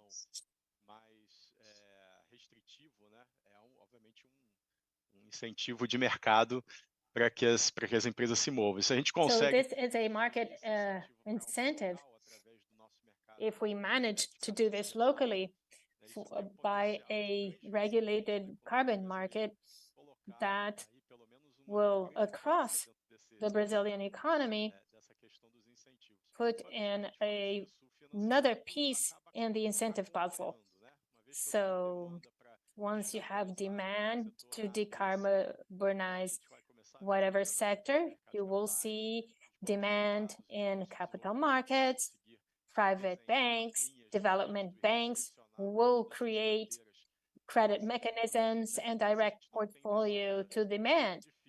But if there's no demand, then it's difficult to rely on a multilateral local development financial institution to allocate the capital. So I'd like to finish my comment by placing this topic for discussion.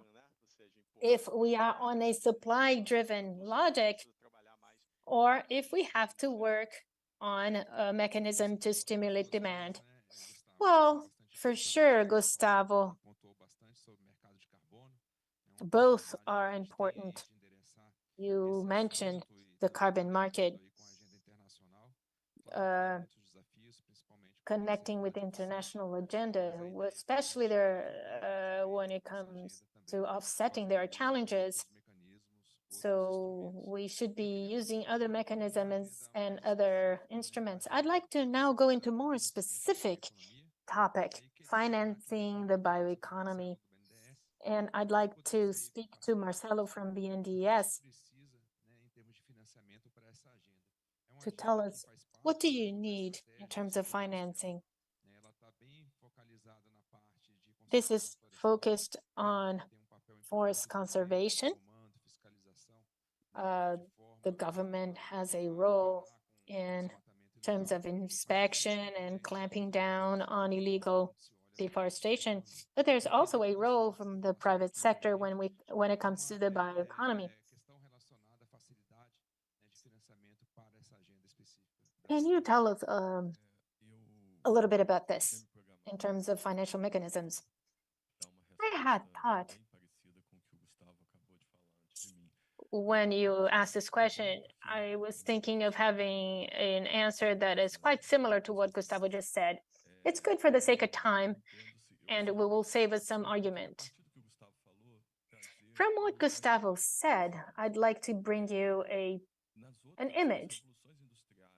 In other industrial revolutions, the steam, petroleum, electricity, and the third revolution with electronics that did not involve transport and energy, and now is, there was a very clear driver, which was cost reduction, gaining efficiency, creating new products. And now our main benefit for the revolution we want to have, it's basically a collective benefit, which is to fight climate change, because it is probably associated to increased carbon emissions, and we need to revert this situation. So a lot more than before, not that we didn't speak about it, we spoke about regulation, taxonomy, because without this, we don't even create a market. But the issue around bioeconomy also has something to do with that. Marcelo from CAF said, well, we're going to have a regulation on how a pen is produced. So Asian manufacturers are producing very cheaply, however, while emitting a lot of increasing emissions. So that might be a game changer. The Brazilian strategy for bioeconomy, there is an obvious issue. For the country to have the geopolitical position, Brazil has to do what Karina said. Brazil needs to comply with deforestation zero by 2030, because a lot of our emissions come from deforestation, and Brazil is number 5 in emissions, but has a very different emission pattern. 74% is from deforestation plus agriculture and livestock. So we need to do that if we want to have a position in the world, and if we want to demand counterparties and to do anything that will bring us development. I will have to agree again with Gustavo that this is not an issue of financing. We need to have demand. We need to drive demand. Demand has to do with regulation. And in some cases, when I first joined the BNDES in 2002, we had a project with the Acre state government, and we had financing for a certified wood project. It was simple to explain, but not so simple to have done.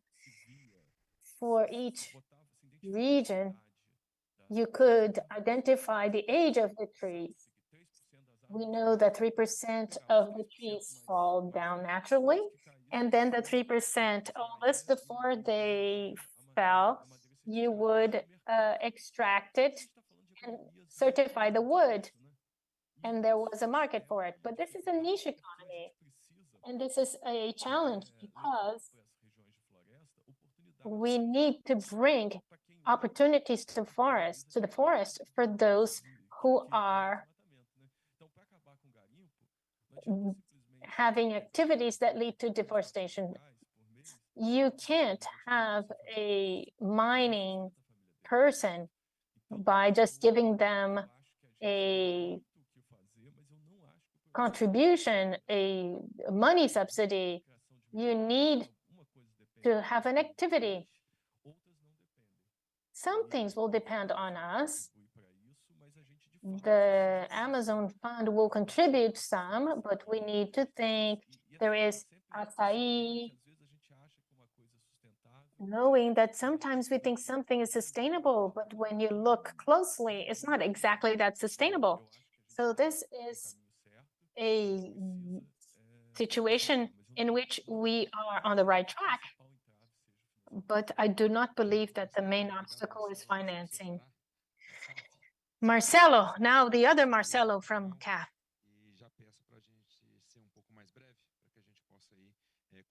agenda que está aqui desenhada. Vamos lá, Marcelo. I'd like to ask you to be brief so we stick to time. Just to agree with what Gustavo and Marcelo said about demand and scale, I think these are two topics that we need to think about from the financing point of view. I understand we work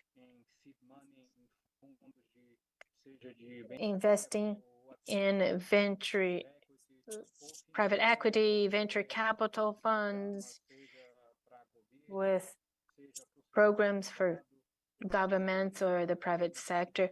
We have a large agenda with development banks. Development banks are critical allies for us because they know the field and they can get to the last mile.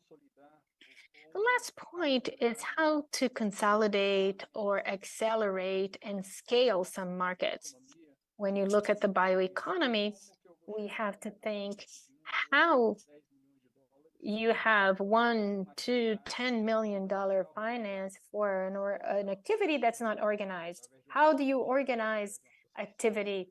Through an association, through a cooperative, just as this was done in agriculture. When you look at small farmers, it is viable as of the moment they joined in cooperatives. This has been seen in the south of Brazil, in the southeast, when you look at small farmers. Something similar, especially when we speak about COP28, COP30 in the Amazon region, considering that you have a number of restrictions for large endeavors. But what you have natural is a native production that you can actually drive. And by driving production, then credit will come naturally. I agree with the other members of the panel. I think financing is not the main bottleneck. It's more to identify scale. When we speak about experimenting, at the end of the day, we're speaking about risk. When I am allocating expensive capital with high risk without having the idea that this should be philanthropy, we have to change this idea that investment in the Amazon is of a philanthropic or charitable nature. We have a number of endeavors that have organized themselves and that today are powerful. Today, you need to look for this kind of niche, always thinking under the logic that the forest has to stand. I will foster investment endeavors in the Amazon by felling trees. That cannot be a choice. You need mechanisms that will actually make these endeavors to be financeable. And when it comes to innovation, we have to think of some investment funds that think outside the box. If you have a private equity that is looking at companies that are scaling, controlling that kind of initiative and look at more hybrid products, for example, a fund that can have a money, venture capital that may buy a minority share in private equity. This requires more sophisticated financial engineering. This requires investors with that kind of risk appetite. And then you can have blended finance, not just grants, but resources that will expect a return, but not a commercial return. And that is going to make you generate more demand for bioeconomy. Other countries have done that, especially when you speak about developed countries. But here we have a reflection. We need to accelerate to bring answers to COP30. That has to be a place for debate, but also to show the low-hanging fruits that we will have in the next few years, and not just get to COP30 and discuss the future from then on. We need to be very proactive in this sense to make sure that bioeconomy grows and momentum in the eyes of investors. For example, in São Paulo financial center in Brazil, funds that will have appetite for this kind of investment, for just like any other asset class for investments anywhere else in the country. These are the elements that we need to deal with. CAF is ready. We have been supporting equity, financial mechanisms with various government and private agents to foster agendas such as this one. Well, thank you, Marcelo. Karina, do you agree? What does the Ministry of Finance have to say about this? Well, yes, I'd like to comment on what my colleague said and also express my views and also say, speak about what we've been thinking and encouraging from the perspective of the Finance Ministry together with other ministries that we work in partnership with, such as the Environment Ministry, the Development Ministry, the Agricultural Development Ministry, to incentivize our economy.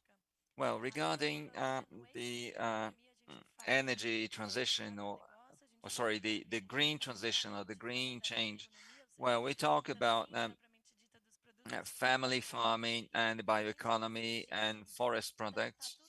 And we decided to consider all these different aspects as a single package, even though they're very different areas from the perspective of public policy. They come from the same source of emissions, which is basically land use. And for us, not only does finance itself, because the Ministry of Finance, of course, is linked to that, but we are considering the whole business environment that we could promote through regulatory and tax instruments to foster an economy that is compatible with a standing forest. Because our starting point is a question, but also a finding. The question is, can we create a type of economy that preserves our biomes, which are so essential for us to preserve life? And we believe that this is possible. And we need now to identify and implement state-led mechanisms to enable public and private investment into this economy. So what sectors need to be involved? Are we talking about firms and the private sector only? Yes, but also cooperatives. So we're talking about biodiversity, but also social biodiversity, because some crops such as acai and cashew, they have very strong cultural elements, and these products will not exist without the culture that's behind them. And how, for example, could we generate demand, including for export? Because, for example, today we account for only 17% of global exports of forest products, and the Amazon is here. So there's a demand that has to be considered also from an international perspective for acai, for tucumã, and for other forest products that need to be and that could actually reach a global chain, a global export chain. So I spoke about the question, but there's also a finding. Our finding is that only, trying to prevent deforestation, this will not help us to solve the problem sustainably, or the deforestation problem sustainably.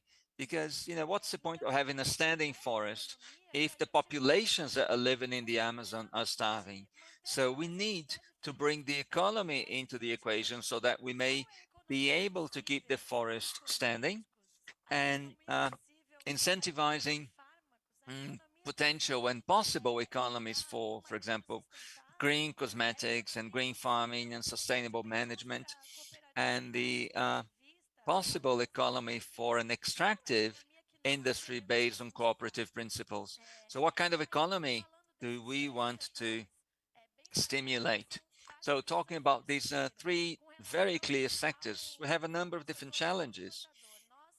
Now, considering the agribusiness sector, we are engaging with the Agriculture Ministry and discussing the possibility of integrating the ABC program, which is Brazil's low carbon agriculture plan, and the harvest plan or Safra plan, and make sure that more and more the funding that is directed at the harvest plan, make sure that these funds, they are linked to sustainable practices.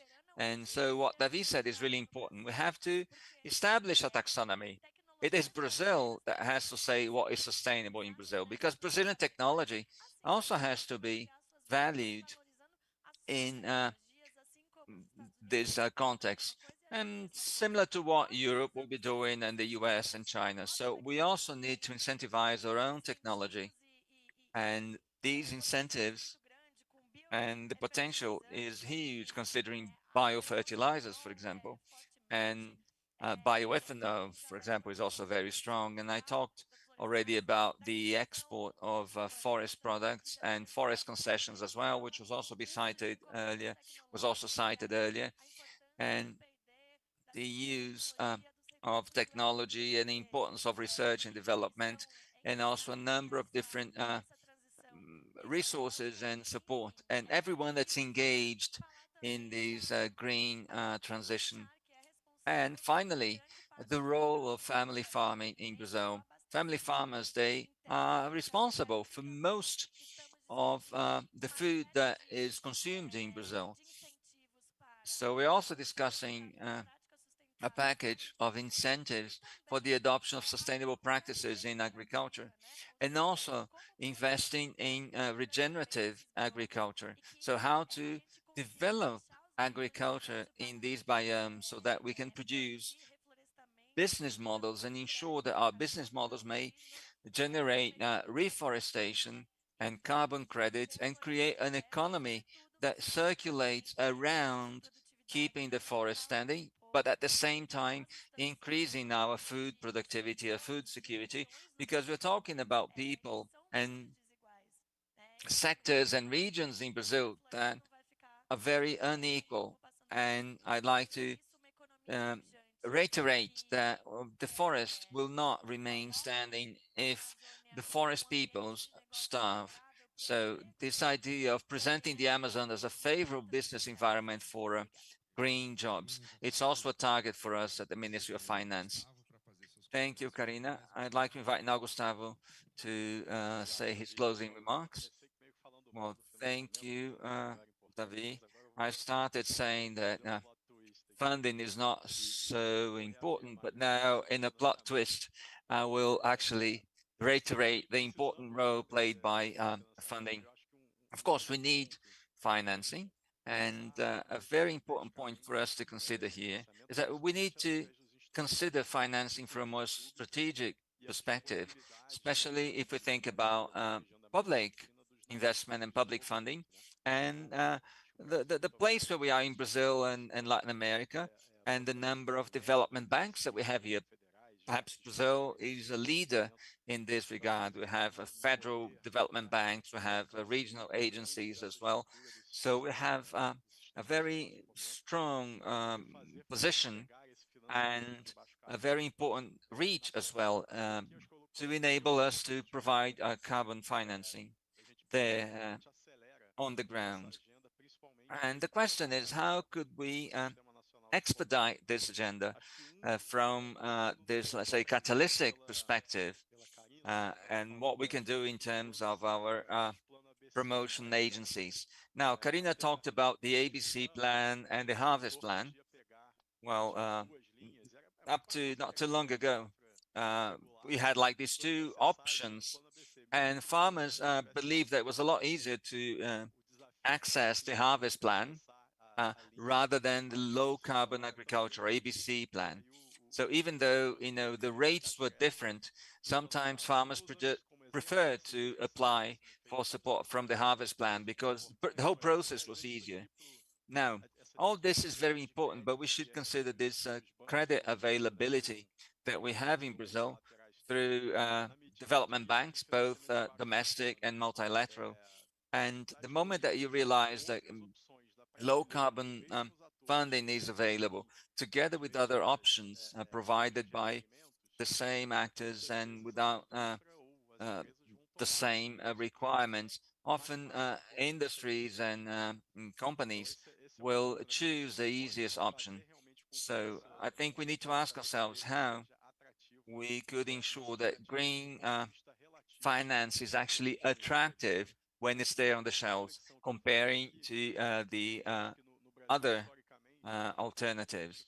Now, another point I'd like to raise is that historically, Brazil, we think about when we think about concessional funding or blended finance, the focus tends to be interest rates. Because we have a track record of very high interest rates, so Brazilians tend to pay a lot of attention to that. But once again, the requirements in terms of warranties and other requirements, they're so high that sometimes it's not worth to try to get funding, with lower interest rates, if it takes just too much work to have access to those funds. So sometimes, some of these credit lines will require 200% of real guarantees. And there comes to a point when borrowers will no longer have the capacity to offer that kind of guarantee for all their projects.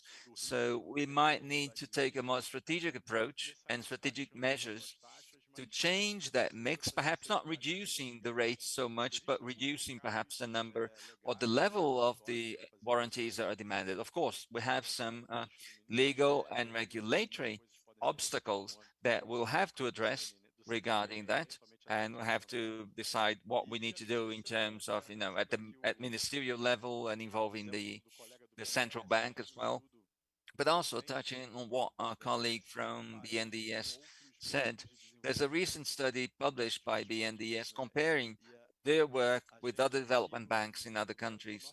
And here in Brazil, our regulation actually requires that most development banks, they should also generate primary surplus. In other words, the banks must generate some profit and must distribute that profit to its shareholders, which in most cases we're talking about the Brazilian state.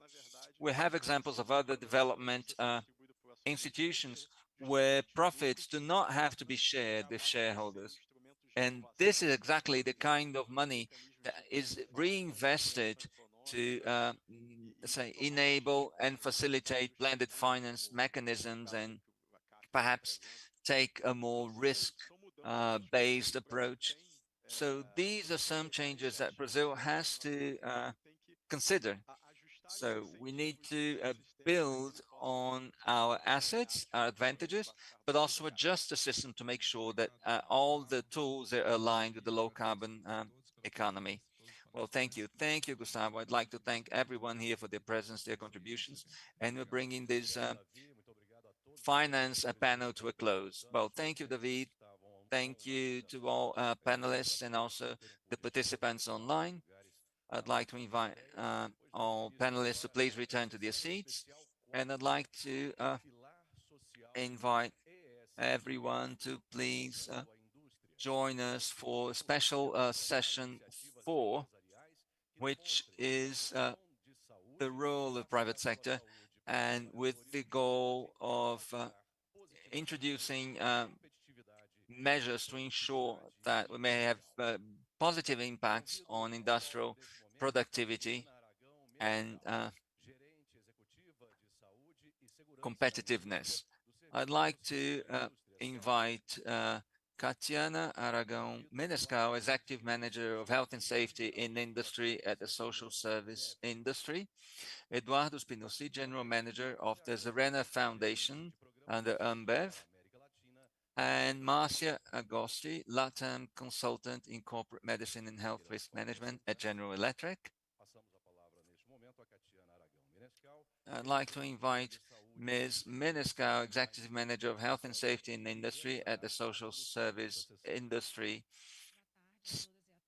of the Industry Social Service, pardon me, SESI. I'd like to thank you everyone for the invitation, and thank you, Marcia and Eduardo.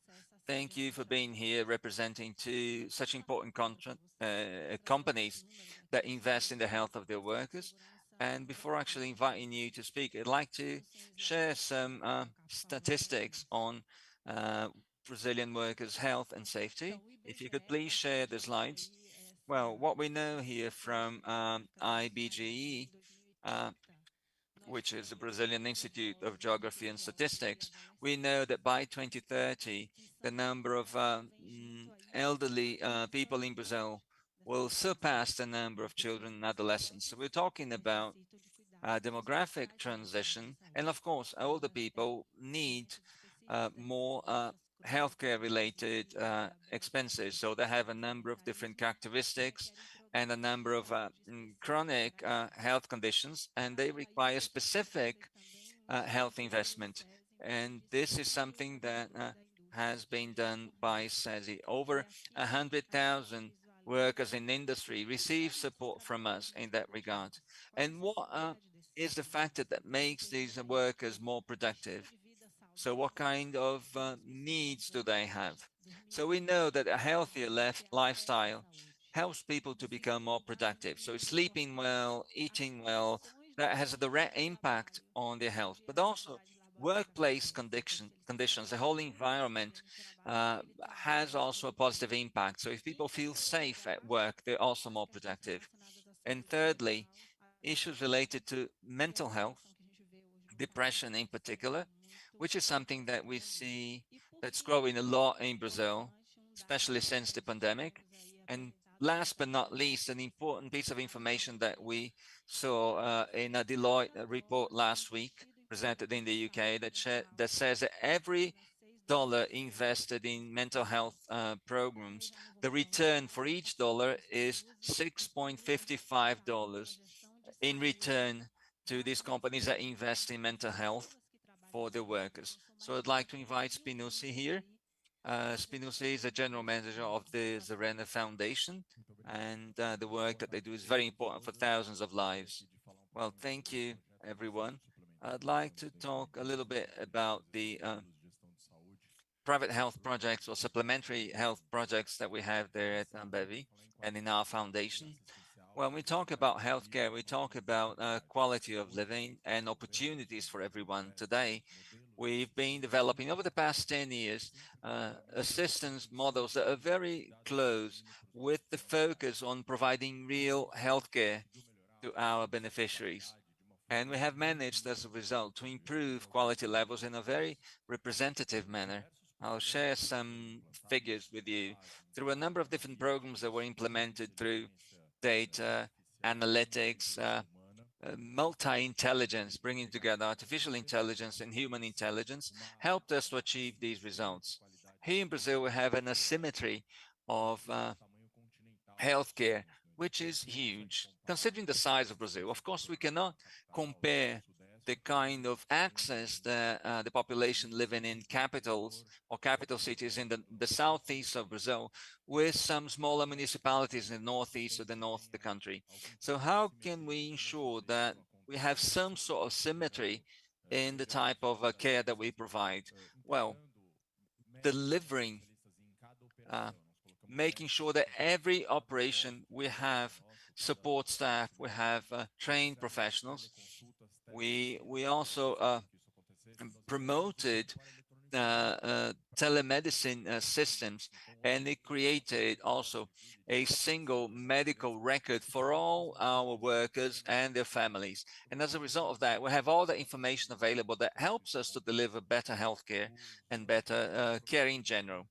we also implemented a program for pregnant women, and the average of problems that we have during delivery or in the prenatal period, it's about 10%. That's the average. Through our programs, we managed to reduce from 10% to 0.8%. So that has a significant impact on our workers who are pregnant or pregnant women or mothers, but also to the babies.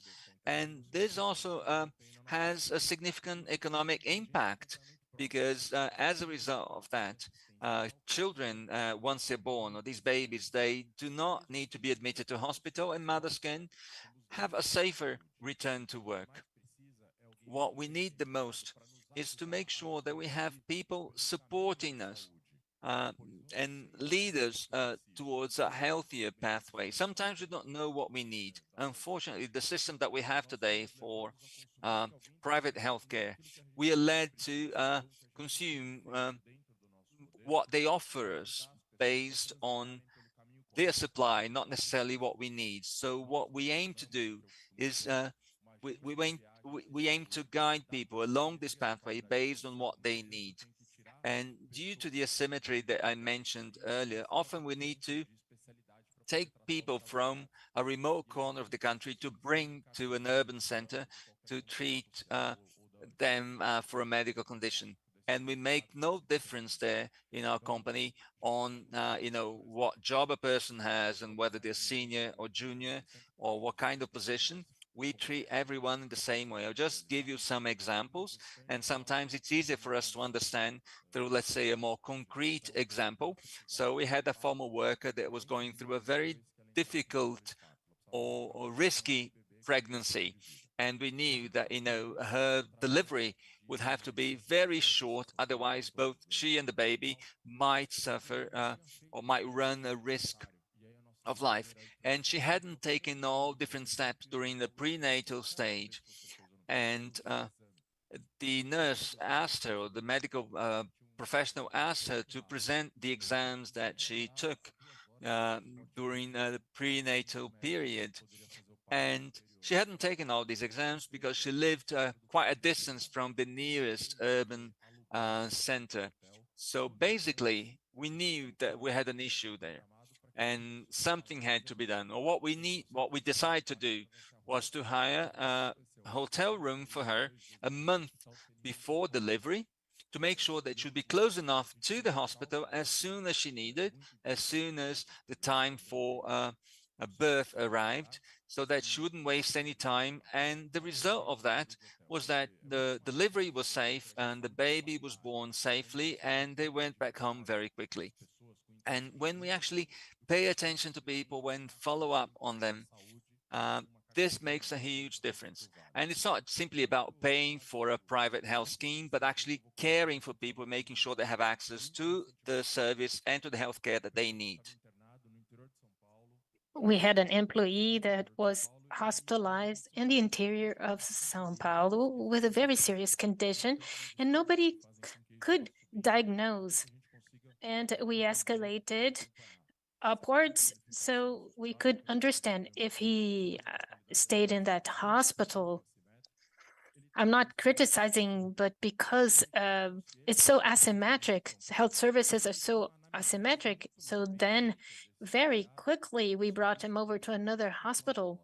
So he had histoplasmosis. I don't know if you know what that is, unless you're a doctor. It is a disease caused by bat feces. Some days before, he had gone into a cave and then he was contaminated by bat feces. So if we were not looking after this worker, he would have a terrible outcome, not because the service was bad, but because at that hospital, nobody had come across that. And we didn't know that when we transferred him to a very specialized health center. So this happens when you really coordinate. You have a program of coordination, making sure that your employee is really at the center of your attention, and this has really worked out for us. We have managed to deliver really high quality health services in the last few years with a pretty reasonable cost, very effectively. This is great because it's disruptive, because when you look at how health units are managed, this brings lots of benefit. And then with a sustainable cost, this also allows for better quality, which is not negotiable, as I said, but it also have better competitiveness in the industry. This is the second highest cost, just behind payroll for industry. So this is around between 12 to 13% of payroll is private health plans paid by companies. The trend is for that to reach 40% at the end of the decade. This is going to hurt our competitiveness. There will be less jobs, our products will be more expensive. So it's very important that SESI specifically has really fostered an important role so that we can improve health services quality with a more conducive environment so that we can deliver these services effectively with high quality. Thank you. Well, thank you so much, Eduardo. Marcia, can you tell us about GE's health management? Have you had positive results, healthier workers, more productive workers, increasing productivity at General Electric with these programs? I'd like to thank SESI's invitation, partnership with Eduardo. We are partners in this struggle to recognize the social role companies play in all levels. For sure, health services and looking after the health of those who generate the final value in our industry has been a lot of a long journey, because we had a review in health security and the environment at JC. So then we managed to propose something at the three-party committee. And now we have a more inclusive, a more careful approach. And we have to consider that companies are at different levels when it comes to the capacity to address the social responsibility issue. There are some companies that are complying with regulation, others who are investing in operational improvements, and those who are privileged that have gone beyond these phases, and how we managed to really effectively measure what really makes a difference, what adds value to the production chain, which basically includes the main resource of a company, which is people. Without people, it's difficult to address any topic. So we see that the climate agenda is part of a social crisis. So the way was to find out what's generating problems, difficulties in the lives of workers that may hinder the way that person gets to work and the way that person produces, what removes that worker's attention, that may generate accidents, which is very common with the hands. So the main tool of work, the hands, becomes victim of some lack of attention. And then one needs to understand deeply what is leading to that. For some people, there may be a family problem. For others, will be a health issue. Others, access problem. Others, a financial issue. The social issue, how we decided to address this concern, really generates an incredible result, not just on the lives of people, because we make sure they have access to help with an open ear, but we also manage to address our main productivity, labor accidents, everything that has high costs when these are not addressed properly. So one needs to be concerned not just with the benefits specifically, but also benefits that will be capable of actually taking care of people. In this sense, companies that have the opportunity to address this health vision within the experience and the journey of the employee, how we can measure, we measure the final effect of all the measures that have been implemented. How the employee is telling a story from the first contact, how he or she reflects on what he or she does or works. How does an employee come to work, the time they spend with us, days without accidents, how people are when they're not working because they have to look after their health. An employee that has heard that a colleague or somebody in the family had a serious disease, how one can address that and how they can trust the structure where they work. In 24 months, we had a reduction of 59% by number lost days per 100 employees. Now the goal is max 1% of people with some kind of disability related to disease. So very thorough. Half of lost days return in adapted work. For example, a pregnant woman, this is a very important goal of human resources to retain employees and expand and have more women working in infrastructure. Technical companies such as General Electric is a challenge. It has to do with women getting pregnant, traveling very often. So we started to think, what is important for a pregnant person, a pregnant woman when working? So access to high quality health care. We also observed in a pregnant women's health program, nine prenatal doctor consultations, which is not always possible, also given how different health services work.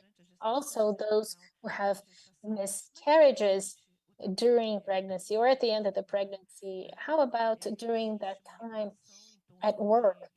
There's a regulation to protect pregnant women's health in unhealthy positions, that you not necessarily need to reduce intervention in unhealthy positions. You have ergonomic positions, frequent travel that may impact that person's well-being perception. So are these people filling positions, and they could use this period to develop professionally? So we managed a post-delivery return of women, not scientists, but engineers that fill technical positions, be it field work or very specialized positions, that we manage 100% return of these women. And in the past, in the first 3 years, this was around 60% in return after delivery, baby delivery. There is a conflict when it comes to maternity. So this was also part of this program. And for sure, we can plan, develop interventions that we understand are needed so that we can generate social impact, not just through a quality product, a green product, a governance model, but the experience of employability of that employee. So that experience during work, the employee can raise a hand, you have an open compliance system, questions, complaints, or concerns with compliance, where everything is investigated so that we manage to promote at various levels a safe environment that is going to be a driver for physical and emotional security. We have a number of experiences, all the HR policies, security, safety, and health policies. All companies have a way to assess the effects of their policies, their intervention, and the social impact that these policies have on employees. For example, civil company that has extended maternity and paternity leave so that they can enjoy that moment of family building in a very positive way. So we do have resources. We all have policies. That's very important. It's very important that companies are stimulated to consider that we all have a long list of possibilities to report social well-being indicators that should be used. And we shouldn't be afraid of bringing this topic to discussion for those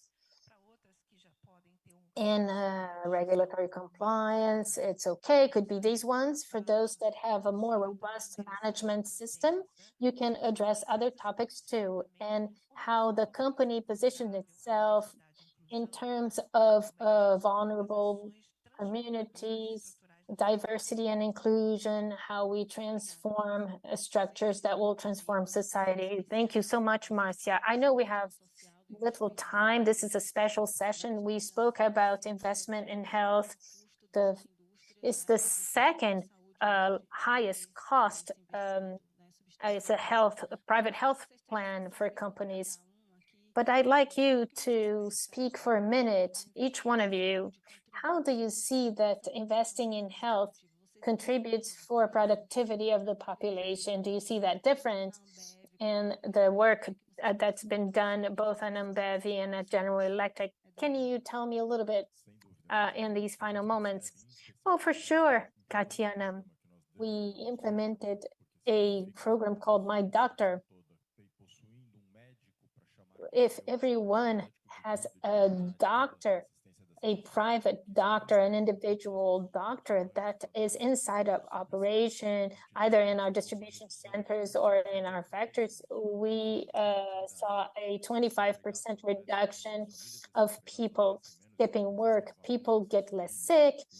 They don't need to bring their children to the doctor or to some kind of health examination, and they also understand that someone is really interested in them and their health. Then you know that you have enough security in your work environment so you can really dedicate yourself to that corporate position. So there's no doubt that investing on employees' health and their families' health is very advantageous when it comes to competitiveness.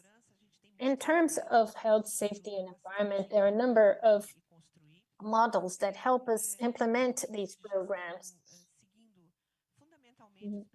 We follow life protection, prevention of accidents and disease, and longevity. So we gain years of life. It's very important that these people can embrace the opportunity and become literate on how to live a healthy life, a long life with good health care. A lot of these people, the vast majority, has a level of literacy on what healthcare is, what attention is, that is very limited. There's so many cultures, there are various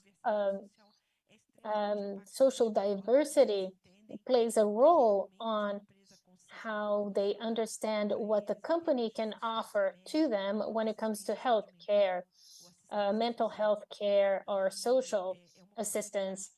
This is an opportunity that the company has to help them learn on how to seek lifestyles, to seek a living culture, generating more quality to days that are gaining life with the health measures that have been implemented and that have brought so many benefits. To offer longevity, health, and well-being to people is certainly a huge asset for an industry that wants to be sustainable. And investors are very attentive to this. I see a number of work groups on how you can better develop the S indicators, the health indicators and safety indicators. Some people have a hard time admitting that they want to do, but to advocate, to struggle for this cause is to struggle for business sustainability. We need people, so we grow the business. We develop new ideas, new products, without a doubt, addressing the needs, brought us great results in terms of tax collection related to disease. I think around 30% a year in reduction. This means billions of reais in savings. Also, labor lawsuits have been reduced, so we would understand each one of these labor lawsuits in the last 20 years, and then we group them up in clusters, and in 24 months, we reduce 82% in labor lawsuits, addressing the topics that were bringing a social impact on these people and change their lives, and above all, change the environment where they work. So this is a decision that brings more will to work. We have reduced in 59% days outside work, considering that we can actually adjust the position to the capacity of the worker. Half of this is reverted to the company in adapted ways of work. Considering an average cost of a worker at home without working around 700 reais, it's thousands of days saved by managing the needs of each one of these employees. Well, thank you, Eduardo, Marcia. Thank you both. And I'm now bringing this session to a close, this session about how workers' health can actually drive and boost industry. Thank you, Katiana. Thank you, Eduardo and Marcia, for your valuable input.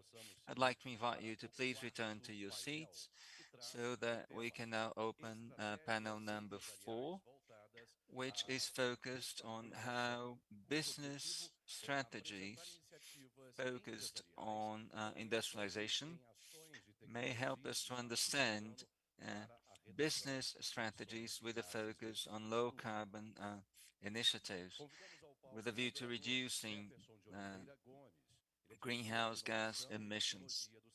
We'd like to invite moderator Jefferson de Oliveira Gomes, Director of Innovation Technology of Senai, Leonardo Mercadante, Director of Corporate Relations at Suzano, Mayara Jungles, Global Sustainability Manager at BRF, and Marcelo Lira, Vice President for Communications and Institutional Relations at ACELEM. So please take your seats.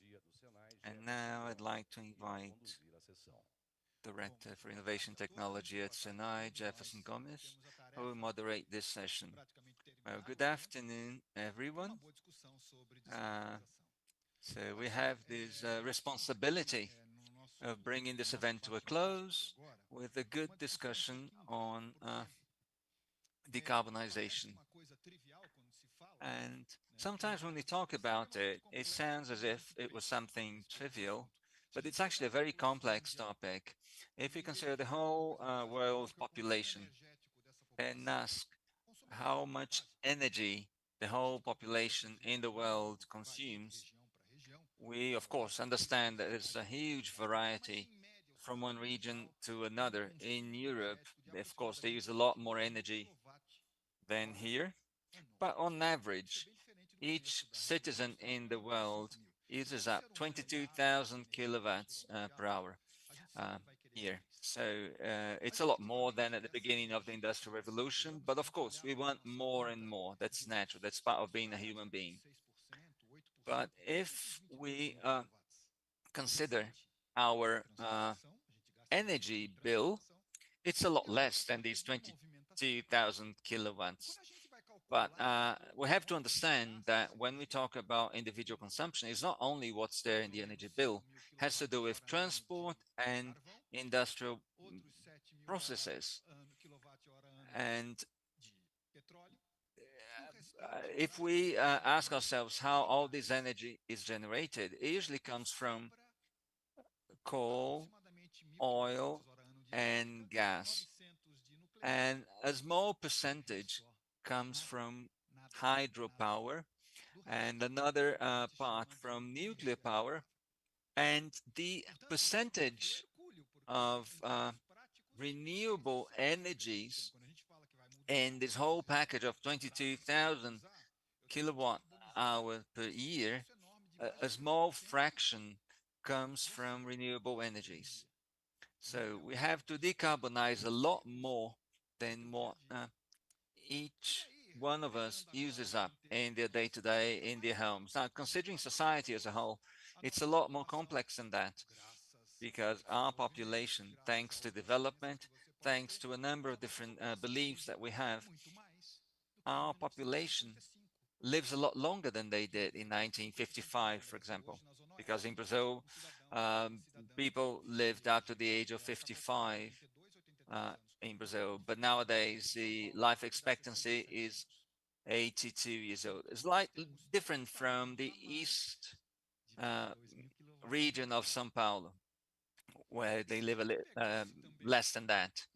So actually, we are using more energy because we're living longer. And if we think about the SDGs, the first point of the SDGs is the most important of all, which is eradicating hunger.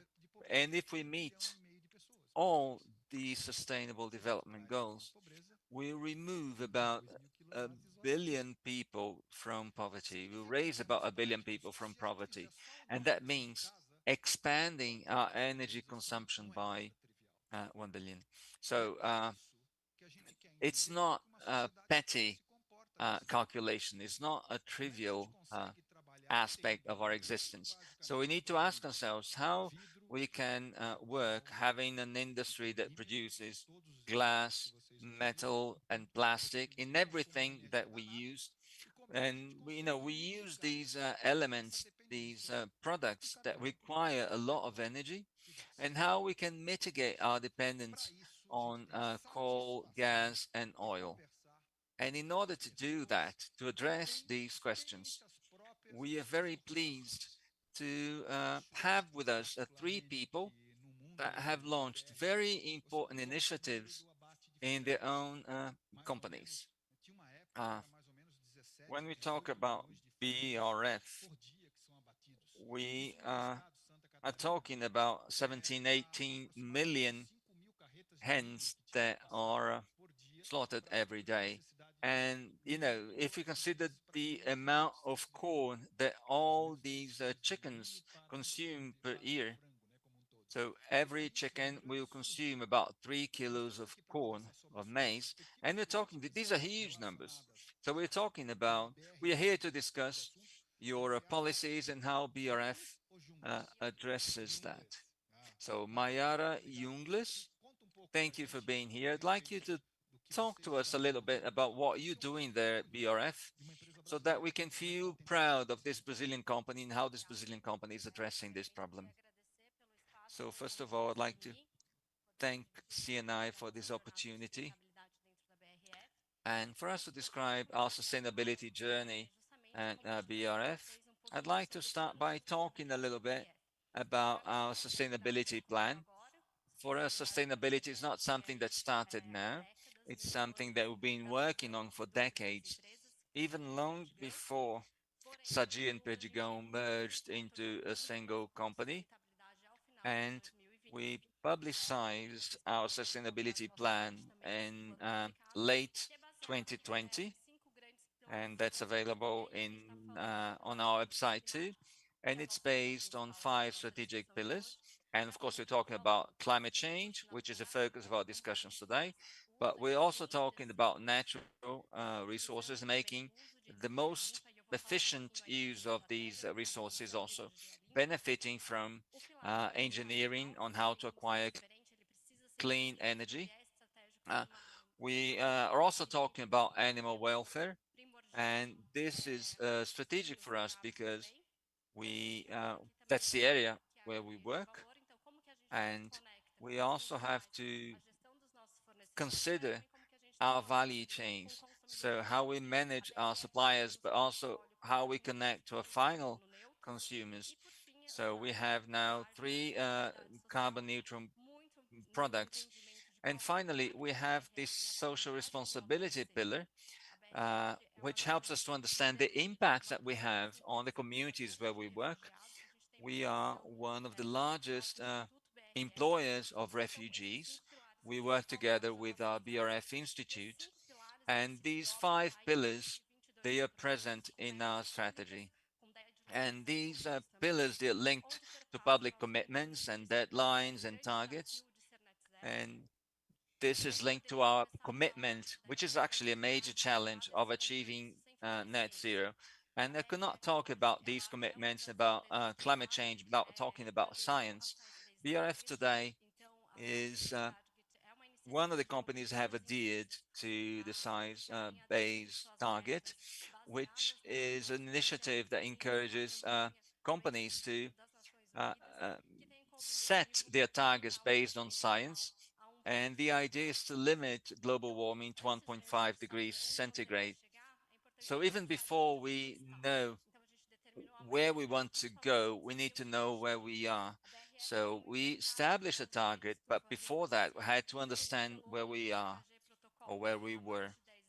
So we have this inventory that was certified by a third party, and this is something that we did years and years ago. And in the last year, we made major efforts to understand all emissions that were generated by a value chain. And this is actually a major effort. And we are talking about scope 3 emissions. And we were not surprised that to find that most of our emissions were concentrated in our value chains. So most of our emissions today, they are part of our value chain. And I can show you 2 actually links that are linked to these emissions. And of course, one of them is, of course, our raising animals, in particular swine, and also the acquisition of grains which are used to feed these animals. So I'd like to describe, what our lines of work are. So we understand where we are, we understand where we want to go, and then we agreed 4 priority lines of work when we talk about decarbonizing. So the first one is operational efficiency. In other words, doing more with less, thinking about energy, but also thinking about technology to dispose of our waste in the most sensible and intelligent way. Low carbon agriculture, and this is very important for us to operate along the chain, knowing that we want to use clean energy using biodigesters and in order to capture carbon, the sustainable procurement of grains, and BRF has this commitment to trace 100% of our grains that are procured or they're sourced in priority biomes. And the final pillar is a clean energy. So what I'd like to share with you now today is that 90% of our energy mix comes from renewable sources, and these sources are 90% from renewable sources, and we're talking about electric energy, but also fuels. And this is, of course, supported by the use of biomass. And this biomass comes from our own reforestation areas, and some of these areas are also leased. And we have a huge area of reforested areas, but also our energy mix. 24% of our electricity consumption comes from clean energy. In 2021, we signed 2 major partnerships with renowned companies in the sector of green energy, AES and Puntun. So talking about 2 different plants. One was a wind power plant, and the other one is a solar power plant. And we hope that, the wind farm to be fully in operation by 2024, and the last one will be finalized by 2025. And our hope is that this clean energy mix reaches 90% of our operations in Brazil.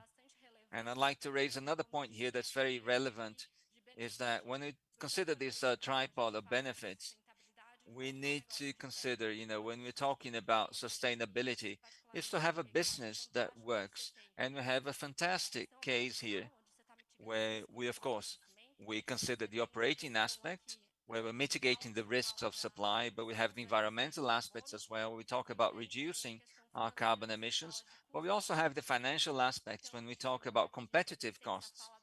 So I would like to make reference to what Sonia Favaretto said, which is our double E, bringing together environmental and economic aspects. It's not one against the other. It's actually bringing these 2 aspects together. And I think this is a win-win situation for all of us. And very briefly, I'd like to share with you the fact that we also work on a value chain.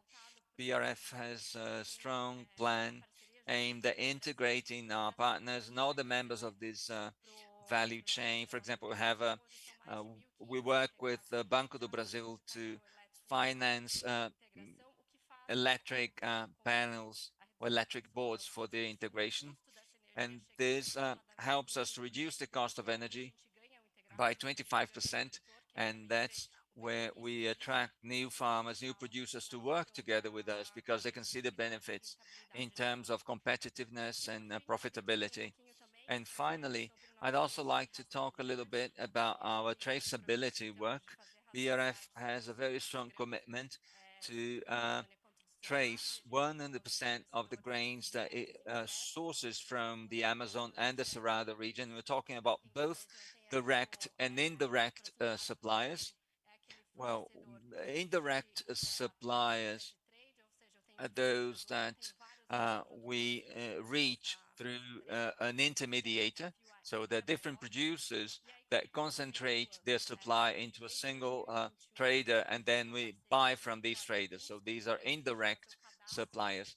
And we work in partnership with other organizations that enable us to find out who these producers are through the CAR, CAR. That's what we call in Brazil the Rural Environmental Register, that enables us to identify the exact boundary of each farm, each property, and then we can map different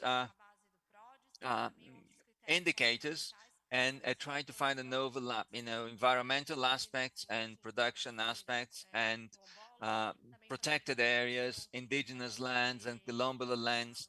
And we can also bring in information about slave-like labor, and we monitor, we understand who these suppliers are, and we monitor them to make to find out whether they match our criteria for sustainable procurement.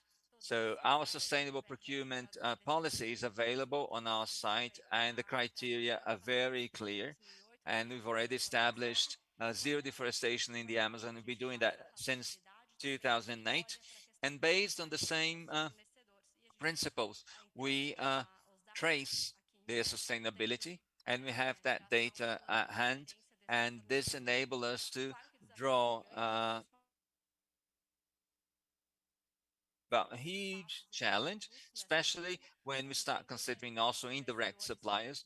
But now 100% of our direct suppliers, they are being traced. And in the first quarter of this year, we managed to reach 75% of traceability for conclusion. Now, I'd like to thank you once again for this opportunity and this opportunity to share what we're doing there at BRF in terms of sustainability. Well, thank you, Mayara. This is really interesting. Leonardo Mercanti. Mayara was talking about issues related to clean energy. And actually, I know that Suzano is doing something really interesting about this. And I know, for example, that also BRF were talking about with producers of clay objects and how you're planning to use your biogas for those ceramic kilns. But I also know that you have major projects in a number of different areas.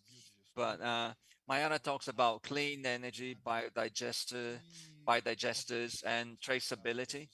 And I know that it's not exactly the same case as Suzano, but I know that Suzano has recently opened a call for projects in Brazil targeting startups or small-sized companies that could provide solutions for traceability, developing fabrics or tissues, and also food based on lignin. So I'd like to thank you for being here. I'd like to ask you to please talk to us a little bit about your projects and what you're developing there at Suzano. Well, thank you, Jefferson. I'd like to start by thanking CNI once again for opening up this opportunity for us to reflect and to engage in dialogue on such important topics, such relevant topics, and these important reflections that we've heard throughout the day. And I also extend my greetings to my panel colleagues here. Well, I could spend a long time here talking about all the initiatives that we have at Suzano. I will restrict my intervention to some of the objectives that actually have some concrete actions and results to show. Recently, Suzano launched objectives to renew life, and they are connected to the Sustainable Development Goals. And this brings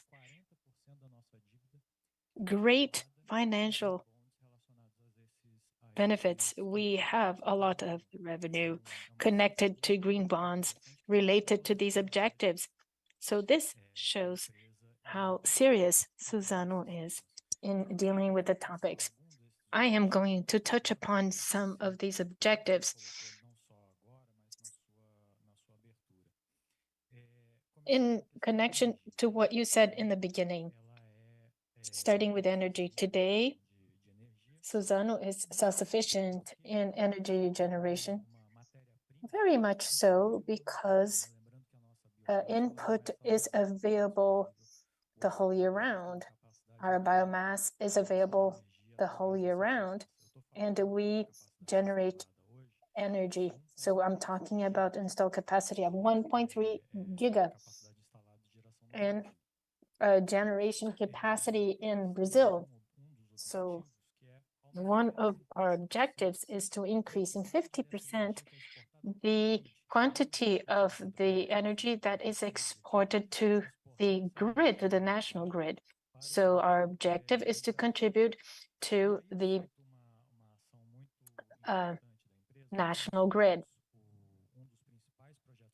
One of the main private projects ongoing in Brazil, which is the Cerrado project, with a capex of 20 billion reais in the state of Mato Grosso do Sul. And a lot of the capex is destined for energy generating plants. We're talking about 384 additional mega. Only 200 will be used by the plant and 184 will be exported to the grid. So nearly half will be then exported to the grid. This will help us in complying with this objective to export energy to the grid and be a way of generating green energy in Brazil. We know Brazil has a very clean energy mix, but we need to keep this going, and we're doing our part to keep this energy mix as clean as possible. Another objective I'd like to mention, and then we go into the issue you raised when we had a public call for startups. For the objective is offer 10 tons of sustainable products replacing fossil products. This is one objective we have at a deadline in 2030, and we have invested a lot in order to reach that goal. We're talking about paper, not just paper, but innovative products. And then I mentioned two initiatives. First, what you mentioned, Suzano has a venture capital area, which is responsible for that public call for startups. And $70 million are available to invest in this kind of startup initiative. What we want is to foster this capacity for innovation of startups, to think solutions for pulp biomass in tissue, and other solutions that we know are possible, and those that we don't know yet are possible. The alternatives are many in this area. Also, I'd like to mention a joint venture in Finland, which is Woodspin, which is Spinnova is the Finnish company we are partners with. So we can produce 1,000 tons of vegetable origin tissue. This is a way of getting into the market with a lot of innovation. 1,000 tons, we cannot say it's a large scale production, but the idea is to make the scale viable with other types of plants. This is a very good, very positive result we achieved this year.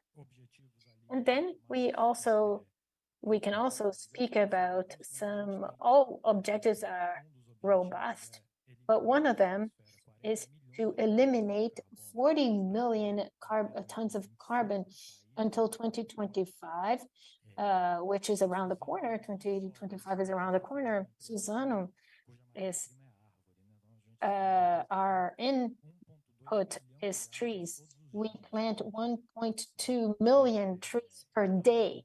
That's a number per day. So that's 1.2 million trees we plant per day. It is impressive as a number. It's huge. So we don't stop there. We have a number of other initiatives for carbon capture that go way beyond our day-to-day operation. Recently, I would like to mention an initiative, and I have to mention a partner, Biomas, Suzano, Vale, Santander, Itaú, and Rabobank, and Marfrig. These are the members of this partnership.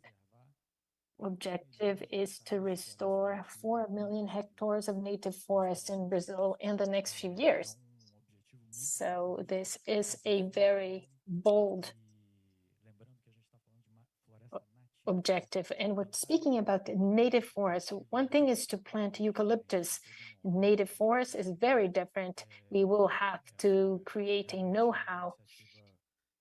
This is a powerful initiative on the part of these companies to contribute to the environmental issues in Brazil. And another initiative I'd like to mention is building green corridors in Brazil. Among the main biomas, we're talking about the rainforest, Cerrado, and so on. We're talking about over 1,000 kilometers of green corridors connecting pieces of forest. Not just dealing with preservation of native forests, but also protecting biodiversity, which is a very important issue for Brazil. So I wanted to throw all these ideas to start with, so we can have some food for thought here. Yes, you really did throw 1.3 giga in energy, 184 in the grid, 10 million tons to replace fossil fuels, 1.2 million trees planted per day, 4 billion hectares, million hectares that you are thinking of, that you are planning to plant in native forests, and 1,000 kilometers of green corridors between the rainforest and the Cerrado. I am very proud to be a Brazilian when I hear something like this. Brazilian companies. Now, after Suzano and BRF, Marcelo Lira, what are you doing at Acelen in this area specifically? I know it's also a reason of pride to understand what you do. Jefferson, thank you so much for the invitation. I'd like to thank CNI for the invitation also. Well, when you connected energy, immediately, in addition to congratulating CNI for the event, I'd like to congratulate you for your introduction. Energy may be the main instrument to generate social well-being. There's no human development and generating well-being without energy to tend to the demands of society. This is in our households, in our washing machines, in our air conditioning, our TV, our mobile phones. So energy is the pillar for well-being. It can also be an element of integrating countries, in regional integration, or even dividing nations. We have seen this around the world. And then you brought the issue over BRF and Suzano are Brazilian, very well-known Brazilian brands. They have an incredible reputation. Acelen is a new brand. I am going to spend some of my time to introduce you to this brand so you understand what Acelen is. I usually joke saying that Acelen is a 70-year-old startup. In fact, we were founded 2 years ago. This is the result of privatization of refinery. This operation was signed in January 2011 and closing around 2021, around November 2021. So we've been around for 2 years in operation. And the Acelen brand was created after the signing in January. So we didn't even have a brand. We didn't have an email. We used our personal email addresses. So just to explain, this was by the fund of the United Arab Mubadala Capital is the arm that bought the Mataripe refinery in the state of Bahia, number 2 in the world, in Brazil, sorry. So Acelen was born in this context of high carbon energy. So what's our main challenge in this context? Our challenge is expressed in our name. The name is inspired in the combination of 3 words: excellence, Acelen, acceleration, excellence, and energy. So we are inspired by that, and we understand that first we need to do what we have to do, which is to manage a refinery in the best way possible, in the most efficient way possible. And when we speak about efficiency, we speak about environmental efficiency, operational efficiency, using resources, but also environmental efficiency. But our position for the future, Acelen was created with the concept we are going to step into the high carbon energy with the objective of accelerating the energy transition in Brazil and playing a role in accelerating the energy transition. And that's why these 3 words, magic words, are part of our name: acceleration, excellence, and energy, Acelen. So to answer your question, how do we position ourselves in terms of decarbonization? I'm going to split in 2 parts. The first thing is that we need to do our homework properly. We bought a refinery, and we need to look inside and find in the refinery, when producing fossil fuels, what's the best environmental way to produce these fuels that will be needed still for a while. Even though we wish the energy transition to accelerate, still it is a challenge to do this structure in a structured way without generating inflation and price disturbances around the world. So we have to do this with the most efficient operation possible. So with this purpose, we started to change the way we operate, and we managed some important progress in the first year. The numbers are not as impressive as Suzano's, but are also very significant. With 1 year operation, we managed to reduce CO2 emission of the production processes for producing diesel, gasoline, bunker oil for ships, and other products coming out of a refinery. We managed to reduce 280,000 tons of CO2 in emissions. That is equivalent of 22,000 hectare forest, or about 1,200 Maracanã Stadium. Just by fine-tuning, we managed that. We also reduced the volume of gas emitted in our flare in 54%. In addition to bringing us more economic efficiency, that's also improvement to the environment. Another critical issue for the environment, if we expand on decarbonization, is sulfur. The refineries has sulfur emission in operation processes, which is not desirable from the environmental point of view. Also, by fine-tuning, we also managed to reduce in 41% the amount of sulfur emission. And considering the use of resources of our planet, our use of water, a refinery uses a lot of water. We managed to reduce 8% of water consumption. For you to have an idea, in a refinery of this size is about the consumption of a city with 30,000 residents. 8%, meaning a lot for the planet.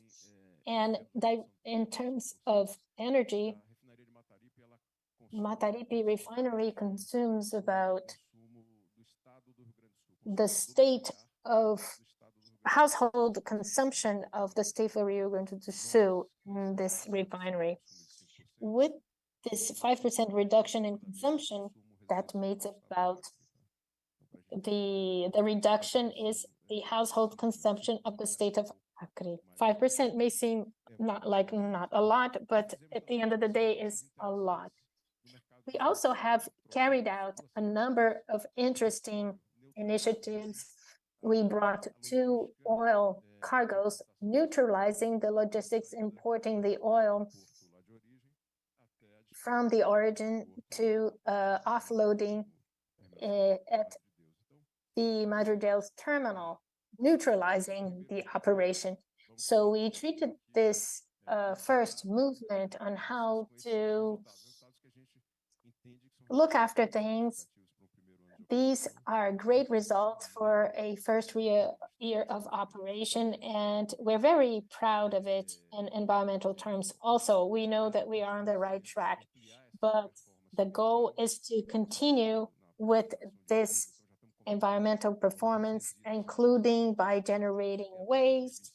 And the goal until 2025 is to have 0 landfills, 0 waste in a refinery. It's very ambitious, but I think we have great chance to get there. So this is about first part of our homework here. So we managed to get our business going in a more efficient manner. And now we are ready for step 2. So step 2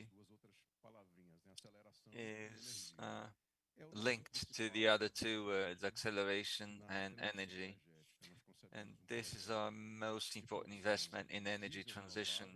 So we launched the project for the production of renewable diesel or renewable fuels, SAF, that's what we call it, based on basically planting a Brazilian plant variety called macaúba, which is a type of palm similar to the one that's used for palm oil. And this would be one of the most important projects in the world for the production of renewable diesel.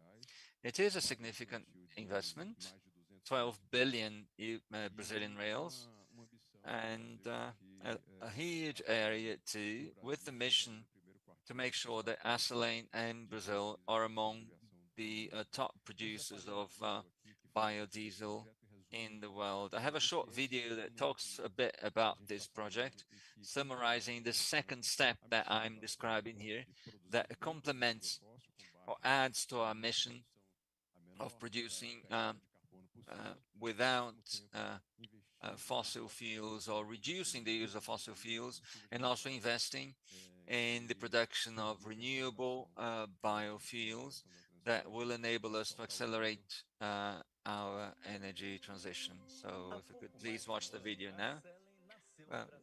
Less than about a year ago, Acelen was created in Brazil, and since then it's become one of the most important energy companies in Brazil. Ahead of its first asset, the Mataribe refinery that was bought by a specific fund, Acelen has invested, modernized, and increased the efficiency of its production and also its safety.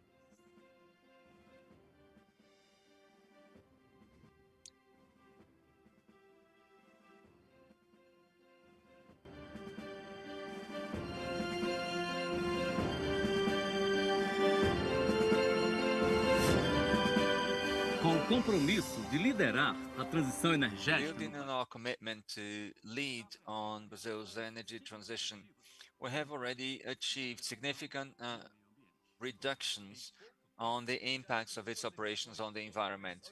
We've managed to reduce CO2 emissions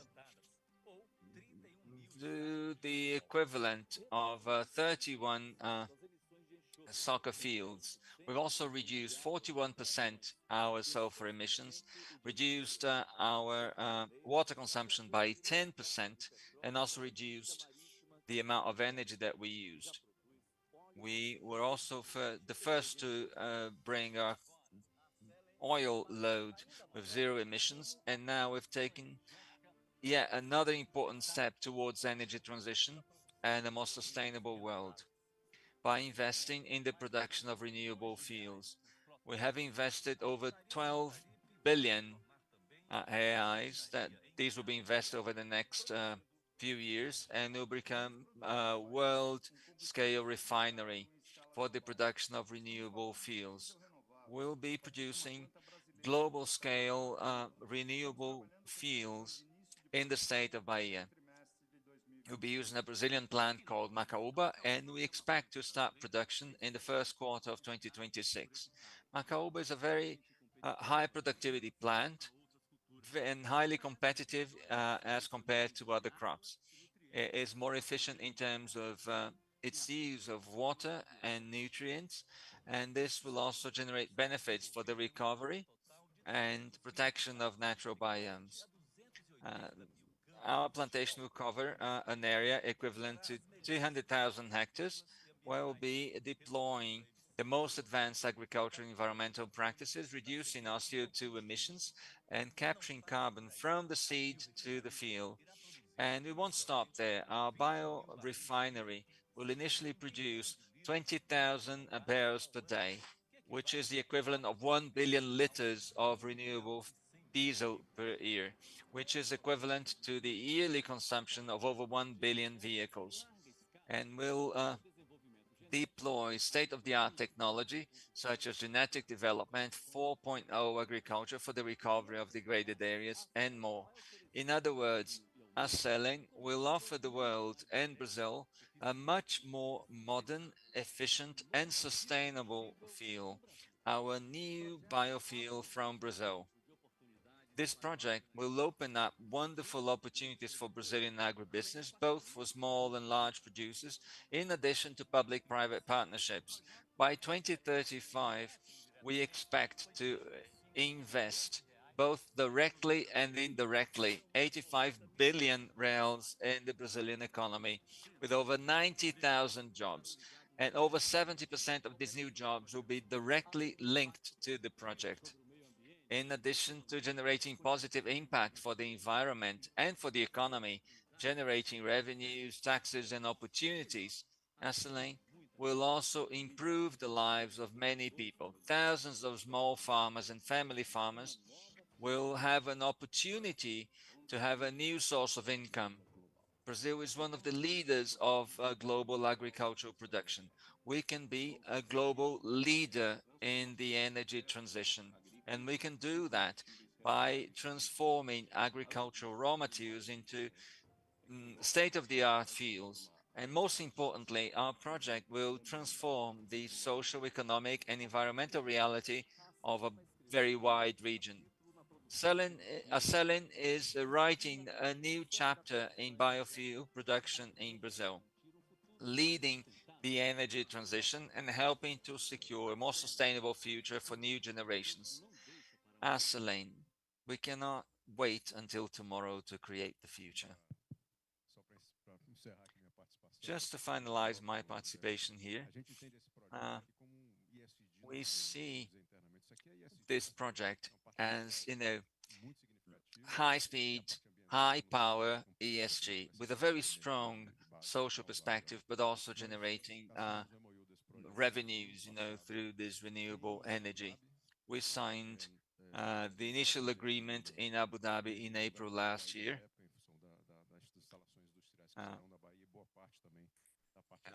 April this year, and President Lula was there together with the governor of Bahia and also the United Arab Emirates government. And we launched the project. We presented our current conditions in terms of competitiveness, and we're now about to sign off the final arrangements for investment. And we expect that at COP28, we'll be able to take a second step in this project and actually present this project to the whole world during an event that essentially matches everything that we want to do here in terms of producing biofuels locally. Well, what you say here, sometimes we address things from an economic perspective, but we have to understand the engineering behind this as well. Your 5,000 trucks that cross the state of Santa Catarina carrying maize and feed for your chickens, and your lorries that transport your logs from one side of the country to another. When we talk about these huge lorries, we're talking about 2 to 3 liters of diesel per kilometer. When we talk about these huge lorries, the consumption is 2 to 3 liters per kilometer. So every 10 kilometers, the amount of pollution that they generate is huge. The emissions into the environment, they are absurdly high. And since Brazil relies on road transport for all its freight, for all its cargo transport, we have to do something about it. And we've never got it right in terms of biofuels because diesel engines, they rely on compression. So if you consider, the amount of pressure generated by different types of biofuels, for example, from the northeast, the south of Brazil, you will have problems with your engine. So the idea would be to create synthetic fuels and have the same fuel being used all over the country, generating a balance, not only energy balance, but also social balance. Because we're not talking about the northeastern coast. We're talking about the poorest countries or the most vulnerable regions in Brazil. I think the same logic applies to airplanes. We have 17,000 airplanes flying across the globe. 7 years from now, we'll have 32,000 planes. They won't change the engineering, the fuselage, the turbines, the metal. They will require fuels. So when you fly from São Paulo to Frankfurt, each airplane will require 160,000 liters of fuel, and only 1/4 of that, or 25% of that, is used for the actual propulsion of the airplane. All the rest is released into the atmosphere. So we're also investing on that. If you consider that Brazil has one of the largest coastlines of all countries in the world, our ships and vessels could also use synthetic fuels. So it's a major business opportunity for Brazil. We're about to reach the end of our session here, and I'd like to invite our participants to say their final remarks, to share with us their final thoughts, especially for the people here in the room with us and for everyone that's following us online. So perhaps let's ask our first participant who spoke to say her final words. So let me start then. Well, Jefferson, I think it's really nice to see all these initiatives that were presented here. Well, I work in the area of government relations and have this horrible habit of talking about policy everywhere I go. So I'll try to control myself a little bit. But I think it's worth, to make a reflection on policy, on public policies. Now, there's a presentation that we made. When I was talking about Suzano, we have to understand that there's always, a public policy behind our work. So when you talk about biomes and the idea of restoring forests in Brazil, well, this initiative, this biomes initiative or biomas initiative, is only possible because of a law that was enacted by our National Congress very recently. So we have to think about what we have not implemented yet in terms of policy and all the opportunities that we have for the future. So when we've been discussing, the carbon market here the whole day, and it's a very wide avenue that's open for Brazil and for the rest of the world in terms of new opportunities, new initiatives, and innovation. When we talk about innovation, it's not only about generating technology, it's about new processes, new ideas. And, from a social perspective, there's, many, many different possibilities ahead of us. And they need to be supported by specific policies.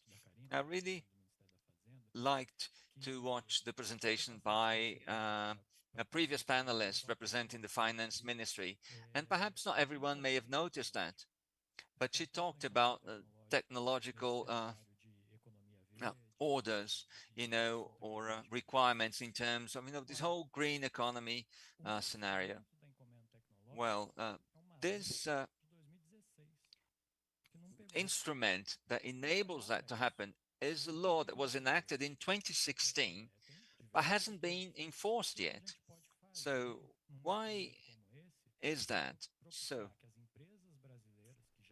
how can we use such a law, such a legal instrument to enable companies that are there in the market to accelerate our development, to accelerate Brazil's participation and engagement in this sector, and actually benefit from our potential and our advantages in terms of generating technologies and renewable products.